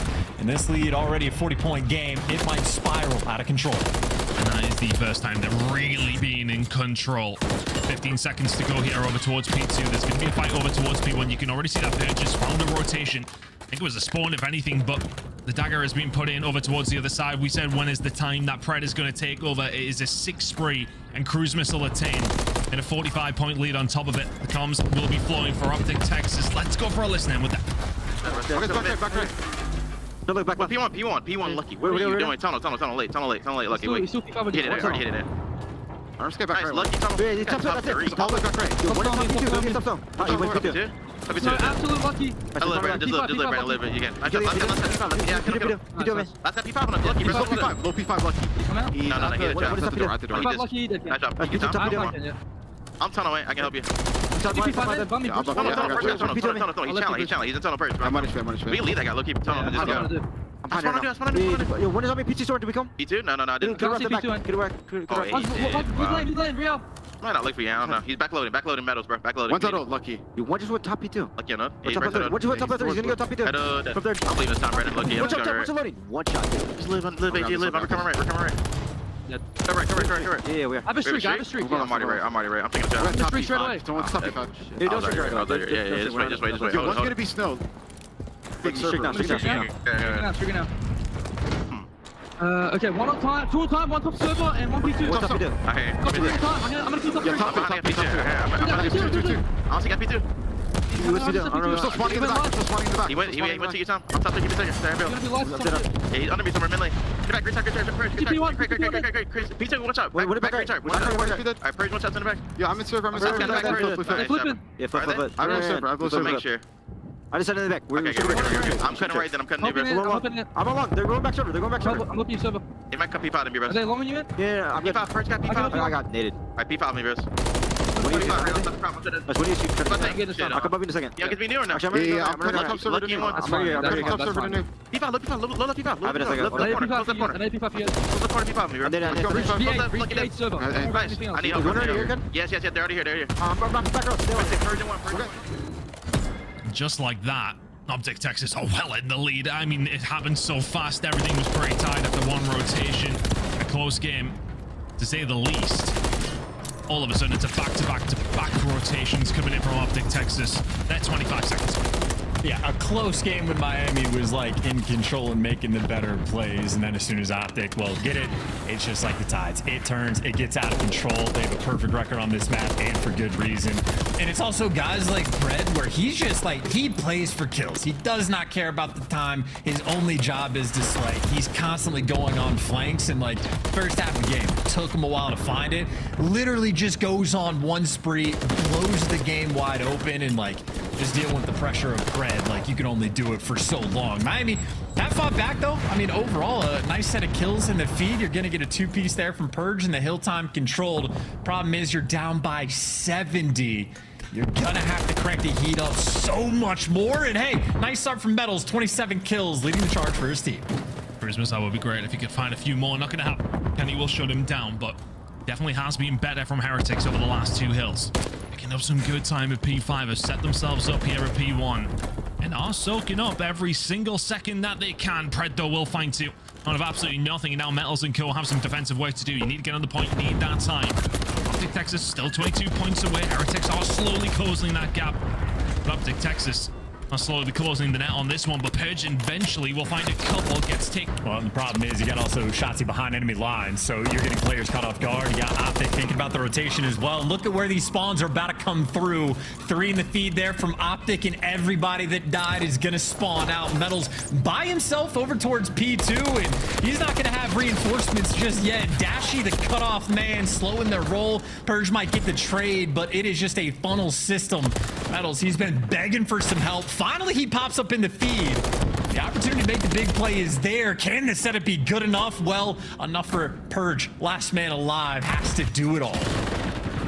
Brett has a slow start to the game, but is eventually starting to get involved, and he may well just start to farm them off the respawn. Not quite gonna happen. Metals will find one, but they need to get their running boots on very, very quickly. Can't get there in time. Optic Texas, 1 to the gut.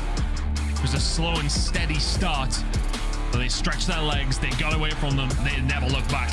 1-0, and good value for it. Yes, I mean, quite literally the most predictable map I think we're going to have of the day. It is Optic on their very best. It is Pred against Miami Heretics.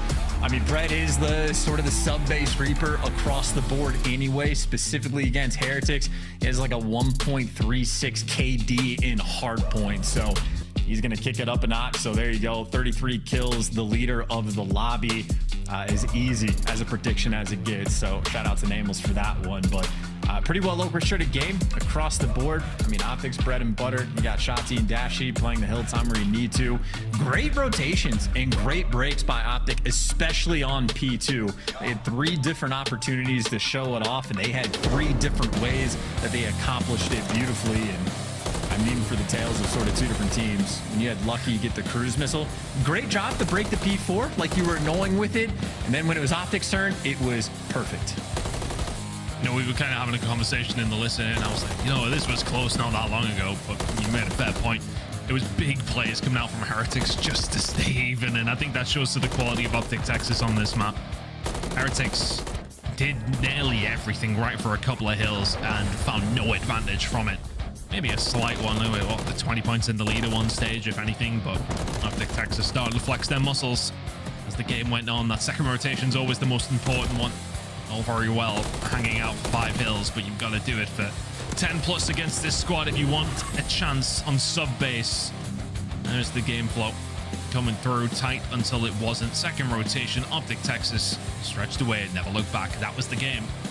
But we kind of expected Pred popping off really came simultaneously with the ascension of Optic throughout.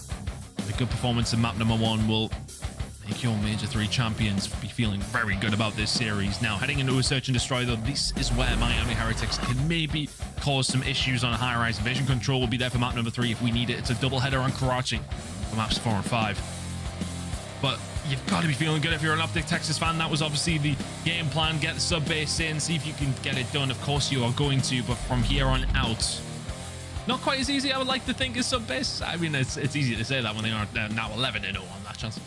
Well, the invasion control honestly might be about the same sort of story. I know Optic fans, they're not scared of the Florida teams any longer. That sort of boogeyman curse has been broken. I know the first series of the year is a standout moment for the team with the old 3-0 being thrown up, but since then has not been an issue. So as you said, High Rise can be the opportunity for Heretics to get back. It is the necessity for them to win this map to get back. Optic are decent on High Rise. They flexed it. They played it a ton throughout stage 3, but never necessarily showed an air of dominance, and it has been the strong shoot for Miami. The Lucky and Metals, they have been popping off in the first blood category. Those guys have been absolute monsters, especially so on High Rise, but that has been across the board. Best S&D team in the game. They could have that cap if you want to give it to them, at least on a record and statistical front. Admittedly, though, this is a lot of good, positive things you can say about Heretics. You know, Optic are going to be hungry to prove all these stats wrong. And they convert these stats into a map win. It's always easy to say these and think, okay, well, but then you add in the factor of Purge being in this roster as well. That's solid enough map number 1.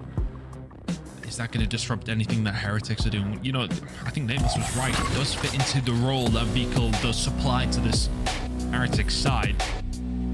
But is he really going to be the X factor there, or is he just filling that role and letting the rest of the team do what they can? Medals during Major 3, 1.48 in Search and Destroy will be a big reason as to why the Miami Heretics look so solid in this mode in particular. Let's see if they can get the job done once again here on High Rise. Overall records is leading in one direction. 3-6 from Optic. Texas played it plenty, haven't won it that much. 5-1 though. The Miami Heretics will give them some positivity in this series. Can they tie things up, or will the hopeful pocket pick for Heretics fall the other way? Interesting square up to the start. Kenny, one of those players willing to take that chow. And, well, there's another one. Lucky getting the first blood, and Real strikes as well. I was going to say, Lucky on this map has been the player to watch, but there you go. You get some trades in the mix. So a 4 versus 2 gets turned into a 2v4 very quickly. But it's the S&D ice machines for Heretics that are last 2 alive, and that does not last. Kenny finds you just a little bit extra lucky. Gonna have to do it all. A 2v4 is very, very quickly a 2v1. As you mentioned, Lucky has been good on this map, but this will be something quite special if he can find this one. Should be able to recover that bomb, or will he? Nobody on eyes on quite yet by the looks of things. Maybe they are now, though. Yep, they spotted him inside of blue. Needs to try and get out if he can, and does. Pressure's going to start coming on in. Just no information. Can't do anything with it. Optic know exactly where he is. 2 versus 4. Get the job done in round number 1. Great stuff for Optic. Yeah, it's just beautiful. That's just good coverage by the teammates. Real, I mean, he got aggressive to get that second kill in the round, so Optic there for the trades, and then someone just able to find that extra pick. So Kenny making plays, Dashy doing the same, and we talked about the first blood rate, talked about the conversions there from Miami. Again, an instant 2v4 clutch from Optic has to feel good as they go into an attacking round. Can he find it? I mean, the second kill was the big one from Kenny.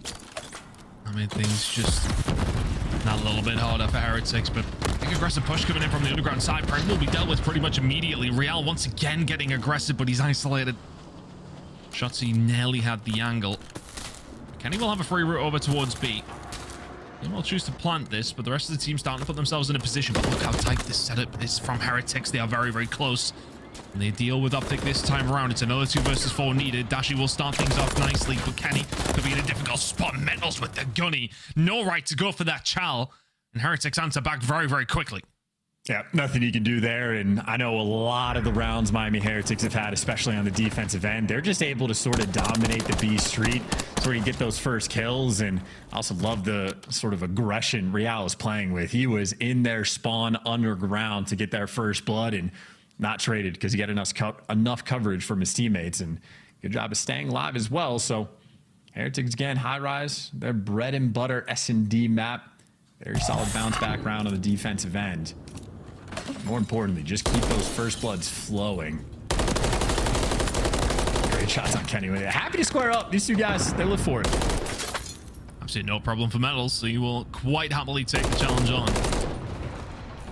Not quite able to land those shots, but Real has. He's been the tip of the spear, right? This bomb's going to go down, though. Shotzi will find a kill, will dip out. Purge will fall, so it's going to have to be a 3v4 hold coming in from Heretics. Dashi. Information gained. We'll start to put the pressure on now. He knows there's one over towards the backside. He will offer his services up to try and deal with it. Real going to try and get out of there as soon as you see Pred coming. Lucky now left in a 1 versus 3. Not going to happen. Would have had to be the 4 to find it. Texas answer back pretty quickly. Great first blood, catching Purge as well. So start things off right, get the man advantage, and sort of isolate the man that is going to be a little bit less used to playing with the Heretics boys on this map. And just nice little 4v3. I don't know who had the heads-up awareness. I know Pred got the kill, but just making sure you catch Real down low before any funny business happens as well. Pred staying heads up on the map, and even Dashi doing the same thing, getting good intel. So information game. Optic Texas, pretty on point so far on high rise early on in the rounds, but they got the first blood and the round was flawless. You couldn't ask for anything more.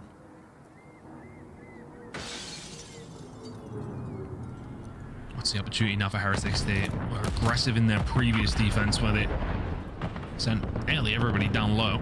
Dashi will find the first blood though.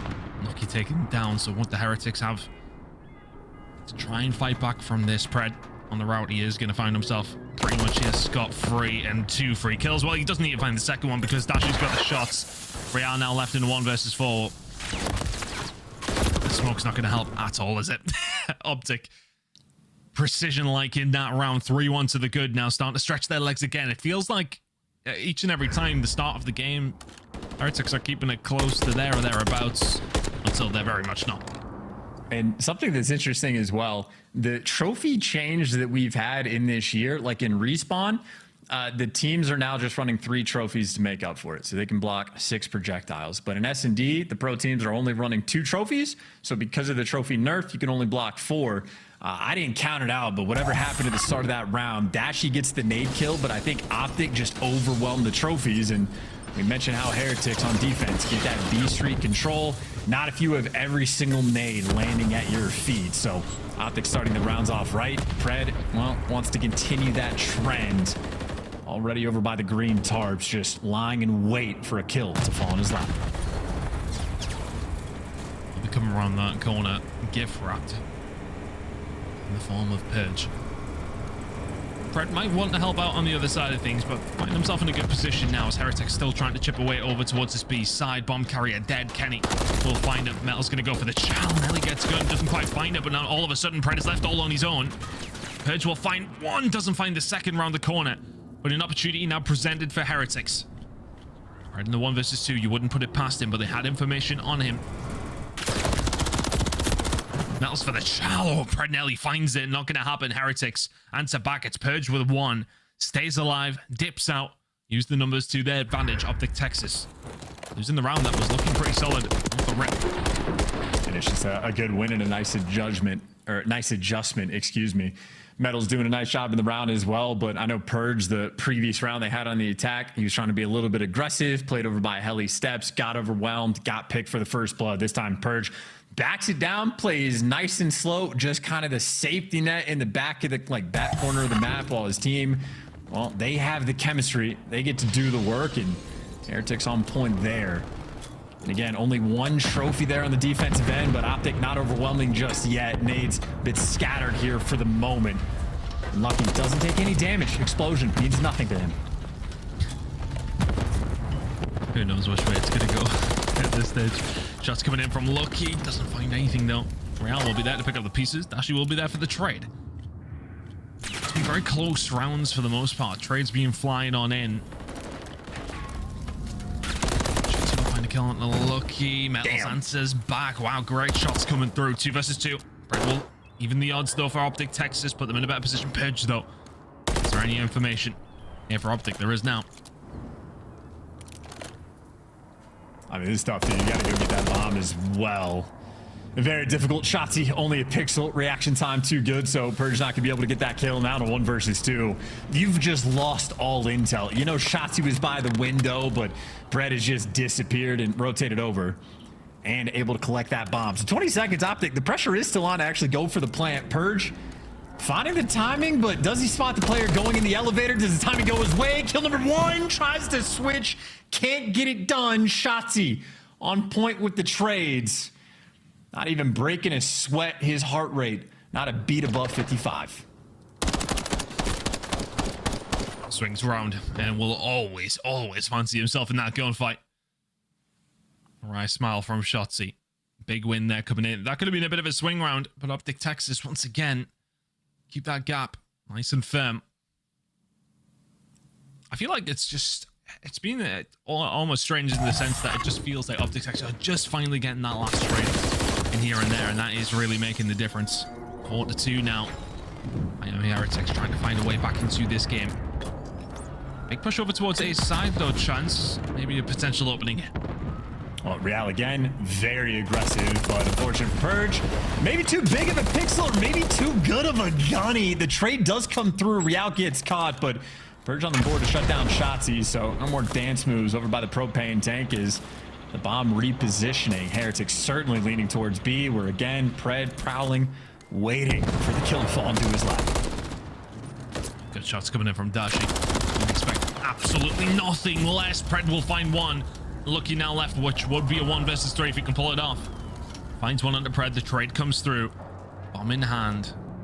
Doesn't have any information though, does he? Knew Dashi was over towards helicopter. Kenny had never really been seen in this round as far as I'm aware, at least. Not working with a great deal. Push over towards Ace. Going to start to come through potentially, but Kenny, I love that positioning. Just puts himself somewhere. You can just watch the entire mid-map from just not the angle you would be expecting. Lucky should be dead to rights. Optic Texas, information is king. And a 5-2 lead is well deserved. Yeah, just impossibly difficult to read. The Dashi is going to be like re-pinching from underground, so not a lot Lucky can do. But again, Kenny and Dashi, I mean, hey, their clutches have been on point. They kick things off with the 2v4, and this one much easier for them to orchestrate. Easy round there from Optic, who even on high rise, it's a map that they were grinding throughout stage 3. Looking pretty clean on it so far here against Miami. Heretics would have been feeling good heading into this Search and Destroy. We said it's a must win. Find themselves having to find 4 rounds in a row. Tough one to really pitch at this stage. Optic Texas have, well, been mostly lights out. It's been difficult to deal with them. A push going to come through. Shotzzy, slightly different position to what you see from Real, who will usually just find himself anywhere around propane, but that grenade is going to give the position away. Smoke's down. What can Shotzzy finesse out of this one? You'd imagine it'll be something. Staying alive, but still 4 versus 4. Yeah, Purge, by the way, they're just waiting to pounce on Shotzzy.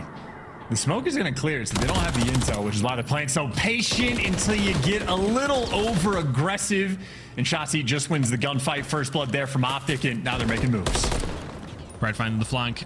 There's another kill flying on in, and Pred just gliding around the map, and Lucky now back firmly against the wall. Optic Texas are running through Miami Heretics now. Firmly above and beyond. Just the moments there towards the end, the confidence to be able to fly around the map, the information they need to move wherever the hell they want. Texas too good. Yeah, Pred can barely stomach it. Hates to be in a lobby with these guys, but loves it for the kills column, and as you call it out, gliding around the map as well. Really just a very difficult situation for Miami Heretics. It's a map they typically like, but playing with a sub on short notice, as is tradition in the COD League, very difficult to do, let alone when you're playing against the guys who are quite literally the reigning champs at the last major. But solid stuff from Optic across the board. Very balanced on the first blood front, but I think Texas really just set the tone with the instant 2 versus 4 coming in from Kenny and Dashi, both of which having strong maps, but that is true for every single player across the board. A solid outing so far. Nothing to really answer back with for Miami Heretics. You know, you've got to give them their credit, especially in map number 1. They looked solid throughout, never really got the job done. Map number 2, you know, you think if you don't get that 2v4 against you, well, we'll maybe looking at a different scoreline, but you did. So we're not. And it's 6-2, and all of a sudden it's 2-0. We're heading over to Invasion Control, and this series may well be over before it's even really started here. Chance not a lot to write home about for Miami Heretics. They're going to have to turn it around very, very quickly. We're going to go to a short break. We'll be coming back with Invasion Control.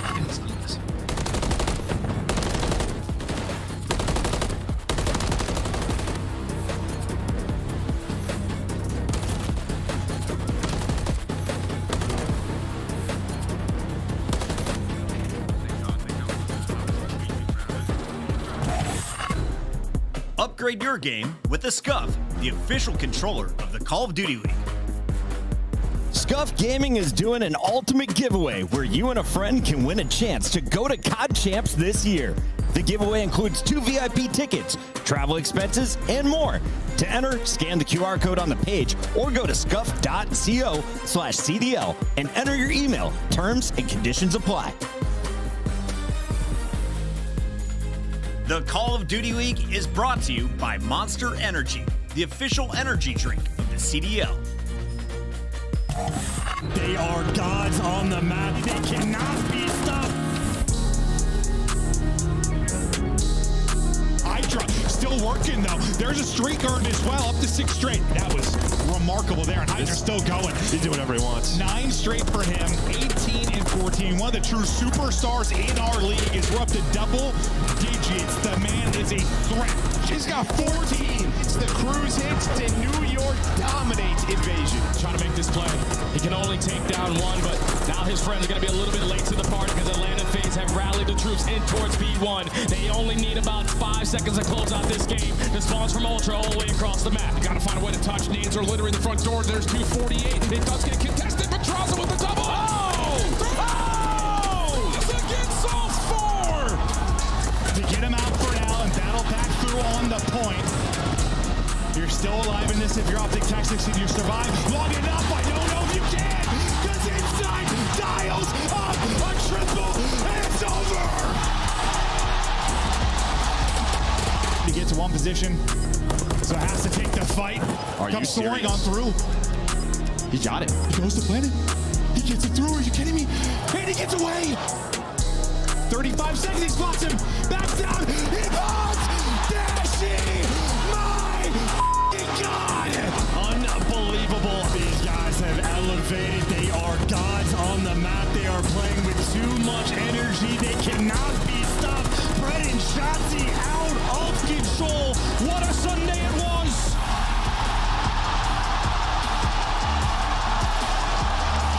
A wave of elation across the Matamei Athletic Center. It was a tough nut to crack. Your champions, Optic Texas.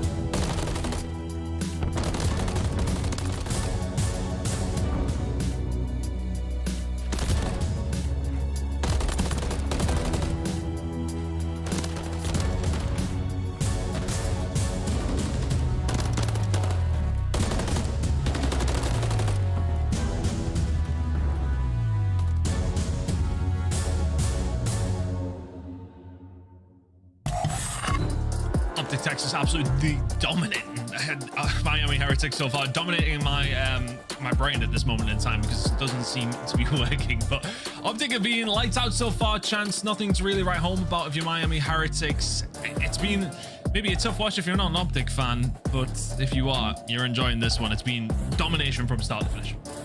Absolutely. It is exactly what you expect and love to see from Optic. Again, they won the last major. They were playing out of their minds. They had literally all of the ice available in the Matamei Athletic Center. So they've continued that into the stage. And if you're a top team or the best team playing against a team that has a sub, got to make sure you come out and take care of business. And so far, so good. The most important stat, by the way, on this screen in my mind is the tick rank for Dashy. Literally lives on the hills. A zone, B zone, it doesn't matter. Same thing with the hills. Dashy is like, his objective numbers have just been out of control this year. We've seen him like sort of steadily like transform his game in a sense, and obviously Dashy's no stranger. Insane amount of pop-off potential, but when you get a player like that objective minded, you have so much success. So when Optic's on the attacking grounds, obviously pay attention number 4 on the mini-map. He'll be showing you the right things to do at the right time. Sending a Stola over towards A's. Heretics will find their push over towards the B side, of course. Team Fred find a couple of kills already, though, and for Lucky not managing to pick that kill. I mean, he's just so elusive. Just the hardest kill on the game. I mean, oh my god! It's just laughable at times. Shotzi finds a couple, slows Heretics down immediately. And Optic Texas have got some mid-map control. Heretics now will have to slowly fight their way through this one, and they're slowly finding their way over towards the safe side. Find a kill on Shotzi. Door is very much open. And it's wide open, actually. Now that Lucky can find the kill on a dash, he jumps on in. May well have been a poor start to the round, but they're turning it around very, very quickly. Optic have to get here very, very fast. Those are clean shots as well. Dude, like I'm telling you, Lucky is an absolute monster. He's been playing incredibly well the past few stages. He's had himself a strong year as well. You've already got 2 ticks on the zone. He's got a trophy, and he's got the beamer as well. Optic, hey, they're able to overwhelm and shut down the A push, but they had extra bodies on the jump. I'd say this is just an interesting spot for Miami. They got 3 ticks, so they're sort of dead even. 40 seconds left. If they capture the B zone, they're in a fantastic spot. Question was going to be, could they get out their spawn? Well, partially.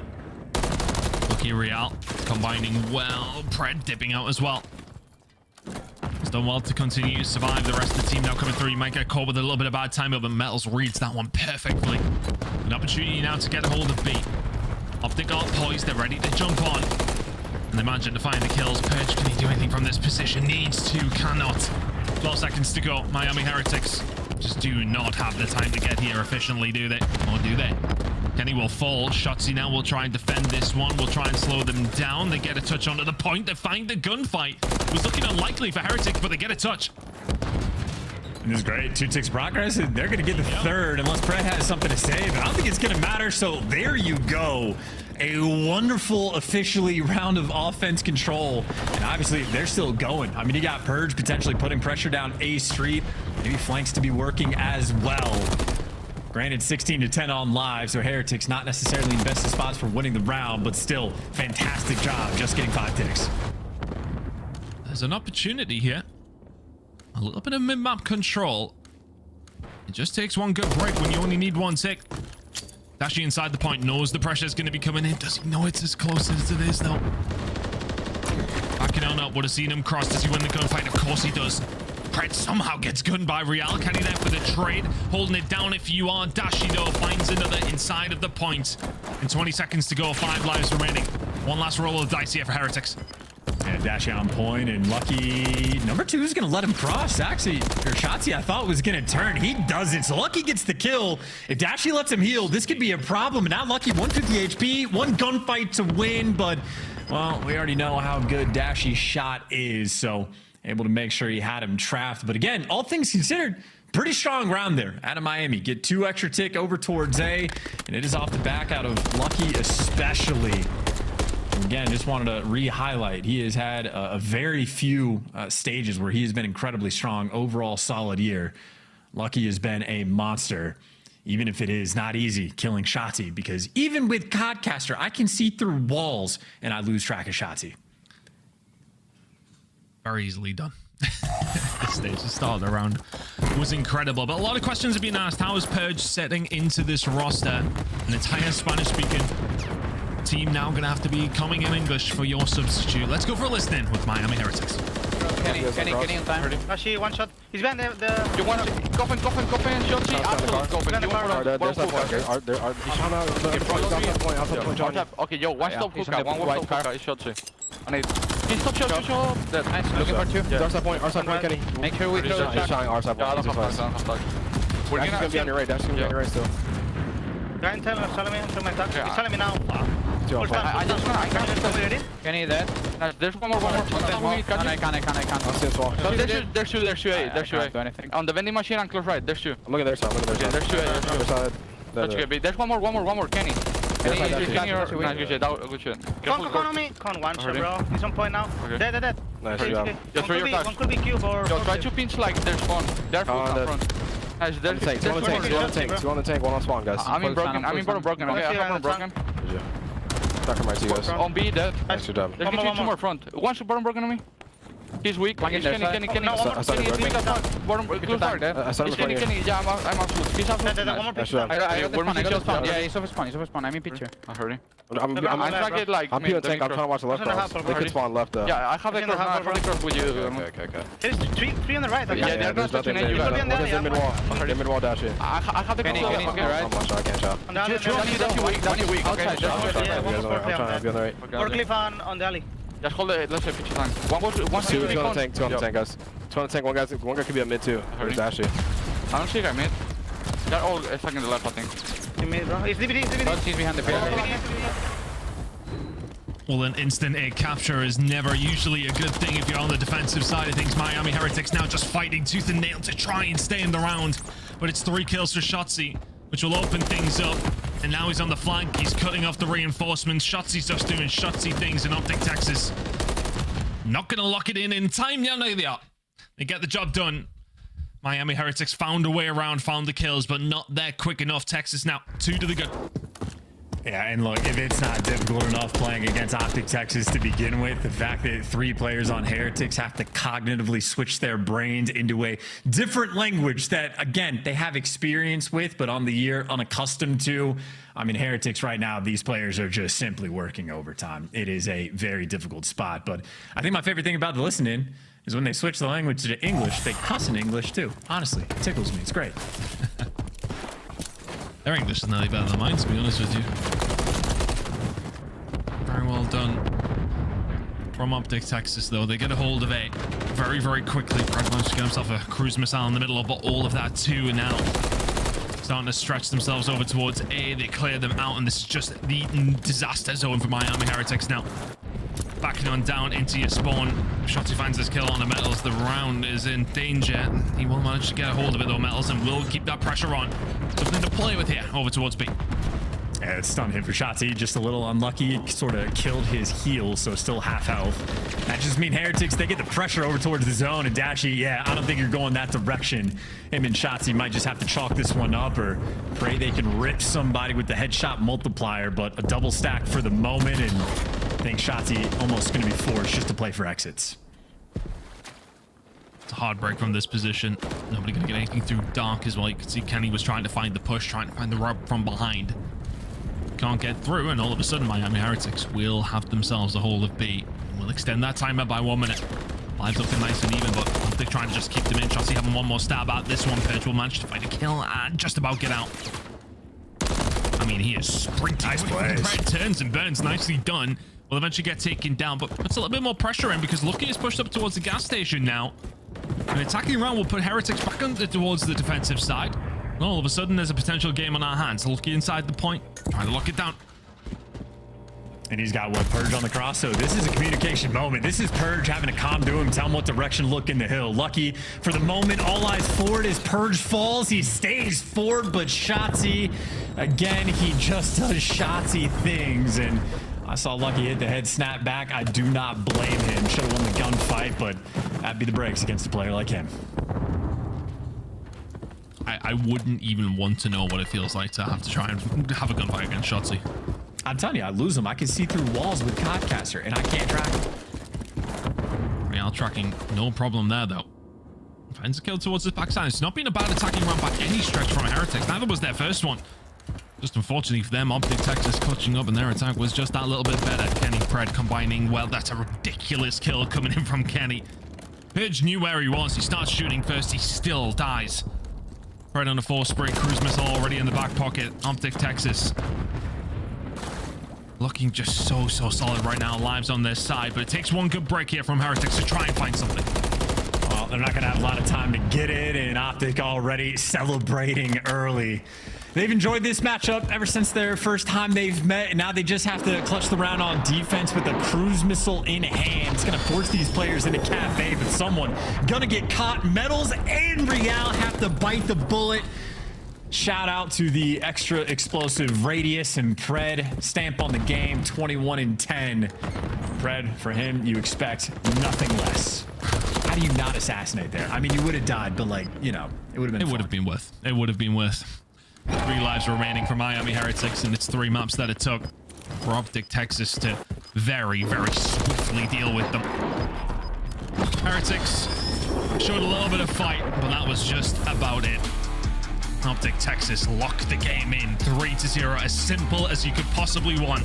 Smiles all around for the Major 3 champions. A dominant victory over Miami. Yeah, and again, exactly what you expect. Heretics have been playing with a substitute player on short notice, where honestly, typical for the Heretics guys. Again, they're having to cognitively switch what language that they're speaking. Purge being in a new dynamic as well. I think overall, Purge played about as well as you could really ask him to, given the Herculean task set before them. But perfect 3-0 victory. Pred again gets to do what Pred wants against this squad. 21 non-traded kills.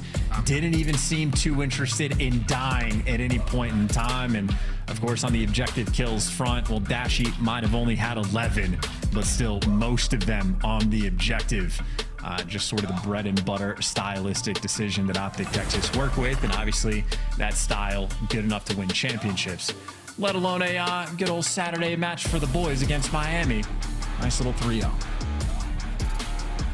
Convincing to say the least. Optic Texas getting the job done.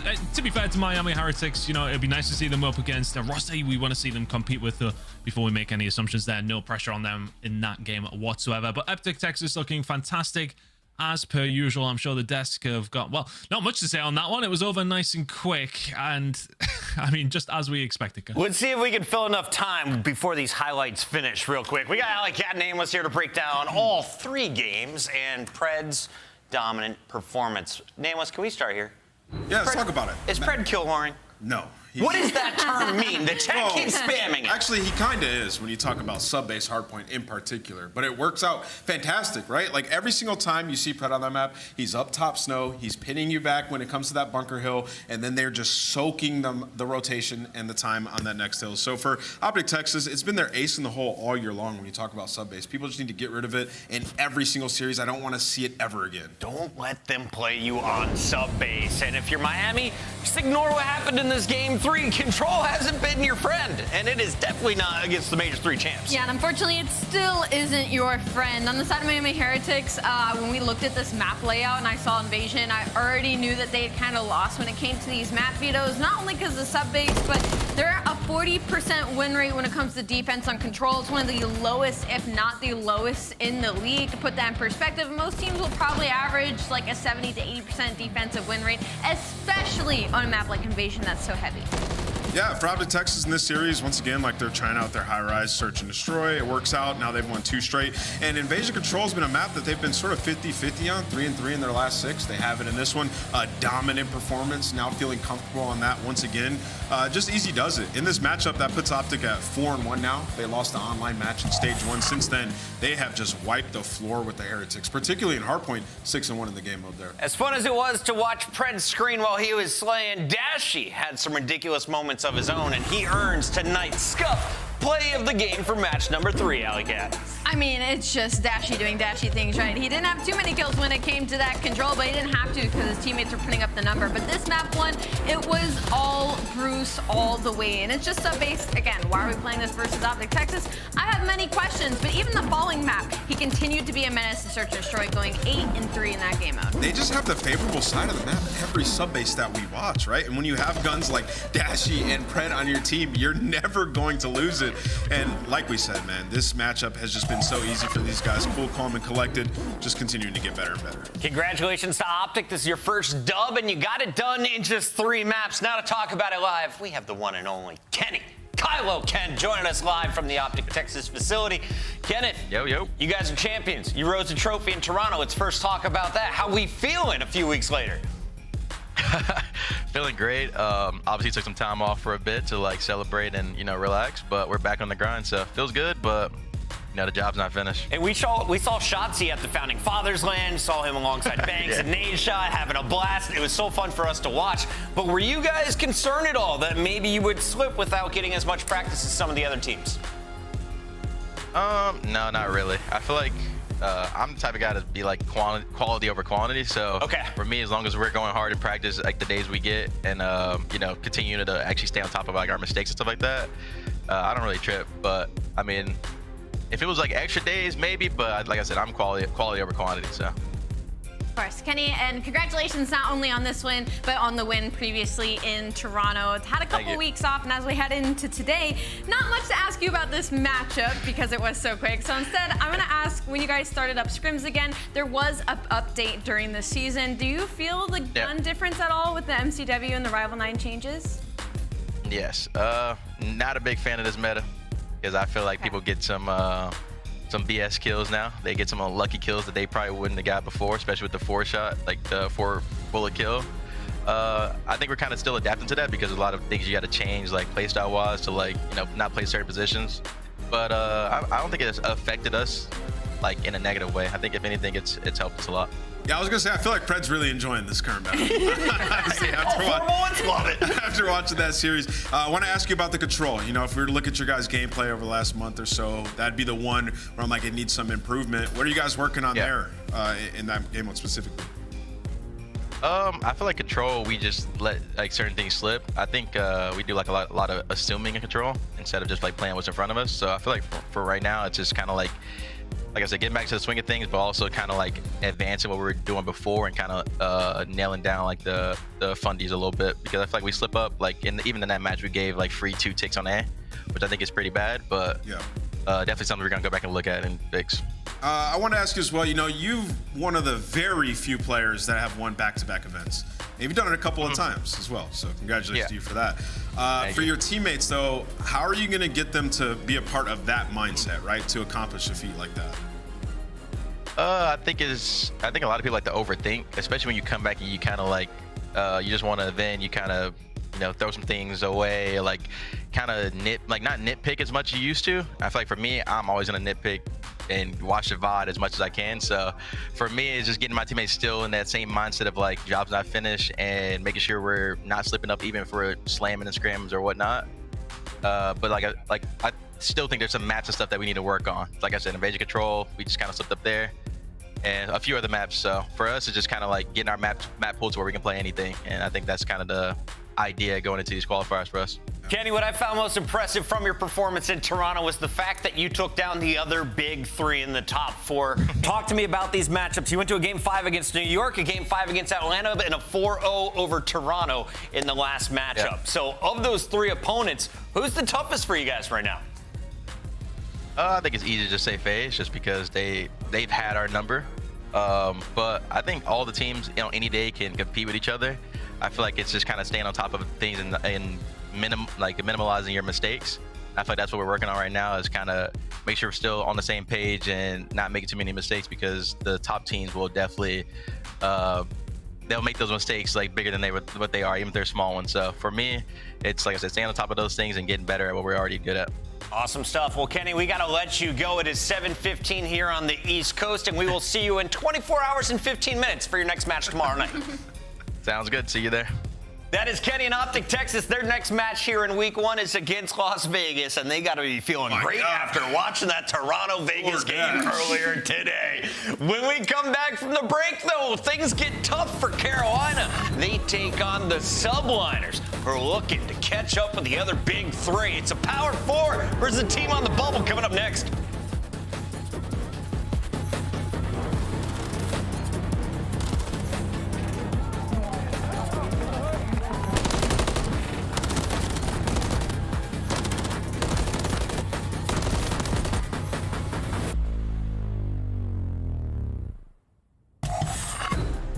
Upgrade your game with the Scuff, the official controller of the Call of Duty League. Scuff Gaming is doing an ultimate giveaway where you and a friend can win a chance to go to COD Champs this year. The giveaway includes 2 VIP tickets, travel expenses, and more. To enter, scan the QR code on the page or go to scuff.co/CDL and enter your email. Terms and conditions apply.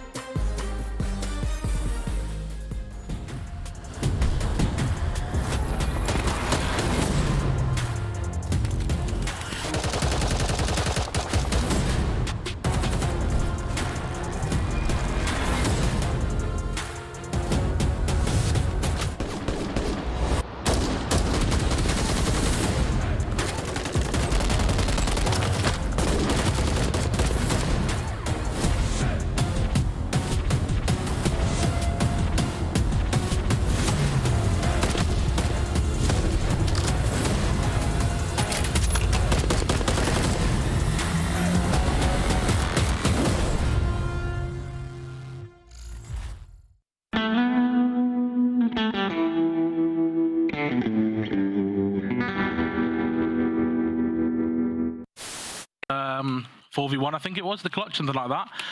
And we were just, you know, playing the round out, and I hear, oh, cat, you know, he's pushing at him, thinking, oh, he's dead, okay, so let's play it nice. And then I just hear a roar behind me, an absolute roar. And then he's like, watch it. And then the kill cam wasn't running, so I was doing the roll the tape, I want to see this. And luckily, it came up, and yeah, he's blown him away and left a bit of a little doo-doo in his pants, I think.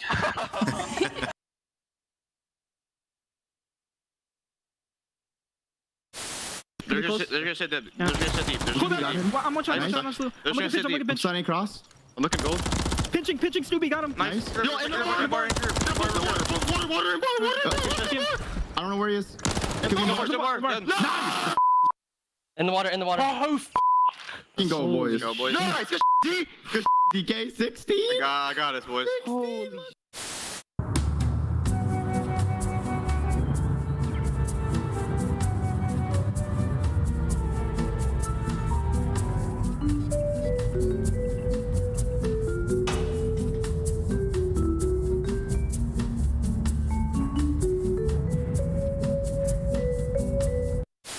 The mid. Like, Ah, dude, these top. Final minute.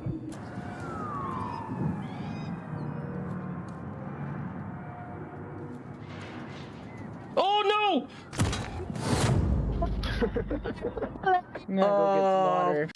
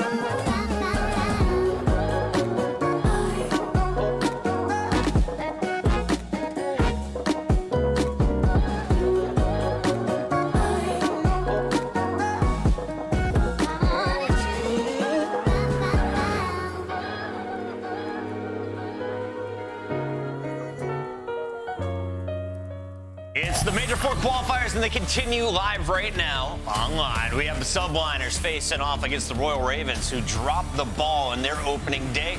Can they come back and steal a win now against the Subliners? That's the story we're all waiting to find out the end of. Nameless, let's start with you, though. Yep. Subliners, pretty good. Where are they at right now? They're number 4 overall. They have a huge lead over number 5, but they're not in the same combo as the other top 3. Yeah, it's weird because they're in like their own little tier, and it's above everybody else, but below the big 3 that we have up there. I will say New York did have a very close game against Optic all the way down to a game 5 at the major where they showed some life. Hydra was frying, but they have some glaring areas they need to work on. You know, 2-5 in Hardpoint at the major is not going to cut it. And when you talk about the new map specifically in 6-star and Vista, 2-5 on those. So they've done the worst job of the top teams at getting good at those maps and adding it to their repertoire. Is that surprising? It is very surprising because this is a world championship squad that we've seen be so prepared at majors, coming out with showing us new things within the game itself. Yeah, it's a very weird situation because they have one of the best SMG duos in the league in Hydra and Kismet. So the fact that they're not finding success on those smaller maps like 6-star and Vista, and even Rio, if you want to add it to the conversation, spells a little bit weird for the New York Subliners. But for the Monster Energy pregame, their best mode has been Hardpoint, which actually isn't that good. 7-12 with a 32-point margin. That's 11th overall in the league. They're 11th in holding. They have the fundamentals down, okay? They're number 2 in rotation throughout the entirety of the league, but the slaying hasn't been there. And it's just been inconsistency for New York. It's not something I thought I would ever say. And following that up, if that's going to be their best, their worst is actually control. This is going to be flipped accidentally for the Monster Energy pregame. So the worst was actually Hardpoint. Best is going to be their control. It's going to be off of Hydra, rocking 1.3.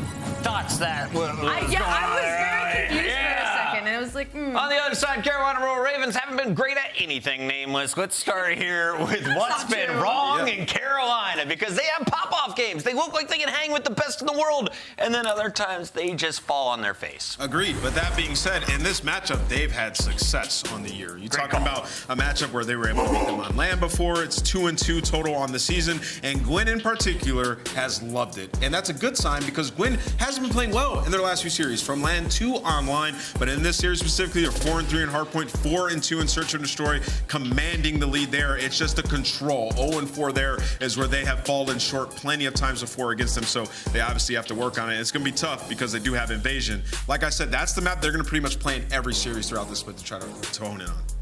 Let's take a look here at our Monster pregame. If you are going to find a weakness in Carolina, where is it at? It's definitely going to be in that Hardpoint. It's been okay. It's been pretty average across the board in the league. I mean, all of their game modes have been. I guess the biggest difference right now is going to be in the fact that like their breaking hasn't really been there, and these games have been incredibly close when it comes to the respawn. But when you compare both these teams, like statistically, they're actually pretty even. This is definitely a series that could go to a game 5. And you talk about the Search and Destroy, Carolina Royal Ravens actually have the edge here once we look at the layout. Well, you got Vista coming in at that game number 4. You already mentioned the weakness for the Subliners. Their name was. How far do you see the series going? I honestly think, like, if we get the right Carolina, we can go all the way to game 5, and they can take it. When you talk about Carolina, though, true fashion of that team, they lose their first game to a team they should beat, and they go ahead and they beat a top 4 roster. So I expect fireworks. I think the map set favors them when you talk about the S&Ds, and they can take it. Last time I went to a game 5, will we this time? It's time to make our Scuff Pick'ems official. We'll be starting down the line there at our top picker on the season. Nameless is going for 124. I'll go Carolina again. I got them taking this one. I think they get it done in 5. Allie, you just slammed the table. Did you want the Carolina pick? I kind of wanted to go Carolina, weirdly enough, but funny that you said, like, if we get the best version of Carolina Royal Ravens, this can go 5. I think if we get the best version of New York Subliners, this ends in 3. So I'm going to go with New York Subliners in this series. Dante has been struggling on the small maps. He crushes on Invasion. Invasion is there in games 3 and 5. I'm going Subliners today. And the fans, they coming with us. It's time to find out. Is Nameless a wizard once again? Or is it going to be Clay and crew still looking for their first dub of Major IV? We send it over to the handsome Maven and his buddy Merc. Ready to go. Call me Caesar Skies Bueno, because I'm feeling bueno. That was dumb. I know. I tried my best. I said Squires or something, Joe. Yeah. I was trying to be all smooth. Instead, I was like mud, man. Yeah. But I'm ready to go. Listen, we're going to have some fun here. This is interesting because, like, take the shades off. For a lot of you think it's too much? Is it too much? You already did the first game. You look like a cop. Pull over. Ready to go. Hey, listen, this is interesting, though, because, like, listen, we know what's on the line for Carolina, especially with the loss. For New York, it's a weird one because, like, yeah, they're comfortable, but where the rest of the top 3, are like trying to improve against each other, like you're trying to get back in the top like conversation. Like, Yeah, right now it's like there's some separation between you and those top three. They did go to a game 5 with Optic, like on Sunday. Like I think that was a good showing. They beat the 2 teams that a lot would say are behind them in Thieves in Seattle at LAN. So it's like, yeah, they're kind of right with where they should be. But I think the Devs brought up some good points. Their hardpoint hasn't been great, and the fact that like they aren't really they aren't playing the new maps a ton, or they've been struggling there. So they're kind of at this point now where they have to hone in on the things that they're good at and try to improve at the same time. It's difficult. And that's what's tough with, like, I mean, you know, they had some up and down last year. They've had a lot of it this year. They've constantly been working on even the stuff they're like good at. Like, it's not like, I don't know, Optic and FaZe where you kind of got to a pretty comfortable position against the rest of the pack where you're in a good position to work on new maps and find other strengths. Like, they've never really been good. Like, not that good where they're comfortable. They've been a work in progress all year. Yeah, I mean, it was like, what? The first stage was, our search is incredible. We got to get better at respawn. It's like stage 2, our hardpoint got better. And then stage 3, it's like, it's all kind of got worse. Yeah, like, it's tough to add like new stuff in and maybe improve in that when you're still like still a body of work. I just never have gotten all that comfortable. But we'll start to focus on the action. On the other side of this conversation, I know Ant kind of touched on it, but Gwyn, who has at times been the rookie superstar for this Royal Ravens team, last time these 2 teams matched up and they were able to beat them, it was through a game 5. Gwyn set the kill record at the time, had a monster series. But Gwyn is coming off maybe his biggest dud of the year. He was like neg 30, like lowest damage on the team, never got anything going in the respawns. I think it's very obvious that in a matchup like this, they're going to need him to play well. Yeah, I mean, they just put the pressure on themselves, right? In a series where it's very winnable. They don't win it, they lose it in game 5, and then the next day you play a top 4 team. As the Devs were talking about, 2-2 on the year, so they've played New York tough all year long. For whatever reason is, they just have, and they're in another position to do so. Is that mental? I think it's definitely, it's got to help, right? Without a doubt, yeah. Just the fact that we know we can do it. We've done it twice. We did it on LAN. We did it online. We've got the ability. Does Felony have the ability now to earn a cruise? Just needs one more, and he'll get that into the back pocket. Just trying to hold an angle, maybe give himself a gimme. Nobody's shown for now, and that's a nice one. The headshot comes through, and Yogi kind of heard Kenny talking in the interview. Some of them that feel like BS. Like, we were joking last year, like, something you're just getting fried. Like that one headshot, and blip. Yeah, and on the other side, Kiz struggling. 0-7 through 3 hills, trying to find the first one to get on the board. And that was the thing yesterday. It's like the other 3 of Carolina all played well. Your AR stepped up.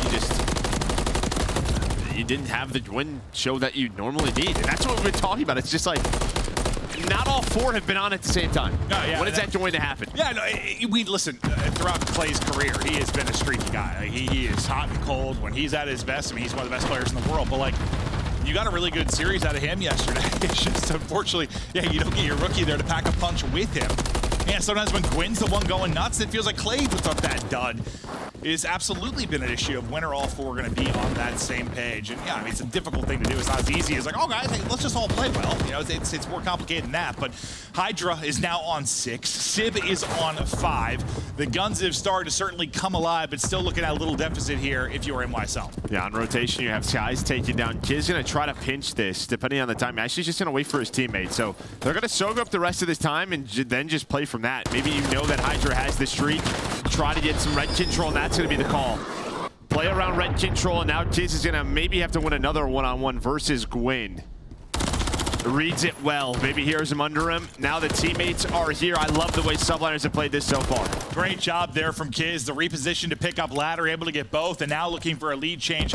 That is looming now through Junk. They'll go out in front. Hydra still on this spree. One of the best to just pop it off and going on long sprees. It feels like every series he's got one moment he's going to do it. But Felony, who got his earlier in the game, is going to funnel them out of the point, able to pick up Sib. Hydra's streak will also come to an end, and with 35 remaining in the hard point, you'll rally across and get through if you are Ravens. So a big explosive moment there for NYSL that you answer. Yeah, I mean, that's it. Yeah, you did a big break. You had Hydra on a spree.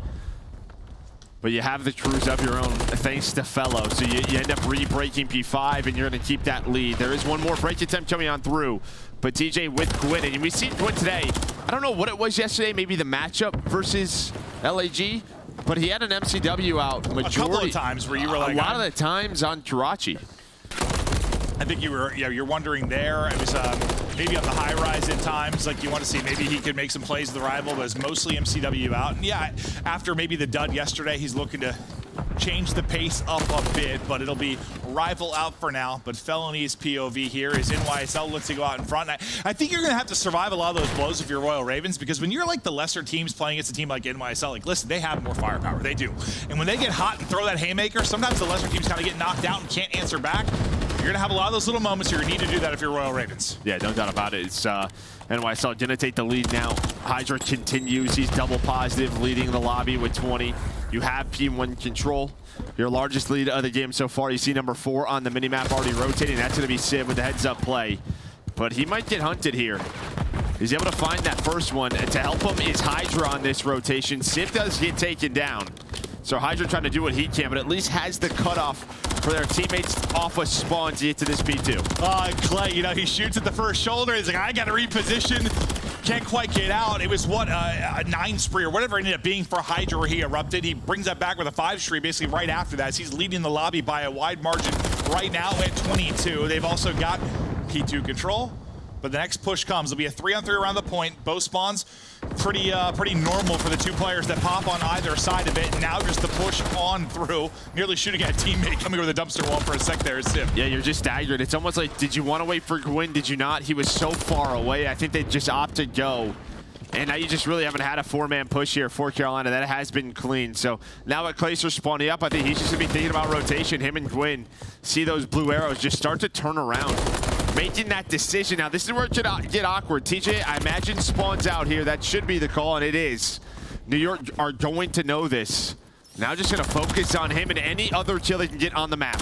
Well, Kiz getting him at range, getting him from the top rope. And that's the squad, exactly what you need. Getting them from everywhere. They pick up the spawn out. They find everybody, and that is as clean as it gets in transitioning from 2 to 3. Look at where you are on the map if you are Carolina. Yeah. This is...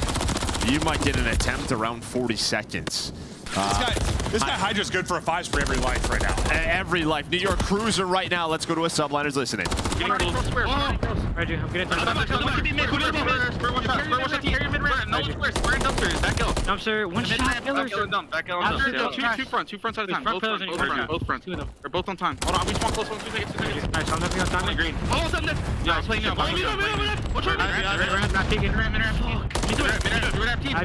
Absolutely. He's gonna go Gen Ladder. Take time, yo. We have to Gen Ladder, absolute. Just sneak. Gen Ladder, absolute. Okay, guys? In the back elbow. I'm watching Gen Ladder. Don't see him. I'm playing for market. You window, I think. There's 2 or 3 goals, I think. Low marker right now. Fella's gonna go top 3 on me. Just one shot. They're blocking bridges. Sad as well, man. Push me out market. Logo. Plays in new one's mixed back. It was Fella. Fella's gonna be third. On you, close cap, okay? One Fella's gonna be third. I don't see Fella. Promise he's up there. You know what? Peeking me on both cap. Vending and green. Almost third. He's still third. Yo, one time, 2 times. Top green on me. Bridge. Low bridge and top green bounce. One shot. He can be sat. Low bridge. One shot up sat. Promise you. He can't do anything right now. One's marking on me. One time's good time. Top sat. Yeah. Top green. Bottom money. Heard you. I'm sliding. I'm trying to help you. He's on you. Close up the money. He's on you. Alright, good shit, kids. Behind me. On you, really weak. Junk in market. Give me a sec. Junk in market. Give me time. Go. I need to back right market. I can break the time. Yo, go top market. Literally. Top market. I'm coming from Paco. Top market. I'm getting top market. Sell 30. I need you to push. Try yourself. My bad. I'm going deep. Yo, play with third. He probably thought Hydra was dead, so Sip tosses one over the top, ends up getting a team kill, but a nice sequence there, out to a 70-80 point advantage. Hydra was passionate in the comms, and he's been passionate on the scoreboard. Yeah, I love the comms, honestly, from New York. Sky's a nice little angle there, just maybe trying to find a player towards the back, but honestly, who impressed me that listening was Sib. He played his life very well. Coop side helped them transition over towards the P5, but Royal Ravens in control for now. As you see all the yellow arrows starting to push through that P3 area. And here comes that first attempt. The crossfire is here for Ravens. Can they lock this down and then rotate towards that P1? This could be a very close game. Could be a huge sequence. TJ try to start getting into his bag, bring it back a bit in this one. Fellow is on 4 in a row with a chance to earn a streak if he can pick it up. Down to 8 HP and is trying to stay up right now is the play call. What do you see on rotation? Yeah, Hydra versus Clay on that P1. Fellow, though, 5 in a row, going for that Renetti. Good luck. Yeah, that would be some insane shots. But Hydra, he's going to be on that P1. Fellow would love to get this 6 spree, use this cruise. Just trying to find a hit. He must be out of ammo. He is. Yeah, he's just out of ammo. So he's trying to find whatever he can. Kiz, he spawned up near Cafe. So you don't get that sort of combo from P5 into the P1 on rotation. Now pressure over to Ravens. Yeah, first I was like, can you please reload? And I'm like, oh, that makes a lot of sense. 0, yeah. No ammo to work with. 20 points away from victory now is... He's on another spree, by the way. YSL, they're inside. Yeah, every time this guy Hydra has been alive through the mid game, it seems like he's good for 3 to 5 straight. 4 now, plus the objective time. The guy is doing it all. Looking to Chow for number 5, give him his 5th killing spree, I think, of this one. It's like he's in a pub right now, absolutely dominating Carolina Royal Ravens. Simply too good, too talented, too French and beautiful. Yeah, masterclass in map 1 there for Hydra. He was doing whatever he wanted. Sicko game out of him. Whatever he wanted, he was getting. Like, lordy. And I mean, it was a nice start for Ravens. Kind of got what they wanted. Kismet had a slow start. Props to him for bouncing back. I think it was 0-7, 0-8 until he finally gets on the board. You were very much into the game, but I think that moment from P2 to P3 where we were in the listening, it was just master class where you were spawning so far away. That lead jumps up. But yeah, there's one man's score that's going to stand out. Dude, he puts up like 2K more damage than what Lobby. 30 non-traded. I mean, Fellow's playing well. He really is. You're just going to need more in this type of matchup, and that's, you know, you had that crazy Gwen performance that was able to get you past him the last time. You beat him at Major 1 when I think NYSL was at their worst. Like that first Major, they get double bopped out. Like they're not playing super well. But like, if you are NYSL, it feels like there's this big gap between the top 3 kind of with how things have gone recently. But you know, you get reminded there is still so much talent in this team, and a player that at any moment can be the best player in the world in Hydra. And when you're playing against worse teams, he can just, it feels like single-handedly just take over. Just take over. Yeah, I mean, it could be anybody. Yeah, he's our season MVP last year for a reason. Like, yeah, he can do it against the top squads. Don't get me wrong. I just think in a moment like this, yeah. Yeah, in a matchup like this, like he can really just, Lord God. Well, and you're not getting sort of the TJ Quinn effect we've been talking about. At times, can really match these guys in respawn. I think Hallie brought it up like, New York's playing at their best. There's just no way this is close. No, it shouldn't be. It shouldn't be. No, and I don't know that we've seen New York at their best. Like, I mean, I guess not a full game. Yeah. I mean, you could pick the whatever best mode they've had this year look their best. But I just mean like the potential of this team. I don't think we've seen it. No shot. I think they'd be right up there battling with those top 3 if they were there. They just haven't been. They've always had some kind of weakness. It's been a small one or a massive one, but there's always been a glaring weakness for the squad, but just trying to get there. This is the time where you got to turn it on. You got to find that next gear as you get closer to the final major, closer to champs. But you can see as they take it over late, end up winning it by 7. I mean, you get 22 points across 4 hills, and that is just when the yellow arrow or yellow line just skyrockets. Go from 114 to 208, close the game out. Carolina tried to bring it back there on that final P5, but on the rotation towards P1, New York in the hill. Envoy said something to me back in like Vanguard that always stuck with me. Like he always said, P1 in the second rotation is the most important hardpoint. And like you just see it all the time. Like you see the first transition go one way, and then the P1 comes up where you sort of get to set the pace for that next rotation. You get to your spots. It's just like this snowball where you're ahead. And how often do we see that? It's close to the first set, then it just takes off. And he said it's just always stuck with me. And I know that might change based on the particular map, but oftentimes it's true, man. Like it's close, then it is not. Yeah, I think about like the last major, like sort of the optic hardpoint especially. It felt like everyone, no matter what, was playing them tough, like 150 to 150, and then it was like shut out 3 hills in a row, like just game over. Especially sub base, multiple times there at Toronto. Yeah, so it's definitely not always like the P1. I think sometimes that's the case because it's like a middle hard point and it sort of can like dictate positions going forward. But it could be a different hard point on a different map where it's just like that one where you sort of set yourself up for like 2-3 straight, where you're just ahead at all times, making gunfights so hard for the opposition. We see it so much. We've had some great maps this year. It's been really fun to watch. And We've got one done here. So far, it's NYSL. We get forward to the search and destroy. And, you know, we talked about the improvements for Carolina Royal Ravens, but as you and I were touching on yesterday, like, statistically, overall, yes, it looks better. It's just the map pool has been so small that it's still not great, the search. Well, again, just the way we talk about Carolina, you're just like, yeah, they're in the top 8, but they're not. Yeah, they need these points desperately. Drop a match like they did yesterday versus LAG, where now you're playing New York in a spot. You're on Rio. So you're playing this Rio search. Yesterday did not look great. LAG kind of smoked them. But you can see right here, New York, which surprised me when we saw these sets. I'm like, wow, they don't play this at all. So 0-1 here for Subline. It's just tough if you're Carolina, too, because you just lost LAG, who has the easiest schedule, I think, going forward, and you have one of the hardest. There's just multiple things starting to compound now where you're going to be sweating a little bit. But this would be one, yeah, I mean, you'd love to improve on this if you are in YSL. You know, we just saw FaZe finally lose it. Obviously, they are beatable here, but they've been so good. We've seen Ultra with their moments. Optic as well. Like, you'd love to have this one as one you could go to. Yeah, just when I saw sort of like, just they like to play Rio Hardpoint. You have Kismet and Hydra on this team. I was like, they've really only played this once, but maybe there's a reason why. TJ and Gwyn, okay, back to maybe their sort of usual formula on this map. Didn't see much of it yesterday, but here in round 1, they find the first 2. Well, it's just probably one of those where it is a smaller map and all heads can collide. It's not a standard. When you feel like you're a better search team, you want to play more standard maps. I'm guessing that's probably it, because they were the best search team by far at times.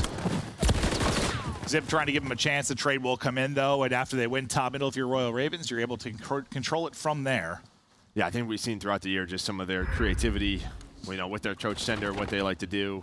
And they're probably like, I don't want to play a map where we can just run up the middle of the map and lose. Right? Yeah, no, rounds can be decided 4-4. like instantly. Yeah. They really can. And just like you know, there's not a lot of those like mid-round, like, I don't know, crazy calls or adjustments. Like sometimes it's just, you kind of know what's coming to some degree, but don't get me wrong, it's a fun map to watch and cast and search for sure, because you get a lot of those like wild 1v1s or extended 2v2s just due to the nature of it. We'll see what wildness we have here now in the map too, is you've kind of got a 3-on-2 over here towards A, but you've got some superior position you can work with. It's a trap, and it might work out. Just who's going to be more patient. Stun hits, but you're not going to expect a second.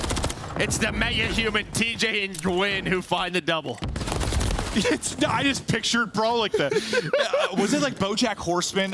People watch that show. It was like the kids. There's like 3 kids on their shoulders inside of a trench coat. They like walk around like they're an adult. Like that's literally what I just pictured, like TJ on his shoulders. Oh. Yeah, no, that's what I was thinking the entire time. Yeah, like little so rascals good. or yeah, that's a good shout too. I don't know why kicking and screaming when they do like the yeah. Oh, they're built for it. That's for sure. But now Kismet and Sim trying to clutch up in this 2 versus 3. TJ gives them even more numbers. They're able to push it through, infiltrate, and dominate. Royal Ravens up 2-0. I mean, the first 2 in round number 1. Gwyn gets 2 to start this round. TJ gets 2 to end this round. It's what we talked about yesterday. You just did not get this at all from this duo on this map. No, you really didn't. You really didn't. All those situations against LAG where you had these little chaotic kind of moments and skirmishes. Granted, that wasn't that much chaos. That was just Gwyn kind of not getting shot and setting him up as he baits his teammate. But they just didn't win any of those situations against LAG. Just felt like a map that LAG really want to get to. One NYSL want to avoid, and seeing why maybe early on, but still early. Stun hits right as the trophy goes down. So that's some information, and that is slowing up your push. Well, not going to matter. TJ. First Blood Lord on 3 in a row at 5-1, cutting to pieces. You're still running? Let's do it. I'm still going for you. I'm still waiting for a nade. I think a team may have naded him. Finally follow me up, boys. Follow me up. Yeah, you're nading me. It doesn't matter. I'll keep going forward. I'm a stallion. Ride me into war. My name is TJ. We got another 3-on-2. They'll look to shut this down with 50 seconds remaining. You see bomb down in a tough spot over by B. Fellow will be the lone man over here, which they may opt to isolate if they get that info, but for now, don't have it. As they're taking their time, wrapping towards A, hoping they can officially as isolate 1, get this to a 2v2. You might get one if you check that corner where Clay is playing. It's going to be Sky's there. He thought about it. Sky's thought about it for a second. Zip now trying to beam. We know he's got it. Almost snaps onto the second. I think that first gunfight just takes a little too long. Nice little jump shot by Fellow. I mean, he gets the info on both from his teammates, so he knows right where this push is going to be coming from. And yeah, opportunity there. And then due to Clay's position, honestly, he kills the second. He probably gets away if he guesses right. Ooh, I don't know about that, but that'd be something. It'd be a guessing game. If he pushes forward, he might get inside. But he might also think he's just following up his teammate there and turn the other way, get shot. But this man has been, he's been doing his thing. 6-1 here for TJ. 2 per round. Well, even the search they lost yesterday, he had like 4 first bloods, right? Yeah. He had, it was 6-2, I think. Yeah, but I remember it was 3-0 in like 30 seconds. Yeah, no, it was. But this time, yeah, the first blood's actually leading to something. Waits for some of the utility to be expended. Now starts to work his way out for info. And a lot of their pushes haven't really been up towards B. I mean, it has been on defense, but on offense, they're really trying to keep them honest at A. Smoke off the cross here from the door peak. Gift bomb planted. 2 people towards garage here quickly. That info will come in. You'll peek. I'm not sure if you saw Hydra on the right, but it'll be Kismet this time with the first blood, so not another one for Tej. Great read and positioning there to watch over the bomb side push. Gwyn helps out as well. Everybody falling apart. It's Clay. It's on the flank, and Clay's going to get 2 as they try to push through. I mean, yeah, just starting to work towards that A bomb site. And then, as you said, you just reposition. He's able to get the first. I thought with Fellow dying on the flank, but Clay, he's got it. Able to hit the slide, takes down both. Yeah, he had such good timing there on the slide. Like, that's so awkward for both of them, kind of, but the aim tracks a little bit better there for Clay, and he will get the second. 4-0 advantage. All Royal Ravens after the map 1 loss. TJ, 5 straight, and 1 off the cruise. It's funny, I asked you, like, to remind me what the World War II one was called, and you said glide, and I keep wanting to say glide. I don't know why. I haven't thought of glide bomb in so long, but now I keep wanting to say glide bomb. Oh, my brain is peculiar. Had a little whistle noise with it. Yeah. I just couldn't remember the name of it for the life of me. Bates going out, trying to catch this player on the bomb. Not going to happen. They hop off of it. That's a big Kismet. There is a trade, though. As Tej is able to find one win with another. All down to Tiz, trying to finesse. And he does. I mean, he's able to get out. It looks so bad for him for a second, but the fact he gets the kill and gets out gives himself a chance in this. He's got bomb to work with, too. So at least it's not like drop top mid, and he's got to track back and try to pick that up and make a play. He has bomb, and you were hunting kind of as a flock here for a second if you're Royal Ravens. They split up for a moment. Yeah, that's someone saying go back. Yes, I thought they were going to split like the worst possible time. The bridge check is about to come in. Can Kiz get away? Barely gets gun up. Able to finesse, retake the fight, some damage in, but he's knocked down to 48 HP. And they are hunting, just slipping away. Can he get back to full health? Gets the reload off, gets full health. Good luck with that fight. Yeah. Can't survive another day. Just, it felt like he was just running for his life the entire time. The other problem is just the side he planted it on. So it's just so tough to deal with. He has so many things going against him in that situation. He's hoping to get out bridge side, and then Gwyn is there. Finesses for a good amount of time. But they end up hunting him down. Yeah, and this is like, this map is very like must win in my eyes because, you know, you had a decent shot on Karachi. We saw him win it yesterday. We know they have the ability to do it. But control has been rough. It has been. And we're going to be going to Evasion. We saw, I mean, their defense had more holes than a piece of Swiss cheese. Swiss cheese, yeah. Yeah. So, like, they had been struggling there. Could they win it? Sure. But, like, there's some absolute shooters on New York. Invasion and Control, you would think well, would that's their go-to. I think they're like 10-5. It's well, that or high rise. Yeah, so... So you needed this one real bad, and well, they're getting it. It's 5-0. You've got nothing going for New York. Hydra, who just had that massive map 1, one of the better search players in the game. 1 in 5 currently, has just been able to get nothing going at all. Yeah, you've got a total of 8 kills through 5 rounds. Yeah, but because they kept him so honest towards A, look what opens up. You have 3 players for New York playing A. Boom. Isolations over towards B. Clay just trying to do what he can. Bomb not planted yet, though. But Fellow's able to get one. The fact he finds that with the Renetti gives his team a huge advantage. Yeah, I mean, he was on a 40-second 3v1, basically. Yeah, the fact he gets one is amazing. And this feels like, how many times have we seen a 2v3 opportunity for NYSL? I don't know if I'd call it an opportunity. Like, not a great position. You've been in it a lot. Clayster now strikes all onto Skies. Last alive, or you're getting 6-0 mollywopped. Streak in. Run on forward. It's gonna be an explosion, or 2 Carolina players in your face. You're going to drop. It's a big win there for Royal Ravens, right back in this series and tied up 1-1. It was, I think, a must-win map in this best of 5, and they handle business, and they handle it big time. Nobody wants you hit in the face by a missile. That's true, Joe. Or, never mind, we'll leave it there. We'll take a look at the stats here momentarily between Subliners and Royal Ravens. It's going to be very, very one-sided. TJ with 4 first bloods in the loss yesterday. This time he's able to get 3 lead-all players in kills, lead-all players with the first bloods. He was having a fantastic one, but a great effort all around. I mean, great comeback. I mean, yeah, after the map 1, just to 6-0. Just bounce back in the series. This could be an emotional team, this Carolina side. Lots of ups and downs, but at this point, feels like they're kind of used to it, and they played New York tough all year long. And it's just such a good example of Rio's just a little different when it's search and destroy. Like, you see, like, LAG beat them yesterday because, like, they just want to play the same type of game, honestly, when it comes to search.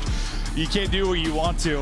If you are New York, you struggle there mightily, and I was a bit worried for Carolina based on what we saw yesterday after they got the loss. A little worried on this map, but well, I think what LAG did, it kind of forced them to say, we got to try something else, and I think on their attack a few times went over towards A, and it worked. So, yeah, just force them to try some new things. If they're going to come out and somehow get a control win, though, how do you think it's going to happen? I mean, just based on how good New York has been and the struggles of Carolina. I think just strong defensive rounds. I mean, with how good New York has been, we'll see. But, yeah, it's going to be tough. A lot of work to do, an uphill climb here for Carolina, even though you got that massive map 2 victory. Still work to do. They have had New York's number. They've been 2-2 on the year. Can they come through with an upset again? We head to a quick break. After that, Invasion Control.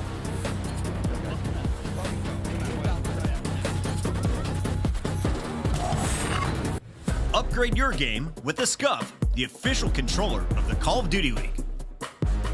Scuff Gaming is doing an ultimate giveaway where you and a friend can win a chance to go to COD Champs this year. The giveaway includes 2 VIP tickets, travel expenses, and more. To enter, scan the QR code on the page or go to scuff.co/CDL and enter your email. Terms and conditions apply.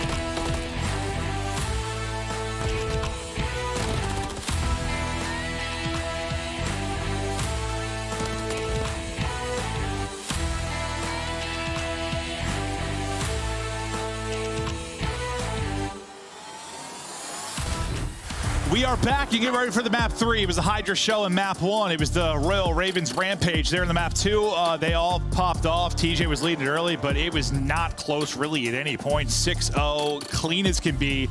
We brush those two off. We continue on, and the invasion, I gotta imagine this is NYSL by a mile, but we'll see, because you got TJ on your screen, and TJ, you could never count him out. Sure, why not? Sometimes, man, he's like, you know, you didn't think Frodo and Sam were to get all the way, throw that ring into the pit of lava. You counted them out, right? But they got it done.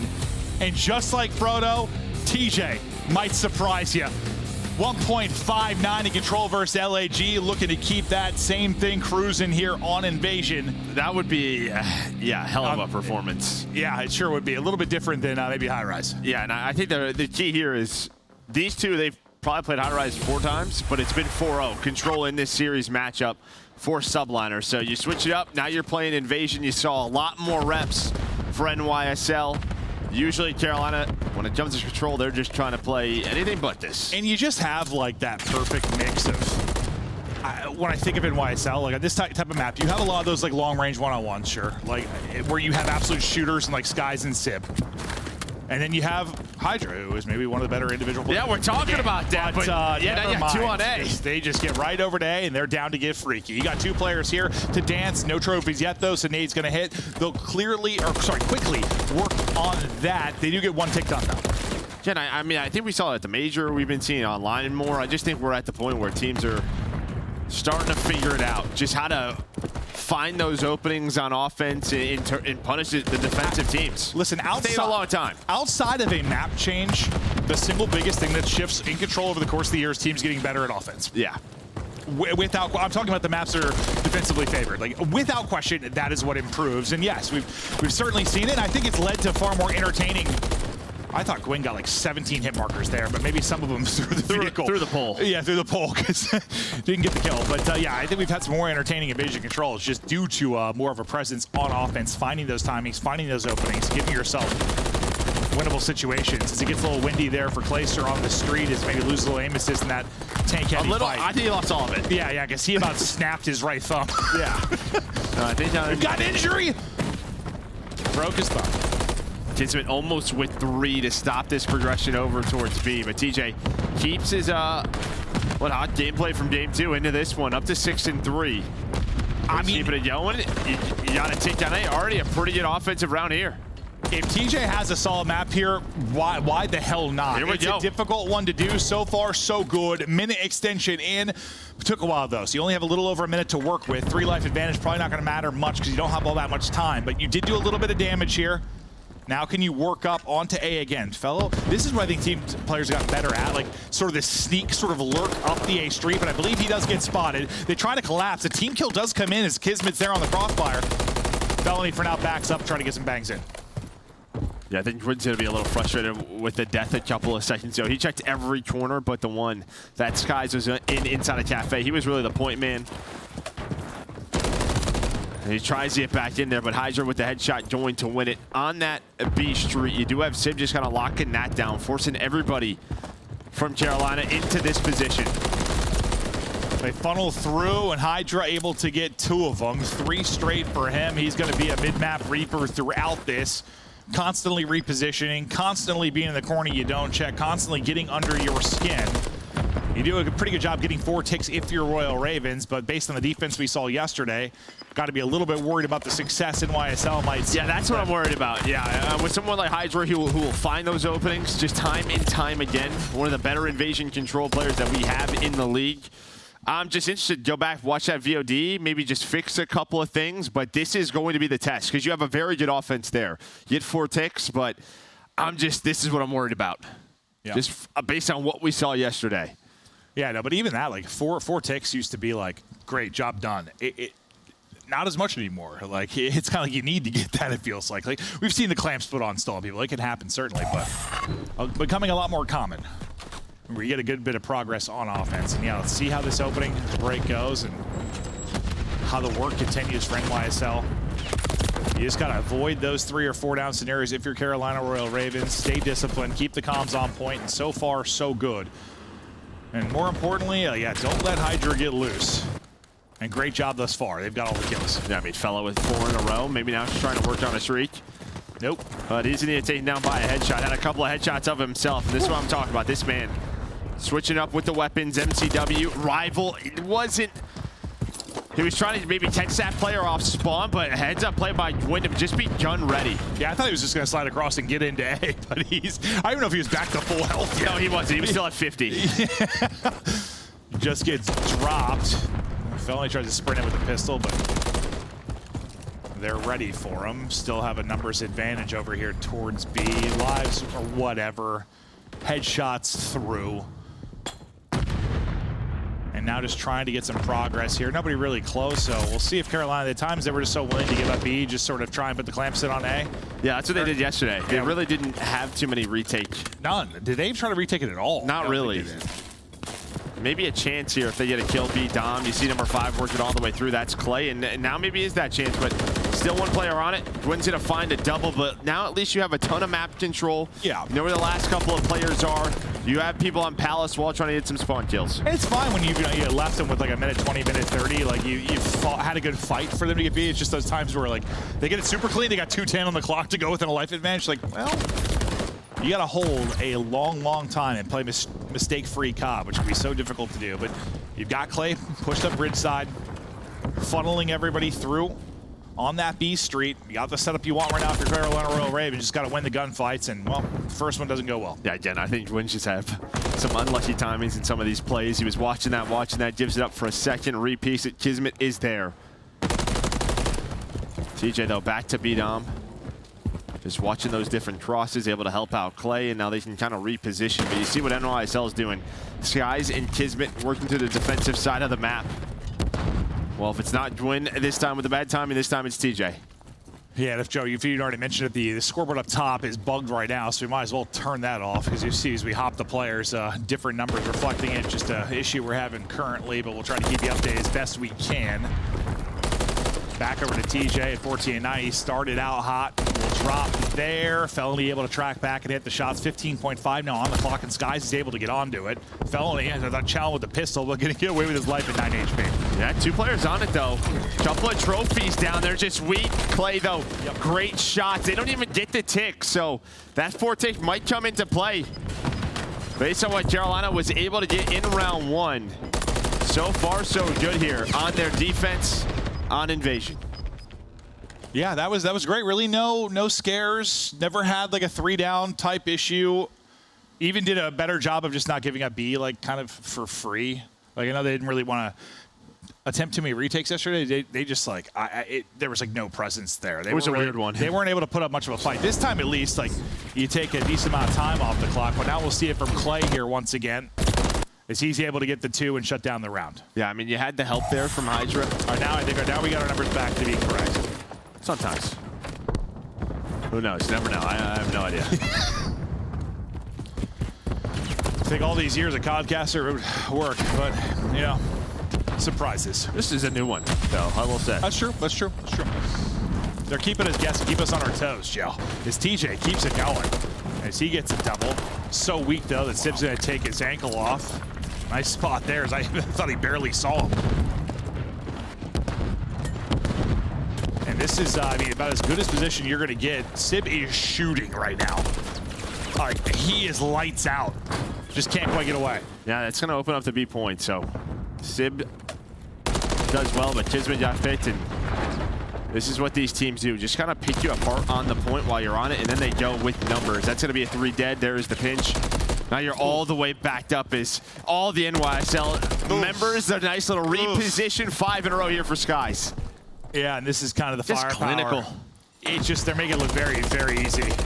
Skies almost got ripped there, by the way. It's like, who just peeked him, TJ? I've been noticing, I've been looking at him more in the kill feed. I mean, could have been the same last stage, but I feel like I'm just seeing more headshots again. Yeah, I'm sure we're thinking about it more just with the 4 bullet back in play, but I imagine it's not all mental. Like, you're probably seeing more as well. Hydra Kind of slides in between three players there, and now they're able to get across with 15 seconds remaining. Can you get a three-person stack on this, and how quickly can it go? You got one tick done at B, one tick now done at A. One player spawning out Palace, and TJ's able to win a fight. So the presence is here. Too. Second point is through. Sip tries to contest. They go in, try to win the 2-on-3. Not going to happen. Still some work to do. Skies' wall bang will not hit, and A is done. From the depths from Carolina Royal Ravens, they were backing up against it with little time to work with. Now suddenly you got a minute to go. And the map kind of flips on its head. They say now have to work B. I mean, I'll have to go back and see that, but just how the fact they get like 3 cleanly over to A. I know they got 1 player, but as a squad, just able to find the opening on the map and get right over towards that point. Now it's a 3 dead for NYSL as they get picked apart. You do have Skies with the cruise if he wants to use that. He is. And he is right away on B. But once again, you have 4 ticks, worst case scenario.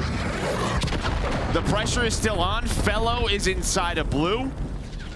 They're going to get on this point as well. Sky's not going to connect with the cruise. Going to be tough on this map.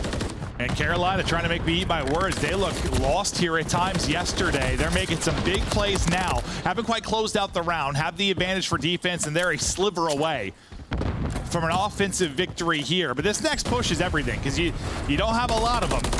And you don't want to allow some players to get any more aggressive positions on the map unless you can win some nutty gunfights. Holding A side street, it's going to be Hydra. He's going to lose that fight. First domino down, second domino fallen, 2 more to find. But Skies, what a massive double it is. Nearly a triple. Hits Felony down to 43 HP. 10 seconds remaining. Somebody's got to get on this to stop it.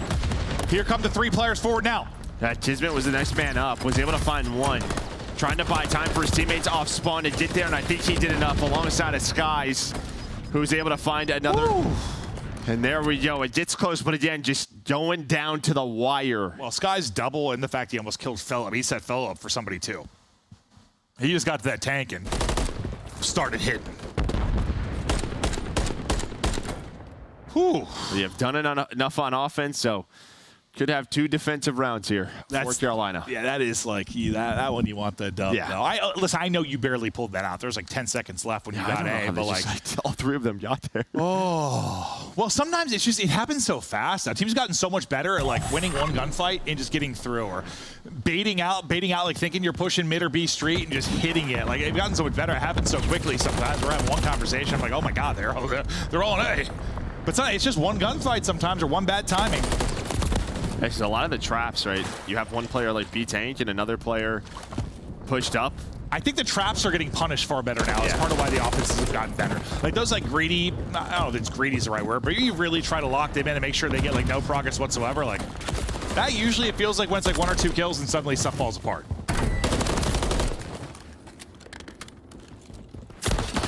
I think it's a variety of ways people got better on offense, but it seems that way, yeah. Like, you push somebody up towards Palace, like A-side street, that guy dies, then, like, things just... You never get back to, like, what you want to do. Talking about that one gunfight. Sky's trying to find it on the clay, able to hit it. So now the pressure going to be over towards Carolina to deal with him. Just, he's bought enough time for them to deal with TJ on B, and now you at least open up the B point for your team. Yeah, I mean, I think it's always great. You can get one body over there, because it's just... basically means no pressure on your teammates at B, typically. Royal Ravens are going to throw a really thing at that. They're going to have much of an opportunity. He's still alive. You've left one person on it, and Hydra's just danced across the map. Well, think what Skies' play did. He frees up B, and then off spawn, he's able to win another gunfight, so there's not a lot of presence A street. So when New York are spawning up, they can start that push right away without having to deal with a player on Humvees or bridge. And you got about 20, 25 more seconds to work with, I think, this time offensively. Do you for NYSL? Lives all square. We'll keep an eye on Hydra, kind of bridge side. What he... Never mind.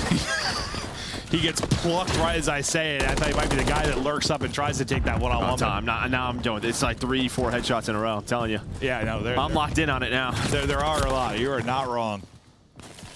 And even times when you like don't see it, it's just not final bullet. Like I'm sure it's just there's a lot of 4 bullets happening. You can tell. Like, we were talking about people being erased and some of the series just absolutely deleted off the map. Sib gets 2.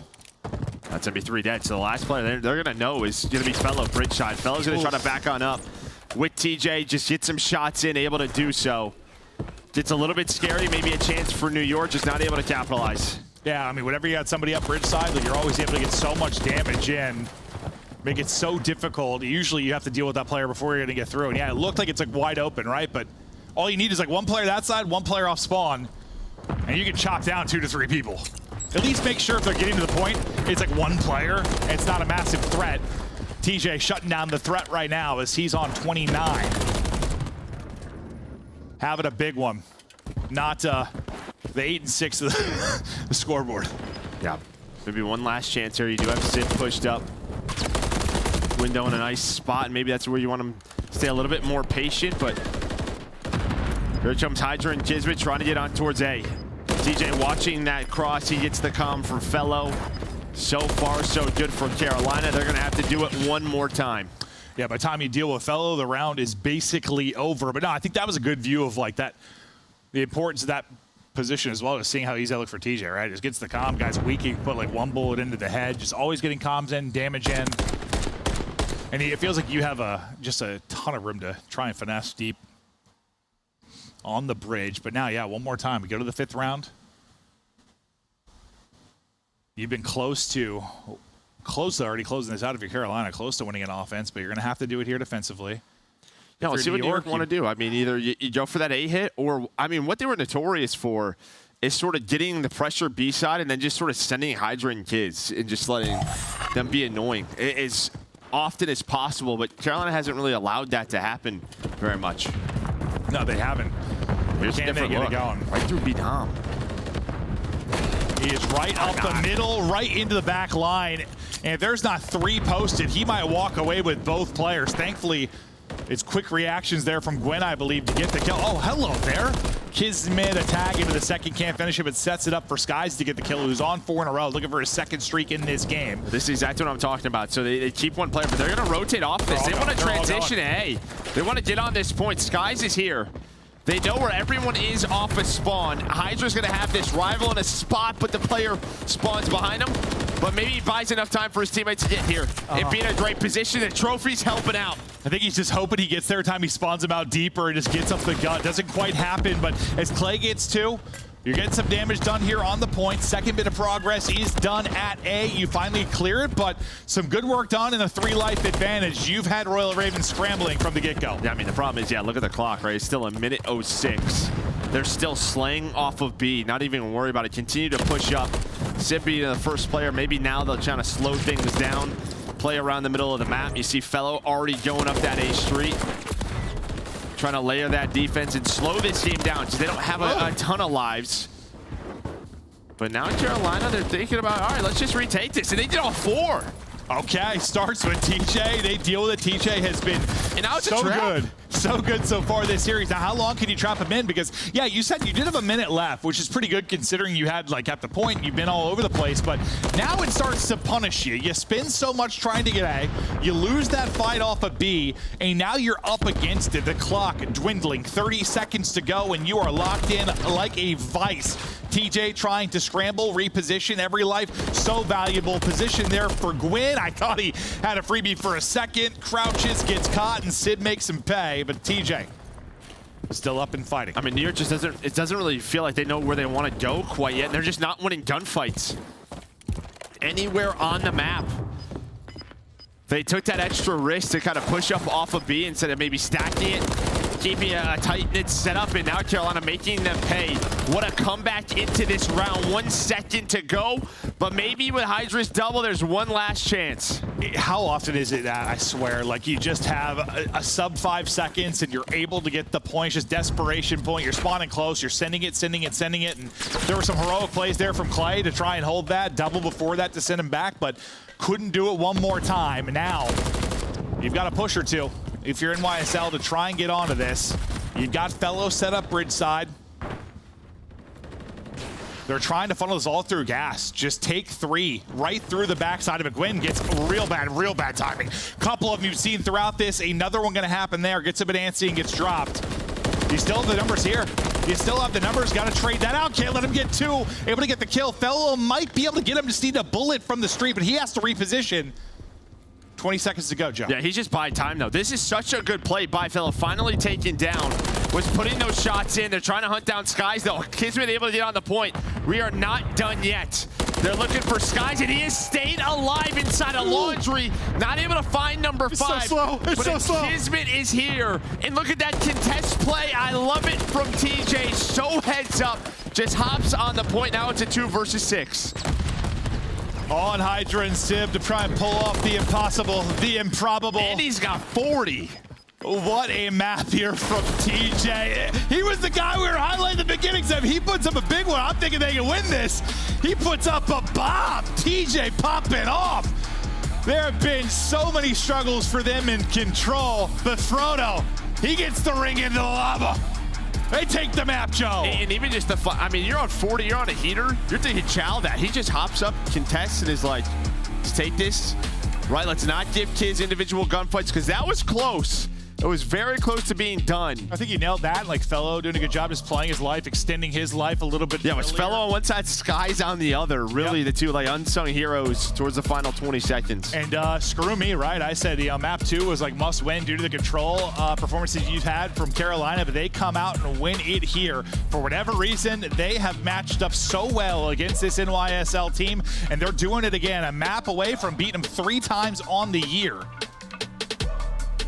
I don't know what it is exactly, but they've got their number. And well, I think it's just what we talked about. It's just like, I think for some of these teams, just to get over the mental hump. Well, and a lot of times, like maps-wise, like the Karachi Hardpoint was always close. They played sub-base Hardpoint versus them. Like, just the map sets, both teams were like, yeah, we can play all this. And Ant kind of said yesterday, like, Carolina sometimes are guilty of playing to their competition. Yeah, I mean, you look at yesterday, now you look at today, it seems to be the case. I mean, some of their best moments come out against some of the heavier hitters, and then they lose the ones you don't think they should, but I'll leave it to you to highlight maybe some of the major moments throughout this map 1. Well, I think just the big difference. Sorry. What a difference from yesterday, where we had 3 attacking rounds in a row, and it was just, I don't know what I was watching. Yeah, that was one of the weirdest invasion we've ever casted. It was a weird day at COD on a Friday, but today it was, this Carolina defense was much better. Much better. And you know, big props to, you know, TJ in a position like this, Fellow playing that A bridge time and time again.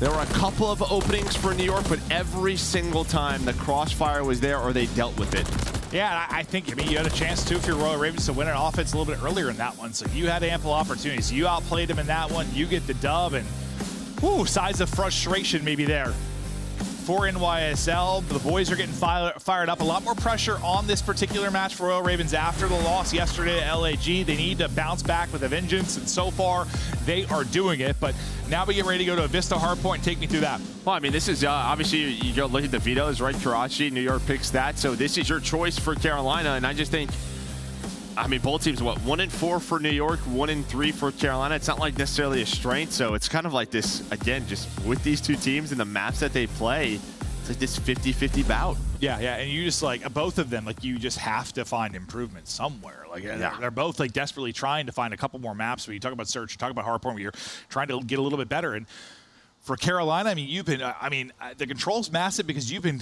just all year, it feels like, trying to find you've lost all of them to New York until that one, so that helps. Yeah, well, I mean, just in general, you've been trying so desperately to find something. That looks so much better than what we saw yesterday. But now we'll look forward to the Hardpoint. We'll take a look at some of the stats as we get ready to go into this one.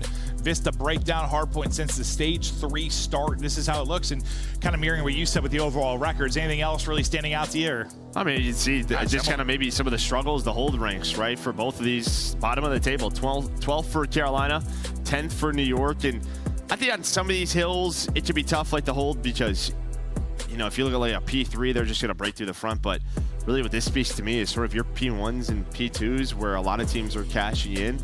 You got to be better there. We'll see who maybe gets the advantage there. Vista's been a great addition into our map. Yeah, it's a different map. No, it is. I loved it. Honestly, this year, I could be speaking out of my ass, but I feel like just talking about like raw additions we've had, the maps have come in like one of the better years we've ever had. With like Rio coming in, Vista 6-star, like, because because we were worried about maps this year, just in the sense of, you know, we're going back and playing a title we didn't have Hardpoint, and we were like, where the hell are we going to play it? Like, we had a lot of concerns. MW2 2009 maps, yeah, we didn't play Hardpoint and Control, so I was like, uh-oh. Yeah, no, we were saying, what are we going to do? You and I literally talked about, we were attached to Terminal Hardpoint. It's awful. I mean, yeah, the additions have been so good. Now we get into this map 4. Yeah, Hydra with an 8 kill to start us off, but back over to this guy, TJ. Gonna get some of this early time. So good since that map 2. But who was better in map 1? It was Hydra. Looking to get back into that, playing another Hardpoint. Yeah, and T just had these moments where he can be so good. It's just like, can you do it all series? Can you have another one? Can you keep that smile on your face? Because man, it was a beautiful one. After that map 3, looking to see if he can keep doing it, but you need a full team effort. Dwayne has certainly been better today. Maybe not like superstar setting records type guy, but not what we saw yesterday where he was neg 26 and lowest damage on the team. But you needed a better output, and they've gotten that. I think on the other side, you love to see that Kids, who's just been very inconsistent, especially in the respawns for this team. Just not the sort of form that we saw last year when they won the World Championship. Win though with a nice pinch. Kids was on 5 in a row. You had 32 seconds, and you were set up here for P2, but Gwyn sneaks on through. Kind of messes with it now. The stun hits just as Gwyn's about to hit that slide. Allows Hydra to take him down. See how awkward that looked. He's just trying to like snap as he slides. Just couldn't get the gunny around. Hydra taking over again. 7-2 from him. You cannot let him get loose and confident early on, and so far, so good. That's been the case. Yep. Yeah, allow that to happen. Well, it's happened. It is quadruple positive now, getting back to full HP, challenging again 5 straight. Is this going to be another map like map 1 where it's just killing spree after killing spree through for Hydra? Yeah, he's going to earn some of this time on this rotation. Carolina just going to go towards that P3. Hydra just hoping he's just telling the guys, hey, get somebody weak. I'm one off a cruise. Somebody bait for me pretty much. Yeah, it can be tough too when you got the rival. Like, you kind of need to be the aggressor, but can they get someone weak so you just put a bullet in? Does he read a player right on the other side of this? TJ, the hero, map 3, tucked around the corner. And God, that is not an easy fight, but the snapper and the hip fire will hit. The cruise through for Hydra. Nice little crossover there from Hydra. Hits the slide, perfect timing, jumps on back. They deal with Clay, who was in the back. Now they have mid-map control and P3 control. A great break. And what we just talked about, sort of the holding for Carolina. They were 12th. You see a reason why. Yeah, I mean, we looked at the Monster Energy pregame and saw some of the Hardpoint woes just for this team in general, not just Vista. And the struggles that have been there, and it looks like a lawnmower going through grass right now as they're all trying to funnel through and just getting mowed down. 4 straight now for Kismet again. And he's got the whole team in front of him, unfortunately. Even if he got that one, I don't think he was getting any more. Fell with some nice shots, does back down Sib. New York, we've seen them a couple of times have these leads on this map and, well, throw them away. Or have some crazy comebacks like that Ultra Series before Major 3, but we'll see if they can close it out here. Just feels like they've had no pressure, Carolina. Through the middle of the map, it's allowed like your Kismets and your Hydras to just get loose. Yeah, I mean, it's just one of those things. You're just getting outslayed pretty heavily considering how far we are into the game. Like, you're down 10, 15 kills already at this point. I mean, the feed has just felt like it's been yellow, yellow, yellow, yellow, yellow constantly outside of an occasional play. And TJ, who I was wondering if he can keep it going in this map so far, has not been able to. 4-10 start for him. Lead is up to 110. Hardpoint control, again, is here for NYSL. And they brushed off that map 3 loss, let me tell you. Kind of locked back in here. Hydra on another spree. Using the MCW this time. He's got another gunfight on the hill, and he's going to win that versus Clay. 10 seconds left, though, on this rotation. Gwyn will take down Sim. Maybe this is where Carolina can start to bring it back. Normally, comebacks on this map, it's sort of a P5 into a P1.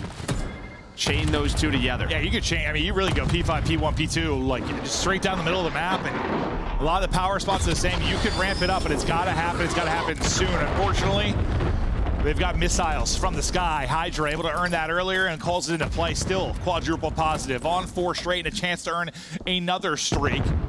He's got TJ's number. Good luck with that one. Caught sprinting and dropped. It will be number 5, but not number 6. So not another cruise in, but They're still the ones in control of the hard point. The number's flying forward, though, for Ravens right now. Yeah, it's just like as soon as that cruise is called in, it's also other gunfights went the way of New York. So this has just been so clean. Bro, this might be one of the worst hard points you've seen of the year. Yeah, slaughter's a good word for it. It feels like every single, it's just a Carolina Royal Ravens player like sprinting to try and do something and just getting cut down. Like they haven't had good position since the first second of this game. They had one at P3 and then they just got broke. That was about it. Yeah. Maybe it's the only one when Hydra was trying to play for the streak. That's a P5 rotation because, and then they got a missile. So yeah, the snowball is very large right now. Oh, Lordy, there's been a murder. But it's not quite done yet. Still a couple heartbeats maybe remaining, but into the point now. Go Royal Ravens. So we'll see how long it will last. Kismet tries to get in. TJ coming through with 3. Does it start here? Can you do something? Because I mean, you got NYSL kind of where you want. They're funneling over through P5. You've got P1 in the PT rotation if you can hold this. We thought the comeback would need to start maybe a little bit sooner in the P5, but still an opportunity. It's just the hole too big. What did Hydra finish in game 1? Like 38 and 16? Something like that? Yeah, some of that ballpark. I mean, yeah, his hardpoint stats are about to be dude, unbelievable in this. It might be the best series. I mean, I don't know. There's been some crazy ones. Just for like hardpoints? For 2 maps? Yeah. 2 maps of the same series? It's going to be around 3. It's certainly been up there, yeah. Triple positive now, yeah, like quadruple through till about 20 kills or so. Finally, you're taking this out of maybe like embarrassing territory if you're Carolina and putting some points on the board, but now with 40 still left up on it, you get in. If you're in YSL, now you're in a position where you just pray it's not like the first rotation where you get set up for P3 if you're Carolina and you get busted wide open instantly. Yeah, trying to start this right through the middle of the map. Able to find the first. Here comes the rest of the team. But nice reposition from the ARs. Skies and Civ able to take down the push. Just from that mid-heady block, so much damage you can do. Reposition, tagging everybody. The reads have been on point. On the other side of it, we hop over to Hydra. This sensation on 25 and 10 currently. Up to 5 in a row is Skies and 1 off, maybe earning another missile. Hydra picking him apart. Skies doesn't get that before he drops. Difficult shots in through the railing, and finally Hydra will fall. Yeah, they deal with him, and they don't allow New York really to gain map control off of that. That was the key, right? It's not like Hydra's able to find a multi because he's really messing up with that setup, but you do have Kismet through now. See that number 3, him and Hydra gonna make that 2-man push. TJ's gonna spawn on up, and now they're gonna have to reposition for this.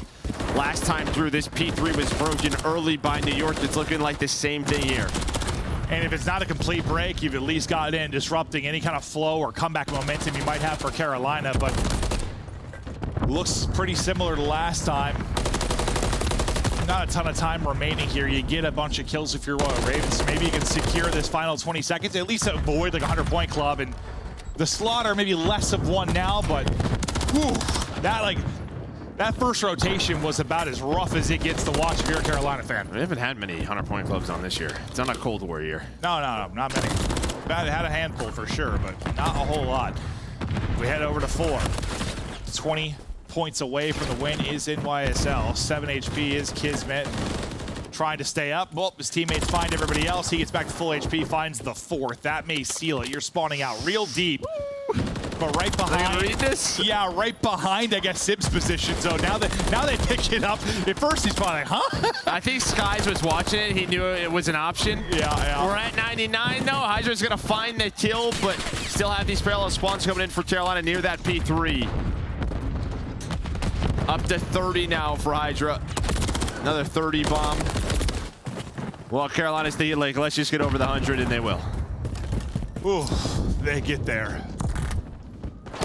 Shout out to that spawn. Back over. That's 30. why they got there. Yeah, it might be the case, certainly, but just one more break for NYSL, and that'll get us into a map 5. But honestly, like, I didn't have Carolina favored the map 4. It was or the map 3. The map 3 win was everything. That gets you to a map 5. You 6-0 in the map 2, but the search and destroy pool, it's not real big, so might get more difficult there. That kill should seal it. It will. Kismet gets 2 to close it out. Hydra puts on another clinic and Hardpoint. And yeah, it's not a 100-point club, but I don't know, that myself might have took their foot off the gas. They might have felt bad after that first set of rotations because it was an absolute bloodbath. Carolina in a body bag with nothing to show from it. But it's one of those things where you're like, listen, we won the map 3. We did it. We did what we had to do. Map 5. We were able to beat these guys at map 5 last time we played. Where are we going? Going to Invasion. Just a solid map for both. Last time, I want to say it was Karachi. It was the map 5. That's where Gwen got the 3 at the end, like that 1v3 or whatever it was. So maybe not the same recipe, but it'll have to be through a map 5 if they're going to get it done.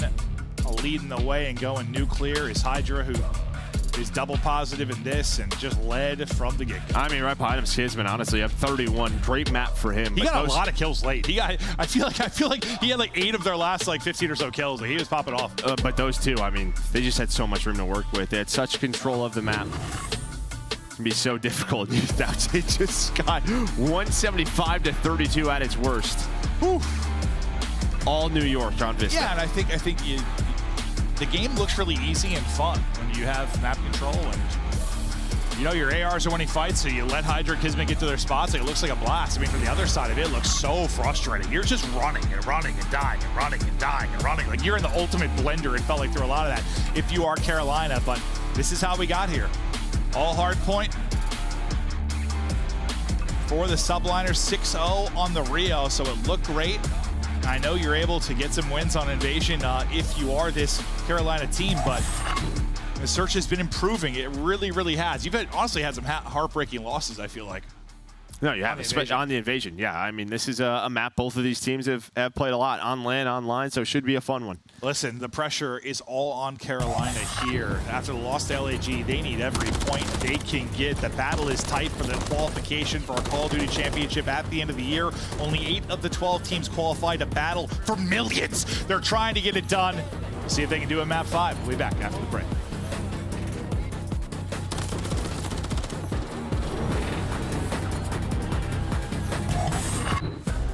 The Champs Tracer Pack is available now. The bundle includes the Reaper Operator Skin, Ripper Weapon Blueprint, Death Stare Weapon Blueprint, Cuts Deep Charm, 2 calling cards, 2 emblems, and 2 weapon stickers. Use these items in both Call of Duty Modern Warfare 3 and Call of Duty Warzone. Available in store now using Call of Duty points.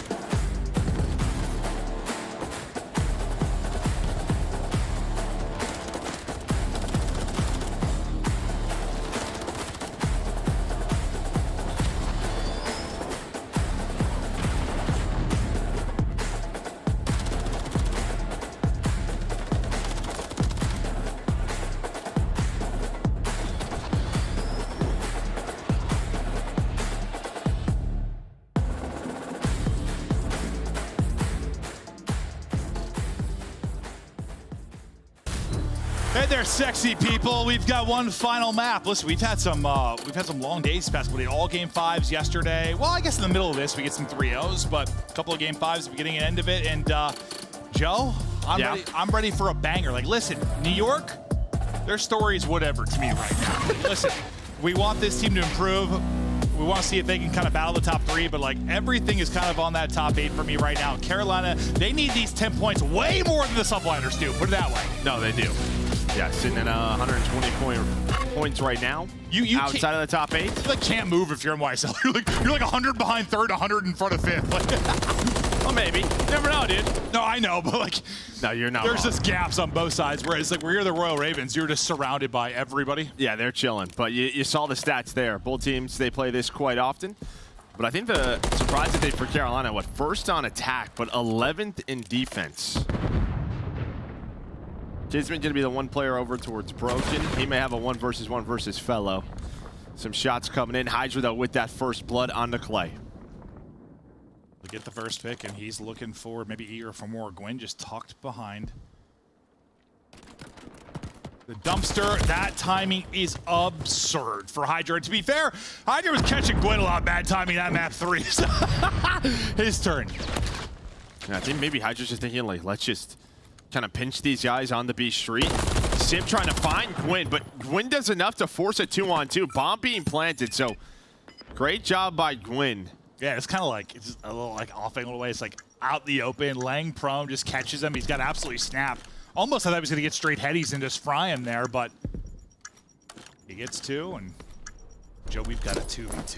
I mean, you just have no info. You at least have an extra trophy. Skies and Kids, they're really checking everything. They're going to have to go. They do not have a lot of time to work with. Well, a lot of times once these fights start, it's in the blink of an eye. Like, you go, you fight, it happens so fast. Some damage in, trying to get across and finish the first. Nice job just wrapping around his TJ, but he only had 70 HP. No time to work with. Can't finish it off. And, well, that was actually the opposite of what I said. A lot of times, like, that skirmish happens so fast. At times it does, but I feel like attacking team players are really good. Usually it's the one player like back in that cage corner. They usually get taken out quickly, but the player at the tractor, they're just so good at finessing, just playing the off angles and just wasting time. That sounds like... You're absolutely right. You have about 5 more seconds, you have a chance. Yeah. I mean, I think Sky's at 40 health. But they just had no info. They had no clue. So much to clear on that broken street. Yeah. And it was just a pretty standard setup. They could have got 20 seconds off. Yeah. Skies gets 2 in it, but the round will go to Royal Ravens. So it's 7-0 in search rounds for them so far in this series. They've yet to lose one. Playing maybe a little swagger in the back pocket. It's Felony. It's able to get a first blood. Will the nade end up connecting? It does not. Beams. They're out of Skies to win his one-on-one, so you get it back to a 3v3. And what an aggressive defense here from Carolina. Fellow is at least going to trade that. I mean, he was all the way inside of the bus stop. On the other side of the map, Sim and Clay going to have a 1v1, and somehow that stun connects, so gives Clay the advantage. Great utility. Thank God for Fell on one side and Clay on the other. Now they're going to be grouped up, and against Skies. Skies ran out of time to clutch in the last round. Maybe an opportunity to do it here. He's got bomb in hand. Up against the 2 vets, 1 versus 2, and he's got a rival. CW to work with, able to get 1 for free. The trade angle not there. Clay, God, I feel like he's been so many 1v1s these last couple of days. He gets the spot. He waits for him and gets the kill. Clay wins another one-on-one, and I swear, how many between today and yesterday, it's been like 4 or 5 one-on-ones, I swear. Yeah, but he wins this one. Puts his team up 2-0. A very aggressive sort of A defense there from Carolina. I didn't think it was going to pay off, but at least got into a 2 versus 2. And I think you saw when Skies gets a first kill on the Fellow, he's running away, right? So that just gives him the heads up, like, Clay's probably DVD. He's probably past this point, like, broken side. So you saw him just kind of slow down, but Clay just kind of wraps on back and able to find that timing. Yeah, it's like it's either an instant chow or he's probably rapping on me. No, it's from the instant spot, just a little bit slower. TJ, he's had a lot of first bloods these last couple of days. He'll get another one there, but instantly traded out by Hydra. So 3v3 quickly. Hydra. Oh, Clay, I think frustrated by that one. A headshot comes through for Hydra as he barely wins that fight. Gwyn got some great timing on Hydra last time. How's it turn out this time? Gwyn wins it. Yeah, he saw the frustration again there from Hydra. Just the way he wants to play this. He's just so active. A lot of these defensive rounds, working Cafe, working the flanks. Oh yeah, I mean, I don't care what kind of map. If Gwyn just goes dead even, but he's annoying Hydra, you've done your job probably. Yeah, you'll take that all day. 8-0 in round count now in this series in Search and Destroy. The best opportunity for NYSL now to get one on the board. And you do. Skies makes it look easy there for the Tank Caddy. They get their first round of Search in this series after the 6-0 loss on Rio. Battling back here, and good luck in this one. Yeah, both teams just really pushing up that A Street, trying to find these early picks and then get away with it. And really the difference maker was Hydra on the clay. Just gives them that man advantage. Gets them on the board. Skies, I know, kind of gets a couple in garbage time earlier in that first round, but he's up to 5 already in this. And I think that's good, because a lot of the times, especially on defense, he's like just the guy A Street. Like, it's just hard to keep the gun hot and active type thing. Yeah. Sometimes you're just so out of the play. Well, and he's right back into the play. Fellow again trying to gamble on something A Street and get shut down. Skies, he is a shooter, and he'll get the first blood there, but all heads about to collide. A 2v4 really here, and less of a collision and more of a massacre. Hydra able to get 2. Clay, last guy up. Good luck. Able to take down 1 at least. The read there for the following push. They'll back up, though, so no chance to maybe line up. He hopes he can catch one, and nearly does. I don't hate the play. Like, I think he can pick another one and get out if they don't instant chow, but I mean, it's a 1v4. Good luck. Yeah, would have been tough. Very tough. But again, starts with that first blood. Really telling the story throughout this map.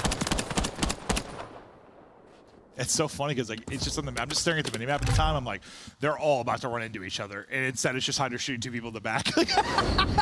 He's got the one route with the timing. Yeah, Gwyn and TJ are thinking they're hitting Cafe. Almost runs out of ammo. Quick little snap there with the Renetti. Yeah, you're usually a lot of those spots. You know, one's watching one side, one's watching the other. He just gets the timing there where able to close it out. 6 for Hydra, 6 for Skies. Skies gets the first blood in the last one.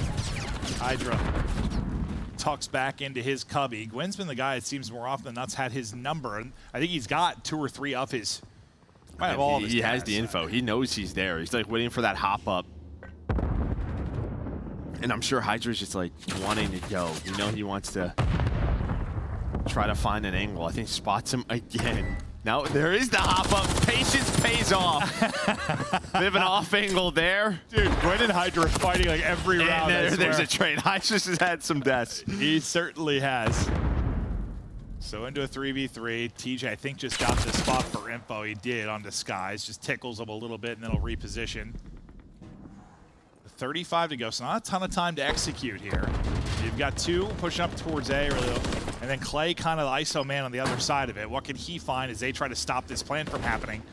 Kismet into closet, goes out to catch him, finds a beautiful timing there to shut down TJ. Fellow gets one at the same time. Time is dwindling. 20 seconds now to go. Oh, Clay doesn't Fellow, check this. They think Kiz is like out of here. He's not. He's still in here. Fellow not able to get the trade. Now with 10 seconds left, bomb down. This round is toast. Oof. Ooh. Yeah, and I think Clay's just like, yeah, Kiz got that kill and sort of just ran out. Did he peek it? Who, Kiz? Or Clay? Clay. Well, he went to throw a nade out. Went to throw a nade out one of the corners. And I think the nade stuck the door, so he turns around into Kiz.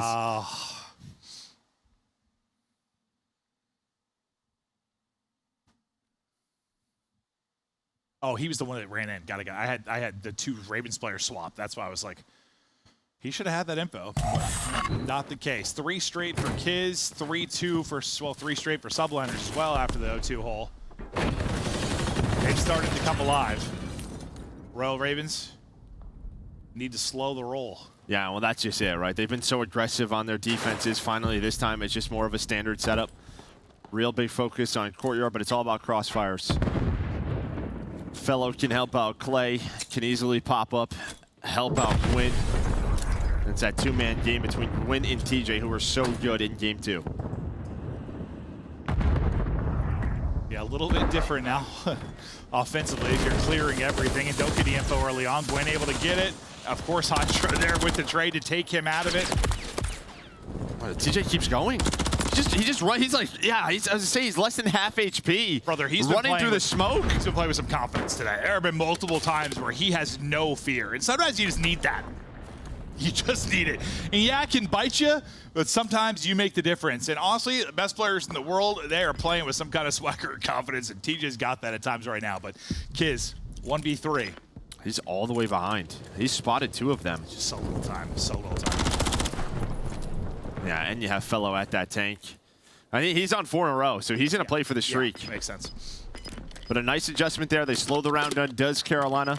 More standard defense, and it gets a little wild. There's smokes down, there's nades down. These crossfires are happening. Well, that's more what I'm used to on this map. Just kind of slow, build it up, smoke goes out, and then chaos around the mid-tank, and A-bomb, like, it just goes nuts. Finessed enough. Yeah. And they just never found TJ, who was right outside that door corner where the smoke was, and TJ just, like, kind of crawled on through. Crawled on through and then hit it like a Ford truck. F-150. 3-3 now, and yeah, the 4 straight will be carried over for Kismet.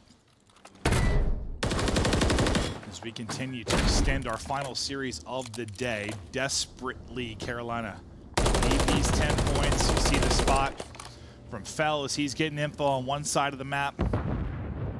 Pretty aggressive on the B side if you're NYSL towards Broken. Man, this is really the first time that's happened, but I think now you've spotted 2 if you're Fellow. Yeah. So you're starting to see that blue. And then Kismet is hitting that? That is for 5 in a row. Now you're going to get the nades onto the bomb site. Will they connect? They do. And there you see Skies line that up. Trying to give it to Kiz. Give it to Kiz. I think they did. I don't know. Yeah, we got a little hitch there on our side. From the Codcaster side. Did he get number 6? I don't know. We'll see. Hopefully. Yeah, he sure did. Okay, so Kiz will get the streak. And yeah, I mean, we hopped to the tail end of that. It looked like he zapped Quinn or whoever it was. Well, and that's what's crazy is, I mean, you had all the info. Like, they were working up A. They had the right call. It's just that first pick kind of, then Felony gets isolated, then you're quickly in a 4 versus 2. This Fellow spots 2, and it's like, that A defense might be a little weaker than it has been. Well, now we'll see when that streak comes into play. You were pretty passive on defense last time if you're Royal Ravens. Slowed it down to more standard setup. This time looks like they want to get a little more aggressive. Fell kind of challenges the back Eddie right away. You got 2-man game over at A. And you're pushed up pretty deep if you're Carolina, but this is working over towards V. You got 3 players here, really 1 player trying to catch the push. There will be Sib. Kid's going to use this streak right away. Look at the arrows on the map, see where players scramble. At least going to get Fellow here. Yeah, and that's going to be both players towards B. So they do a great job using that Trues. Great job by Kismet playing his life. And then Sib kind of lurking on the A street, able to find another one. TJ last up, be a 1v4. Got to find all these kills and find the defuse. He is shooting today, though. Down to a 1 versus 2. No way. Well, that makes it a little bit harder. Trophy going to eat the smoke. Tags on in, and he will fall. He gets the smoke out. Who knows? He's able to cut between both players. Maybe isolate a one-on-one on the other side. Not a lot of time to go, but the more aggressive trophies, they've got more aggressive throughout the year to try and eat those smoke plays, and it does it there. Yeah, I mean, Kiz has had some masterclasses on this Invasion S&D as well throughout, especially in Game 5s. I think I can see a couple in my head where he's got double digits in Game 5 to win the series, and he's doing it here again. Sky's right there with him, but yeah, 7 spree, kind of nice. And I mean, he wins the last 2 rounds for you, really. You're tied up 3-3, and then what? It's a first blood from him and a streak from him that are the difference. I mean, put those rounds kind of on his back. I know Sky's been getting a lot of kills in those as well. Speaking of Skies, there's another first blood for him, and a chance to seal it here with a 6-3 victory. Someone's got to go hero mode. Whoa! Tracking back and just getting away, but Fellow, he's out of this. From the pick from Skies, he still have this 4-on-3. TJ, I did not think he was winning that one, but he gets another. Yeah, but look at Hydra. He's in a really good spot here. Is Clay gonna know this? Hydra's already in blue. He's gotten there so early. This is what he's so good at, is finding these openings. There's just no way. With Clay checking everything, the problem is, though, too much time goes by. The B, yeah, B's just open. But he times it well. He's gonna get the information. Just when does he pounce? He pounces now, and he gets away. The pick, and he is gone.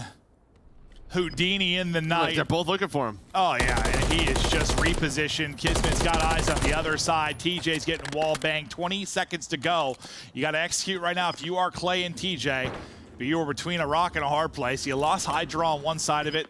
They'll try and push back to that. Hydra still here and lurking. He has broken this apart. Bomb is simply too far away. Clay will fall. NYSL bring it back, and it's just the pain train once again here for Carolina. It's back-to-back losses to start us off, and I think Clay's face says it all. Yeah, these game 5s. And they just had a couple of rounds. These early first bloods killed them. Whether it's the Kismet one on the Gwyn in that round, we're 10 seconds in, and maybe it's the new MCW. Our players aren't used to it. Skies did like 3 rounds. Yeah, Skies gets another one on the fellow. Yeah. So that change coming into play, and I just don't think our players are maybe just adjusted to it quite yet. Yep. Yeah, you can't be as cocky in some of these. Well, it's just, yeah, a lot of those long-range fights, I think you just think, oh, I can back down. And that, like, millisecond where you're able to back down out of that maybe, it's just like, you know, kind of those tickle fights at long range where you're putting some damage in. Instead, you're like, holy, yeah, I got deleted by some 4-bullet cheese. Long-range tickle fights, yeah. Yeah. But what, it's 10, 11, 9 from NYSL for Hydra, Skies, and Kismet.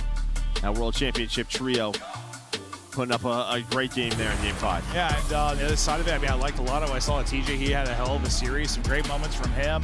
Carolina once again so competitive. Yeah, I mean, it's the same old story with these guys. Yeah, battling top 4. The problem is, just like again, you lost that LG series. Yeah, because this one wouldn't hurt as much. Like if you had gotten those 10 points yesterday, but the fact you didn't get those, and now you're so close here to do it, the frustration is just mounting and mounting and mounting.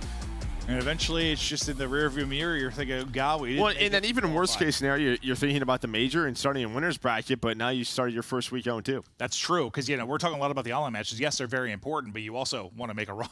The major. That'd be huge to get a top 6 or something like that. But that'll do it for the final match of the night. Game 5, pain. It is for Carolina as the boys in NYSL able to rally to break it down. The final match of the day. Back to the desk.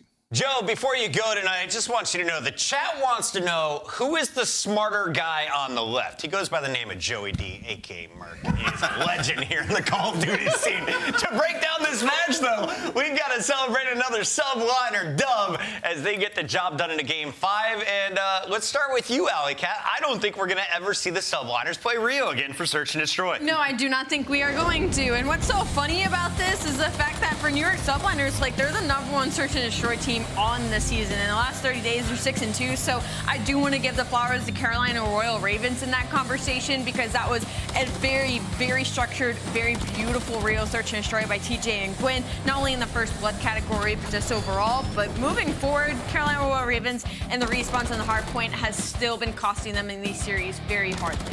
Nameless, is Hydra cheating in this series? I'm looking at the numbers. This can't be real. Brother, he's got to be 68 and 34. The man at 11.5 thousand damage combined across 2 hard points, just doing what he wants at will. Like, and there were 2 pivotal moments across both HPs. If you go back to that Karachi rotation, P2 to P3, just masterful what New York was able to do. I'll go on a limb and say that's the best hardpoint we have seen them play since early in this title. Like, that was pretty much flawless execution. Then we get to that invasion. You actually caught it before the series started. They're so good on that map. When you see it, you just chalk it up to an auto New York dub. Auto win there for New York. They got it done. And Auto Scuff play of the game goes to Hydra, right? Yeah. It's got to be him. It's got to be. It's got to be Hydra. Which game do you choose, though? Is it his 10 kills in a game 5, his 32 kills in a game 4, or how about game 1 with 38 kills? 36 and 19. I mean, Hydra has been an absolute menace throughout the entirety of this series, and it's just kind of the same old tale, right? The biggest thing for Hydra right now has been translating kind of his dominance and control to the other game modes, and we saw that in this series.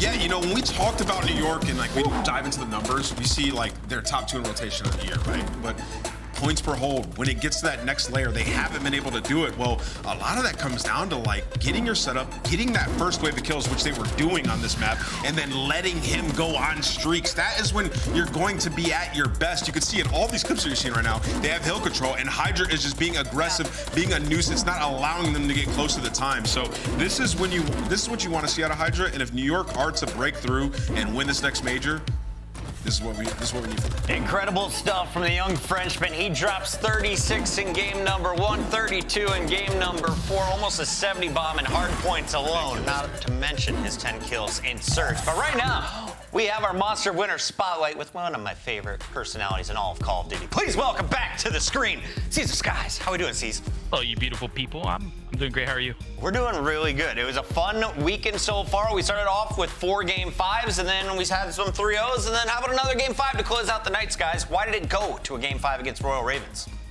Well, I'll be honest, like, they played the Rio really, really good, and the Invasion is just like a defense fest, and I'm not gonna lie, the first defense we had, it was kind of on me. I kind of got aggressive and let them get some ticks on A, but I just feel like if I don't scan there, we probably get D on the last run. Gotcha.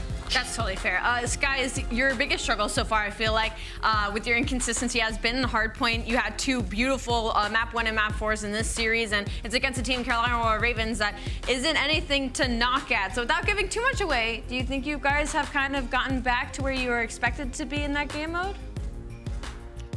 Not quite there yet, but it's definitely getting better. We're like taking practice way more seriously, like every single day. This is like the most productive we've had all year.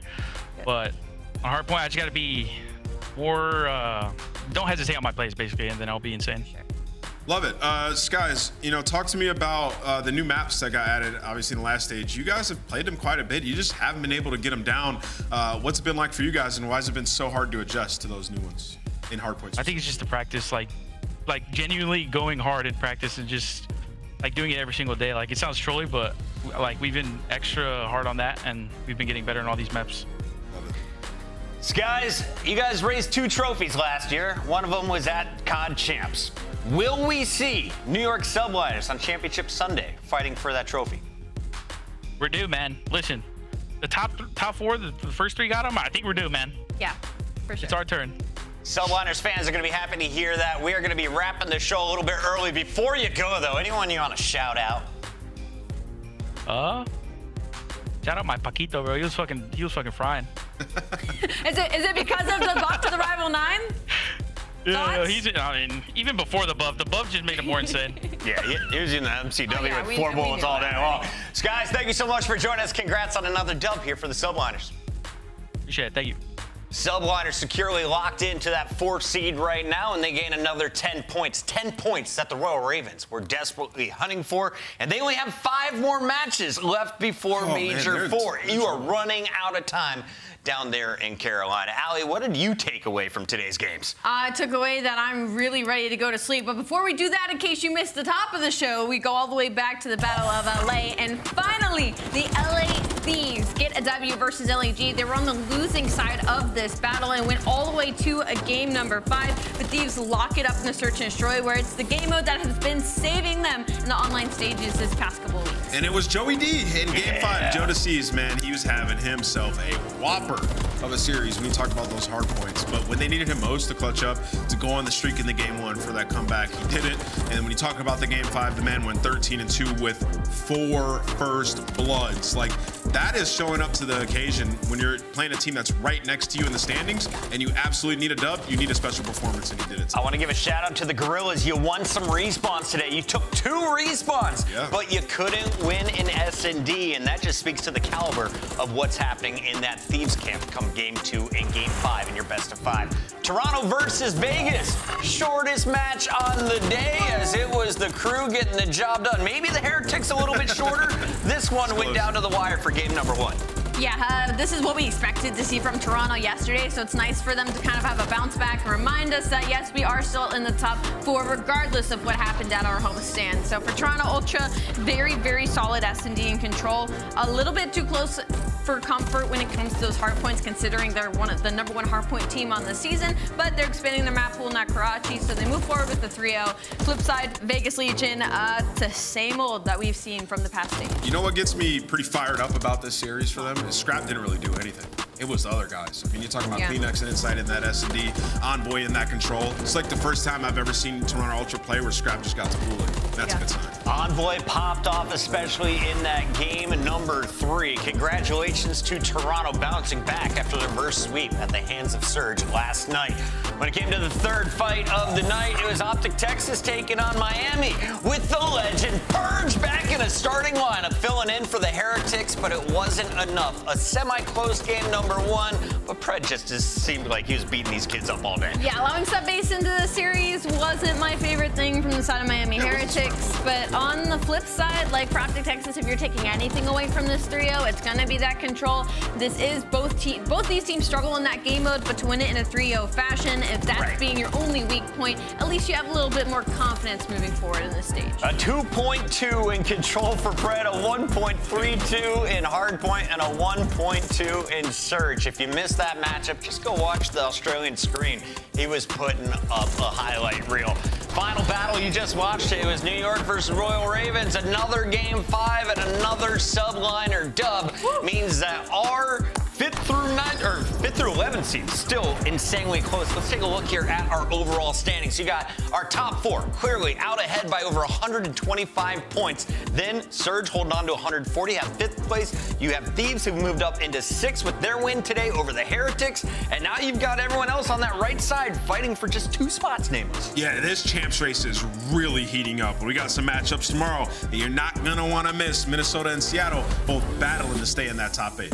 That's a good fight. Number 5 versus number 9 to open things up at 3 o'clock. We're going to see LA Thieves back in action against the Boston Breach, who almost got a dub yesterday. Subliners take on Atlanta FaZe in your Monster Energy match between 2 powerhouse 4 squads. And, of course, we got Optic Texas versus Vegas to close out the night.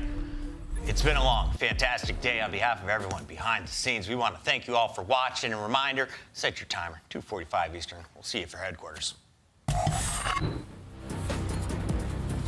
You can feel it right, light it up till it's feeling bright. On the move like we feel a groove, out of sight like we dynamite. Busting in like we finna fight, get the pin it right, I'ma pin it right. Trying to run, I'm the winning type. Heat it up like some minute rice. Bet I beat you to the finish line, cause we out to get it feeling fine. Keep it up or we'll be creeping up. Running up the line and sleeping rough. Jumping over hurdles, beat the rush. Hold it like a girdle, going out the burdens. I'ma keep believing till I touch. Get another level on the clutch. I'ma get up in your face, whoa. Steady keeping up the pace, whoa. Get the beat that you can taste, whoa. Squeezing by you like some pace, whoa. Feel your confidence and race, whoa. This is the beginning, then you're ready to finish. Are you ready for the show? Now we caught up in the flow. We gon' give a little roll. Ready, set, go. Are you ready for the show? Now we caught up in the flow. We gon' give a little roll. Ready, set, go. Ready, set, go. Ready, set, go. Ready, set, go. Ready, set, go. Are you ready for the show? Now we caught up in the flow. We gon' give a little roll. Ready, set, go. An absolutely heroic performance there late in the round. Yeah, it's a race. Stay in your place, I pick up the pace. You give me some space, we do it so smooth, you cannot relate. Cooking it great, we give you a plate. Don't step in the ring and get up your weight. Just shut up and wait and give me your date. Tie up your laces, ain't no debate. I challenge your weight. It's about to be a rap. Over in the snap, never coming back. Yeah, I done doubled you in laps, way across the map, trying to fill the gap. Yeah, keeping fire on the track, sticking like a tag, good like a snack. Yeah, I ain't falling for the trap, never for the cap, ain't no running back. Yeah, I'ma get up in your face. Whoa, steady keeping up the pace. Whoa, get the feet that you can taste. Whoa, squeezing by you like some pace. Whoa, feel your confidence and race. Whoa, this is the beginning, ain't no way to spin it, headed for the finish. I'm gonna get up in and we about to win it. Are you ready for the show? Now we caught up in the flow. We gon' give a little roll. Ready, set, go. Are you ready for the show? Now we caught up in the flow. We gon' give a little roll.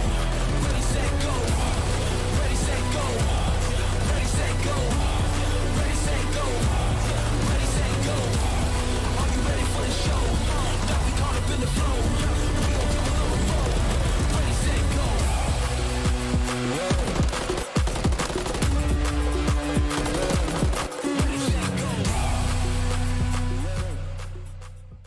One guy left here is Kleenex. The contest is going to come in. He's got to play his life for now. He's the only guy. I like this. A body on the line on the objective until it isn't. Gets right back into it now. What a song and dance here from Kleenex. The guy is taking over. He's having a blast doing the salsa mid-map. Is that a dance? It is a dance. Yes. Yeah.